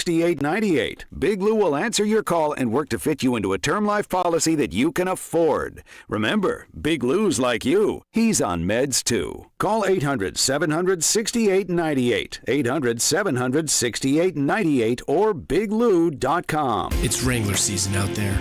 Warmer days, cooler nights. Open roads, endless horizons. And you need to be ready in jeans made for the unpredictable. Wrangler, for the ride of life. Shop our newest styles today at Wrangler.com. When you get nachos, tacos, empanadas, spicy queso with jalapenos, Pepto-Bismol's there. Pepto-Bismol provides fast, effective relief from nausea, heartburn, indigestion, upset stomach, and diarrhea. All the things that can happen unexpectedly on vacation. So before you travel, pack the Pepto. Pepto-Bismol. When you have nausea, heartburn, indigestion, upset stomach, diarrhea. Use as directed. Keep out of reach of children. Nothing says summer like an ice-cold Twisted Tea Hard Iced Tea. Smooth, refreshing, real brewed tea with 5% alcohol. Look for Twisted Tea in the bright yellow cans. Keep it twisted! Twisted Tea Brewing Company, Cincinnati, Ohio. Please drink responsibly. Wendy's drive-thru is open until midnight or later for all your late-night cravings. So give in to what you want and order a Baconator even later. Hours may vary at participating U.S. Wendy's. Wesley Financial Group is not a law firm. This story is called The Ugly Truth About Timeshare. If you think you've done your family a favor by buying a timeshare, you need my help. Hello, I'm Chuck McDowell, CEO and founder of Wesley Financial Group. 10 years ago, I started helping folks cancel their timeshare. And in the process, started what's now called the timeshare cancellation industry. Timeshare is the only thing that you can buy that you can't tell me how much it's going to cost or when it's going to end. When you buy a timeshare, you give them a blank check to fill out any amount they want for annual maintenance and assessment fees. The crazy thing is, this never ends. Even when you die, your family's now going to be stuck with this burden. Stop the insanity today. Call my office now. If we take you as a client, I guarantee we'll cancel your timeshare or you'll pay nothing. Call for your free information kit. 800-543-3399. That's 800-543-3399. 800-543-3399. I'm Kareem Abdul-Jabbar. I learned about atrial fibrillation the hard way. My symptoms would come and go. Shortness of breath, fatigue. I kept going. Then I got so lightheaded, I couldn't. My doctor said I have AFib, so I'm about 5 times more likely to have a stroke. Other symptoms, irregular heartbeat, heart racing, chest pain can come and go, but the risk of stroke stays. If you have symptoms, tell a doctor. Visit notimetowait.com. Sponsored by Bristol-Myers Squibb and Pfizer. If you're hiring, it can feel like trying to find a needle in a haystack. You can hope the right person comes along, or you can just use ZipRecruiter. Like Marco, president of operations at Telly Tires and Auto Centers. ZipRecruiter helps me find all the right people, even the most difficult jobs to fill. See why 4 out of 5 employers who post a job on ZipRecruiter get a quality candidate within the first day. Now try ZipRecruiter free at ZipRecruiter.com/free. ZipRecruiter.com/FREE. The 610 Sports Radio phone line is brought to you by Onder Law Injury Lawyers. Visit GetJim.com. Chiefs coverage on 610 Sports Radio is brought to you by Park & Go. Book parkandgo.com. Getting ready to go on vacation can be stressful. Lucky for us, there's Park & Go. Easy online reservation, free instant shuttles, luggage assistance, and all spots are covered. Reserve your spot today at bookparkandgo.com. The best deals in airport parking. Park & Go, family owned and operated. Back in here on Club 610. It's a Friday here on 610 Sports Radio. It also happens to be Nick Schwartz's final day at 610. He's leaving us. And you know this, Scott, ladies and gentlemen. If Scott I can Parks? go ahead. Are you gonna From KMBZ? Yeah, he's afternoons on KMBZ 98.1. That's a number one rated. We're the number 16th rated midday show. Yeah, that's numero uno. Numero uno. Numero uno. Scott has got the AARP crowd cornered, and it is big boomer bucks. Big boomer bucks. Well, it is. Well, it is. I mentioned this last break, Scott, and you can attest to it. The kid's been here for 2 years, and he's getting to say goodbye. That doesn't happen. He's giving me that look down the brim of his That does not happen. Because in this business, you get a, hey, will you get that door for me? That's your last day. That's your last day right You've there. only been wait. You've only been here for 2 years? Yeah. I joined in July of 2021. Yeah. July 12th. Right? 2021. And it's a big hullabaloo about him going. Here's the son problem. of a bitch has only been here for 2 years. Here's the problem. Not even enough to get jaded. Here's the problem with Nick. and I love him. You have so much talent. Okay. You have so much raw talent. This is nice. Yeah, malleable. Definitely malleable. I'm serious. I'm not disagreeing with you. And to watch you piss it away. Scott, you've been divorced? Yes, I have. Yeah. Thanks. Yeah, I'm saying he's speaking from. I thought you were talking about. I've had a mortgage too. I thought you were talking about from the relationship perspective. What? You're going out there. What does my divorce have to do with anything? I thought you were getting ready to give him the speech about don't go chasing this gal. What? Sorry about that, buddy. Scott, you've been through the windshield of a car? Yes. You've been divorced? Yeah. Yeah. Sorry about that, buddy. How am I pissing it away? I thought that's what you were alluding to. Him going out west for a gal. I think this is more about leaving radio. No, it's about the lady. Thank you, Cody. Sorry about leaving radio, not about leaving your wife. I'm sorry about that, buddy. Yeah, you shouldn't be leaving radio, Nick. You have raw talent. Raw. Thank you. There's Odyssey out in Denver, too. What did I tell you 2 years ago when I saw you in the studio? You got hired. No, I remember this. It was a Saturday morning, and I was here doing a show, and you were in cutting ads, I would assume. Mm-hmm. And that's why I asked you what you were doing here. Scott will cut your ad for cash, just by the way. And he said, I'll cut any ad for cash. You said you don't get where you want to go in this business by showing up when you're supposed to and leaving when you're supposed to. And I'm paraphrasing, but that was the message. And then you sat down and you talked to me. And you said some very nice things about what you thought about me and my talent, and you were preaching patience. Mm-hmm. You have to be patient, and you were talking about your journey in this industry and how long you waited and the success that you have. He used to wear collared shirts. You used to wear ties. I don't even think I can imagine that. Brooks Brothers shoes. That is hard to Press imagine. khakis. But you talked about patience and the success that you have since endured. Since you have been patient and gotten this show and went on to do all the things that you've done. Right. I think I have been patient, and I don't think I am pissing away my talent. I think I'm repurposing it in a different medium. Will you continue to do any sort of audio work while you're in Denver? Or how's that working with Bleacher Report? So a lot of the work that I'm going to be doing is production, the same way I am, but as opposed to doing exclusively audio work, I'm going to be doing a lot of video stuff as well. Will you be on camera? No. So you're pissing it away. No, not necessarily. He thinks you need to be a voice. I heard voice. But I think to Nick's point though, he's getting his foot in the door some way, somehow out there to potentially showcase what he's got to do other things. I mean, when I started down the hall in 2004, I was doing Saturday morning board op for Johnny Dare Morning Show leftovers, reading weather once an hour and making sure before everything was super digital, like that things ran like they're supposed to. I used to read weather on KMBZ, and Dana didn't even know who I was after. She still doesn't, but it's okay. That's true. I remember I bartended her wedding, and she's like, not even sure. She's always like, "Hey, Tony, how are you?" bartended her wedding. That's right. and that's when he decided, I'm not going to bartend anymore. Yes, that was the moment. Because people were going, wait, do you do the weather on KMBZ? He's like, that's it, I'm out of here. But I'll be honest, when I took this job, or when I was considering this job, I really wasn't sure that I wanted it. And then I had a conversation. I told Cody about this during the break earlier. I had a conversation with my dad, who sort of sat me.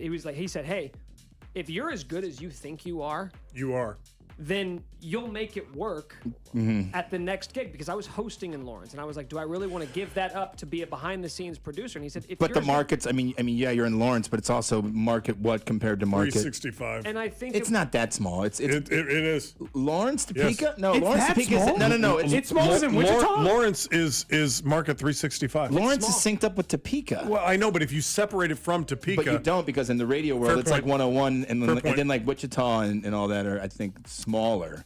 But I mean, yeah, you're in Kansas. It'd be like being in St. Joe. You know what I mean? Like you're in Lawrence. It's great. You're in the vicinity, but where is St. Joe compared to Kansas City? To the person outside of this region. But that was just it. It was like, okay, you're gonna have to put your ego aside for a second.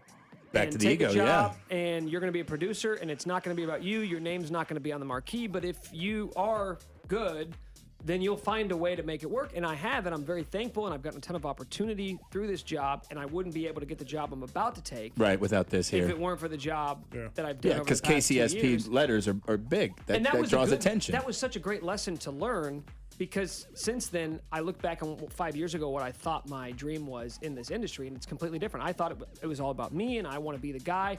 And through this job, I've learned that if you just work with good people and are making a good product, that I don't care what my role is. I don't care how much credit I get for it, as long as I do something that's fulfilling to me and I feel like I'm working on a good product, which I have for the past 2 years, and I hope that's going to be the case at my next gig as well. Well, I'll tell you this. I wish you nothing but success. Thank you. I think you're horrifically talented. I really do believe that. Just a reminder, he's never said this to me, so he's not just saying this to everyone in the building. You're not leaving either. When you leave, I'll say the same thing to you. Until he walks out of this building, this office, this studio door over here, and Roxanne goes, right. You shut that door real quick. I've said enough things about Alex in the last month. I wish you nothing but success. And I find you horribly talented. And I know that wherever you go, whatever you do, Bleacher Report, whatever it is that you do. The way he said is like a dad, like, whatever the hell this thing is. Never heard of it. I mean, what's a Google? What's a Google? Good luck with the TikToks. No, but I'm serious. Whatever. Here's the only thing I wish for you, Nick, and I'm being serious. Whatever it is, I hope you find your face in front of a microphone, because I think your takes are good. I think your opinions are strong, and I think you're better on the air than you are off. And so I wish you nothing but success. I appreciate that. God, he's crying. Look at that. He's not crying. Not you, him. He's starting to well up. No, that the means, alcohol's hitting him. No. That means a lot. Coming By the way, from you. give up the alcohol before it kills you. I'm not. I hardly drink. Straight dad right there. You never told me that, Pops. No, that means I should have. I mean, look, in our conversation, we've had a lot of conversations off the air, and have always mean a lot because I know how successful you've been, and we came from the same station when we were young. KLWN in Lawrence, That's 1320, right, baby. That's right. But They got an FM signal there, or? They do now. Yeah, they do. 105.9 The Laser. It's not Laser anymore. It hasn't been Laser for a long time. Is it Kiss FM? Top 40. The Laser's back, but it's online. Somebody's running it online. They need to get back to college rock. That changeover, for those that are in the Kansas City area that are familiar with the Laser out of Lawrence way back when. Back in the 90s, Day man. on the Hill, bringing Pearl Jam up Pearl there Jam, before they Pearl Jam in 1992. Well, this is like when the one I used to listen to alternative music when I was a teenager was the one that was run out of William Jewell. What was that 90? I don't know. But back in the day, 105.9 The Laser back in the 90s I was remember on fire. They broadcasted from Radio City Music Hall in New York City. Their morning show did. And when it flipped to this top 40, I was like, what? I was a young lad at the time. I don't know if you were, but... I was. I'm not as old as I look. Yeah, but I'm as old as I feel, if not older. but to see them switch like that, it was so baffling because it cornered that market perfectly. We had that town. We owned that town. Yeah. We brought in Pearl Jam in 1992 for 311 before that, and then consistently every year. And then Big Head Todd and the Monsters. Big Head Todd, sure, yeah. And then you had the Urge out of St. Louis with Steve Ewing. Those guys were great. It was huge. Dinosaur Jr. Anyway, back to Nick. Did you spend a lot of time at the Outhouse when you were up there? When it was a punk venue, a music venue? Yeah, of course. Yeah. Wait, before it was a strip club? Yeah. So they you've only known the Outhouse as a strip club? club? To be clear, this is a long-standing thing in the show. Wait a minute. I have never been to a strip club and don't want to go. You have never been to a strip club in your entire life? Never been. Strip clubs and casinos have the same smell and feel to makes them. him uncomfortable. Desperation and hope. How could you go? How could you not save someone and bring them back from the brink? Well, so that's maybe why I don't go. My concern over enrolling someone in computer classes or whatever the hell it takes there. What he's saying is not the place for me. Nick is befuddled right now. What Scott is saying is you go in there, you find a young lady, and you try and help her get off the pole. I understand that. You want to save her. They got to buy school supplies too. Don't you? Jason, am I wrong? Yes. No. You go in there and you want to save them. Been many years. And I've been to the Outhouse more times than I can count. When it was a music venue, or I saw Urge, a house of ill repute. I saw Urge Overkill at the Outhouse. Fantastic. Yes. Fantastic. The booby bus. Yeah. The booby bus. That's right. I've rode that many times. And Cody won't go. You've never been to like Bazookas or Bonita Flats out in Olathe? Oh my gosh. No. Is there in your? I'm holding strong here. Hold on. What's the reasoning behind that? It makes me uncomfortable. Seeing naked women? Not that part. Okay. Again, Does it make this your seems to be, no? Wait, hang on. No, wife doesn't care. Does it make your wife uncomfortable Wife or you doesn't care. uncomfortable? Me. Because I've seen strippers once, and it was in a bachelor party in-home I situation. used to thought, park cars at a strip club in Atlanta. It was fantastic. this might be the most uncomfortable the Gold I've Club? ever been. Cheetah. That's a more intimate setting than being at a public venue.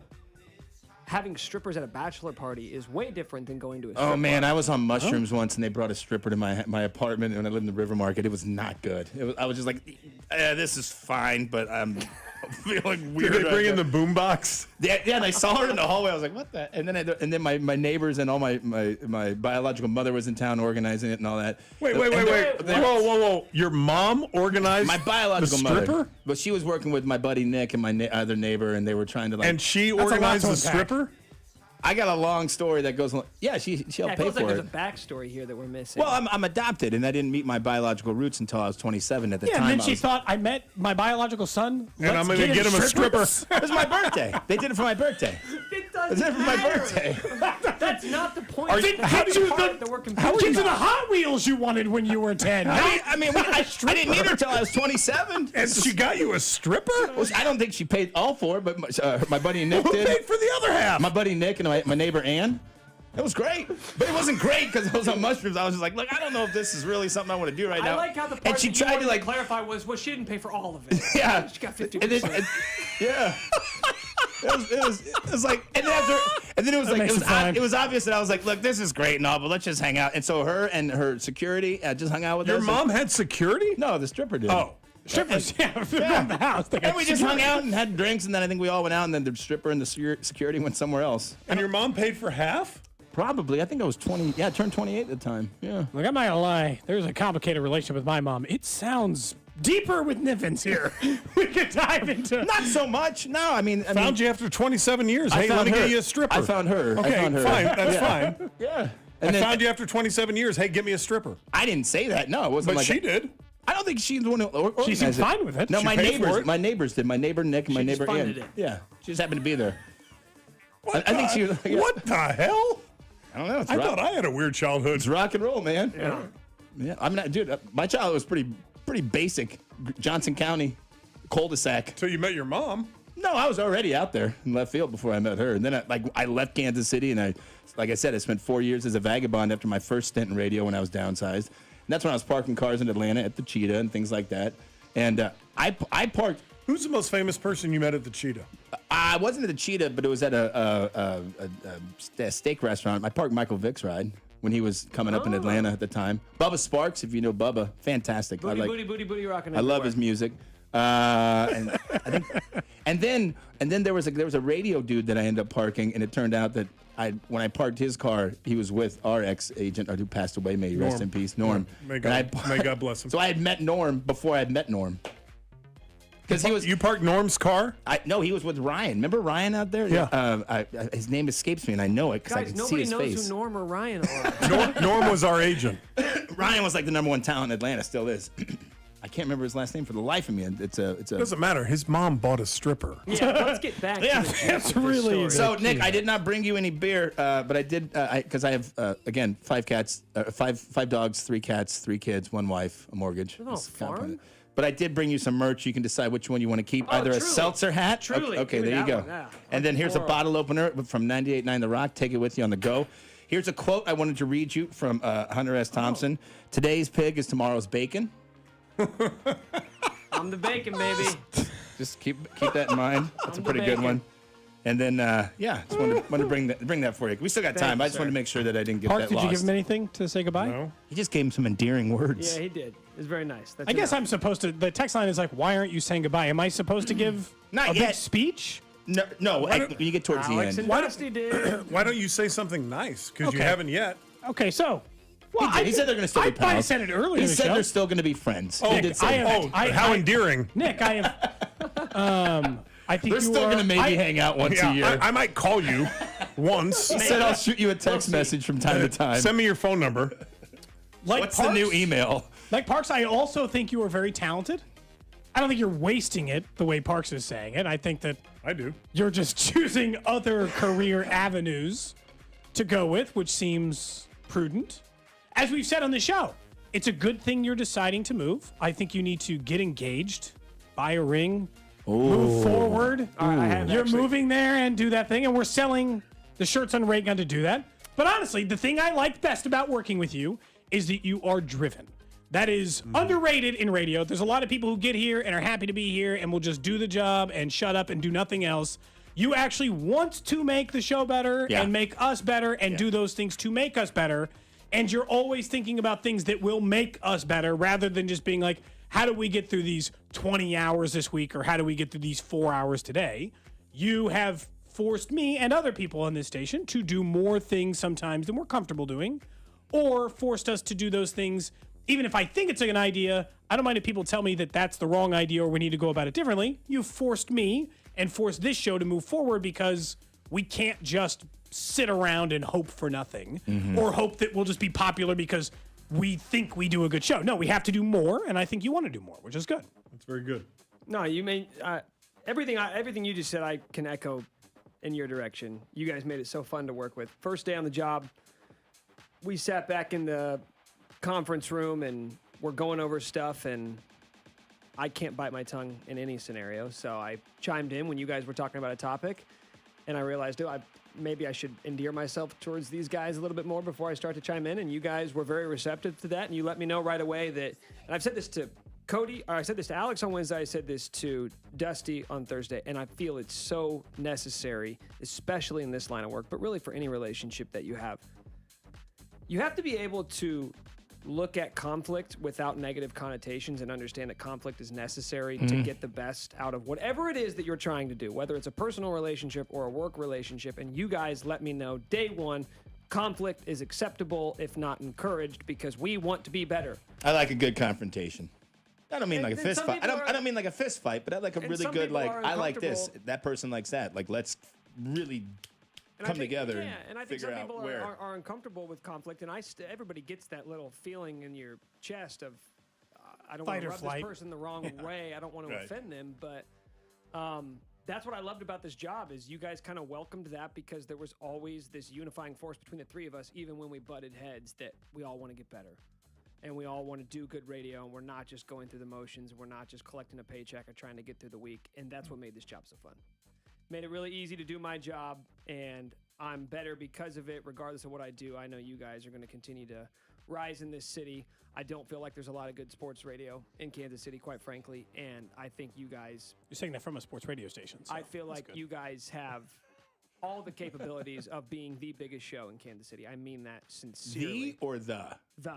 Wait, or the. These like Ohio serious, State? But there's a difference between the and the. Yeah, I mean, if it's like the. You have the. I can't not believe you guys are getting hung up on that part. The biggest story. But if it's like the, that's two E's at the end of it. That's serious. Yeah.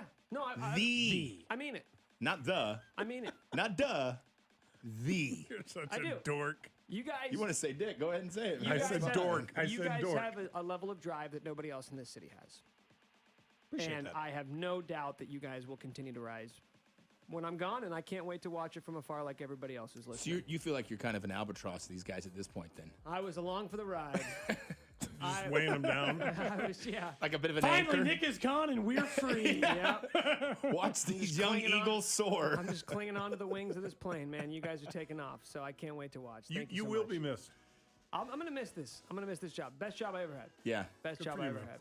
Nice. Thank you guys so much. They're playing Brandy, which is the song we play at the end of the show. Did you know we did that at the end of every show? He didn't have his headphones on. Scott is at a place We're where he playing does. Brandy by Looking Glass. It doesn't help him to hear Turn it up because a little bit, QT. he's already the hearing's going a little downhill. Okay, you're a jerk.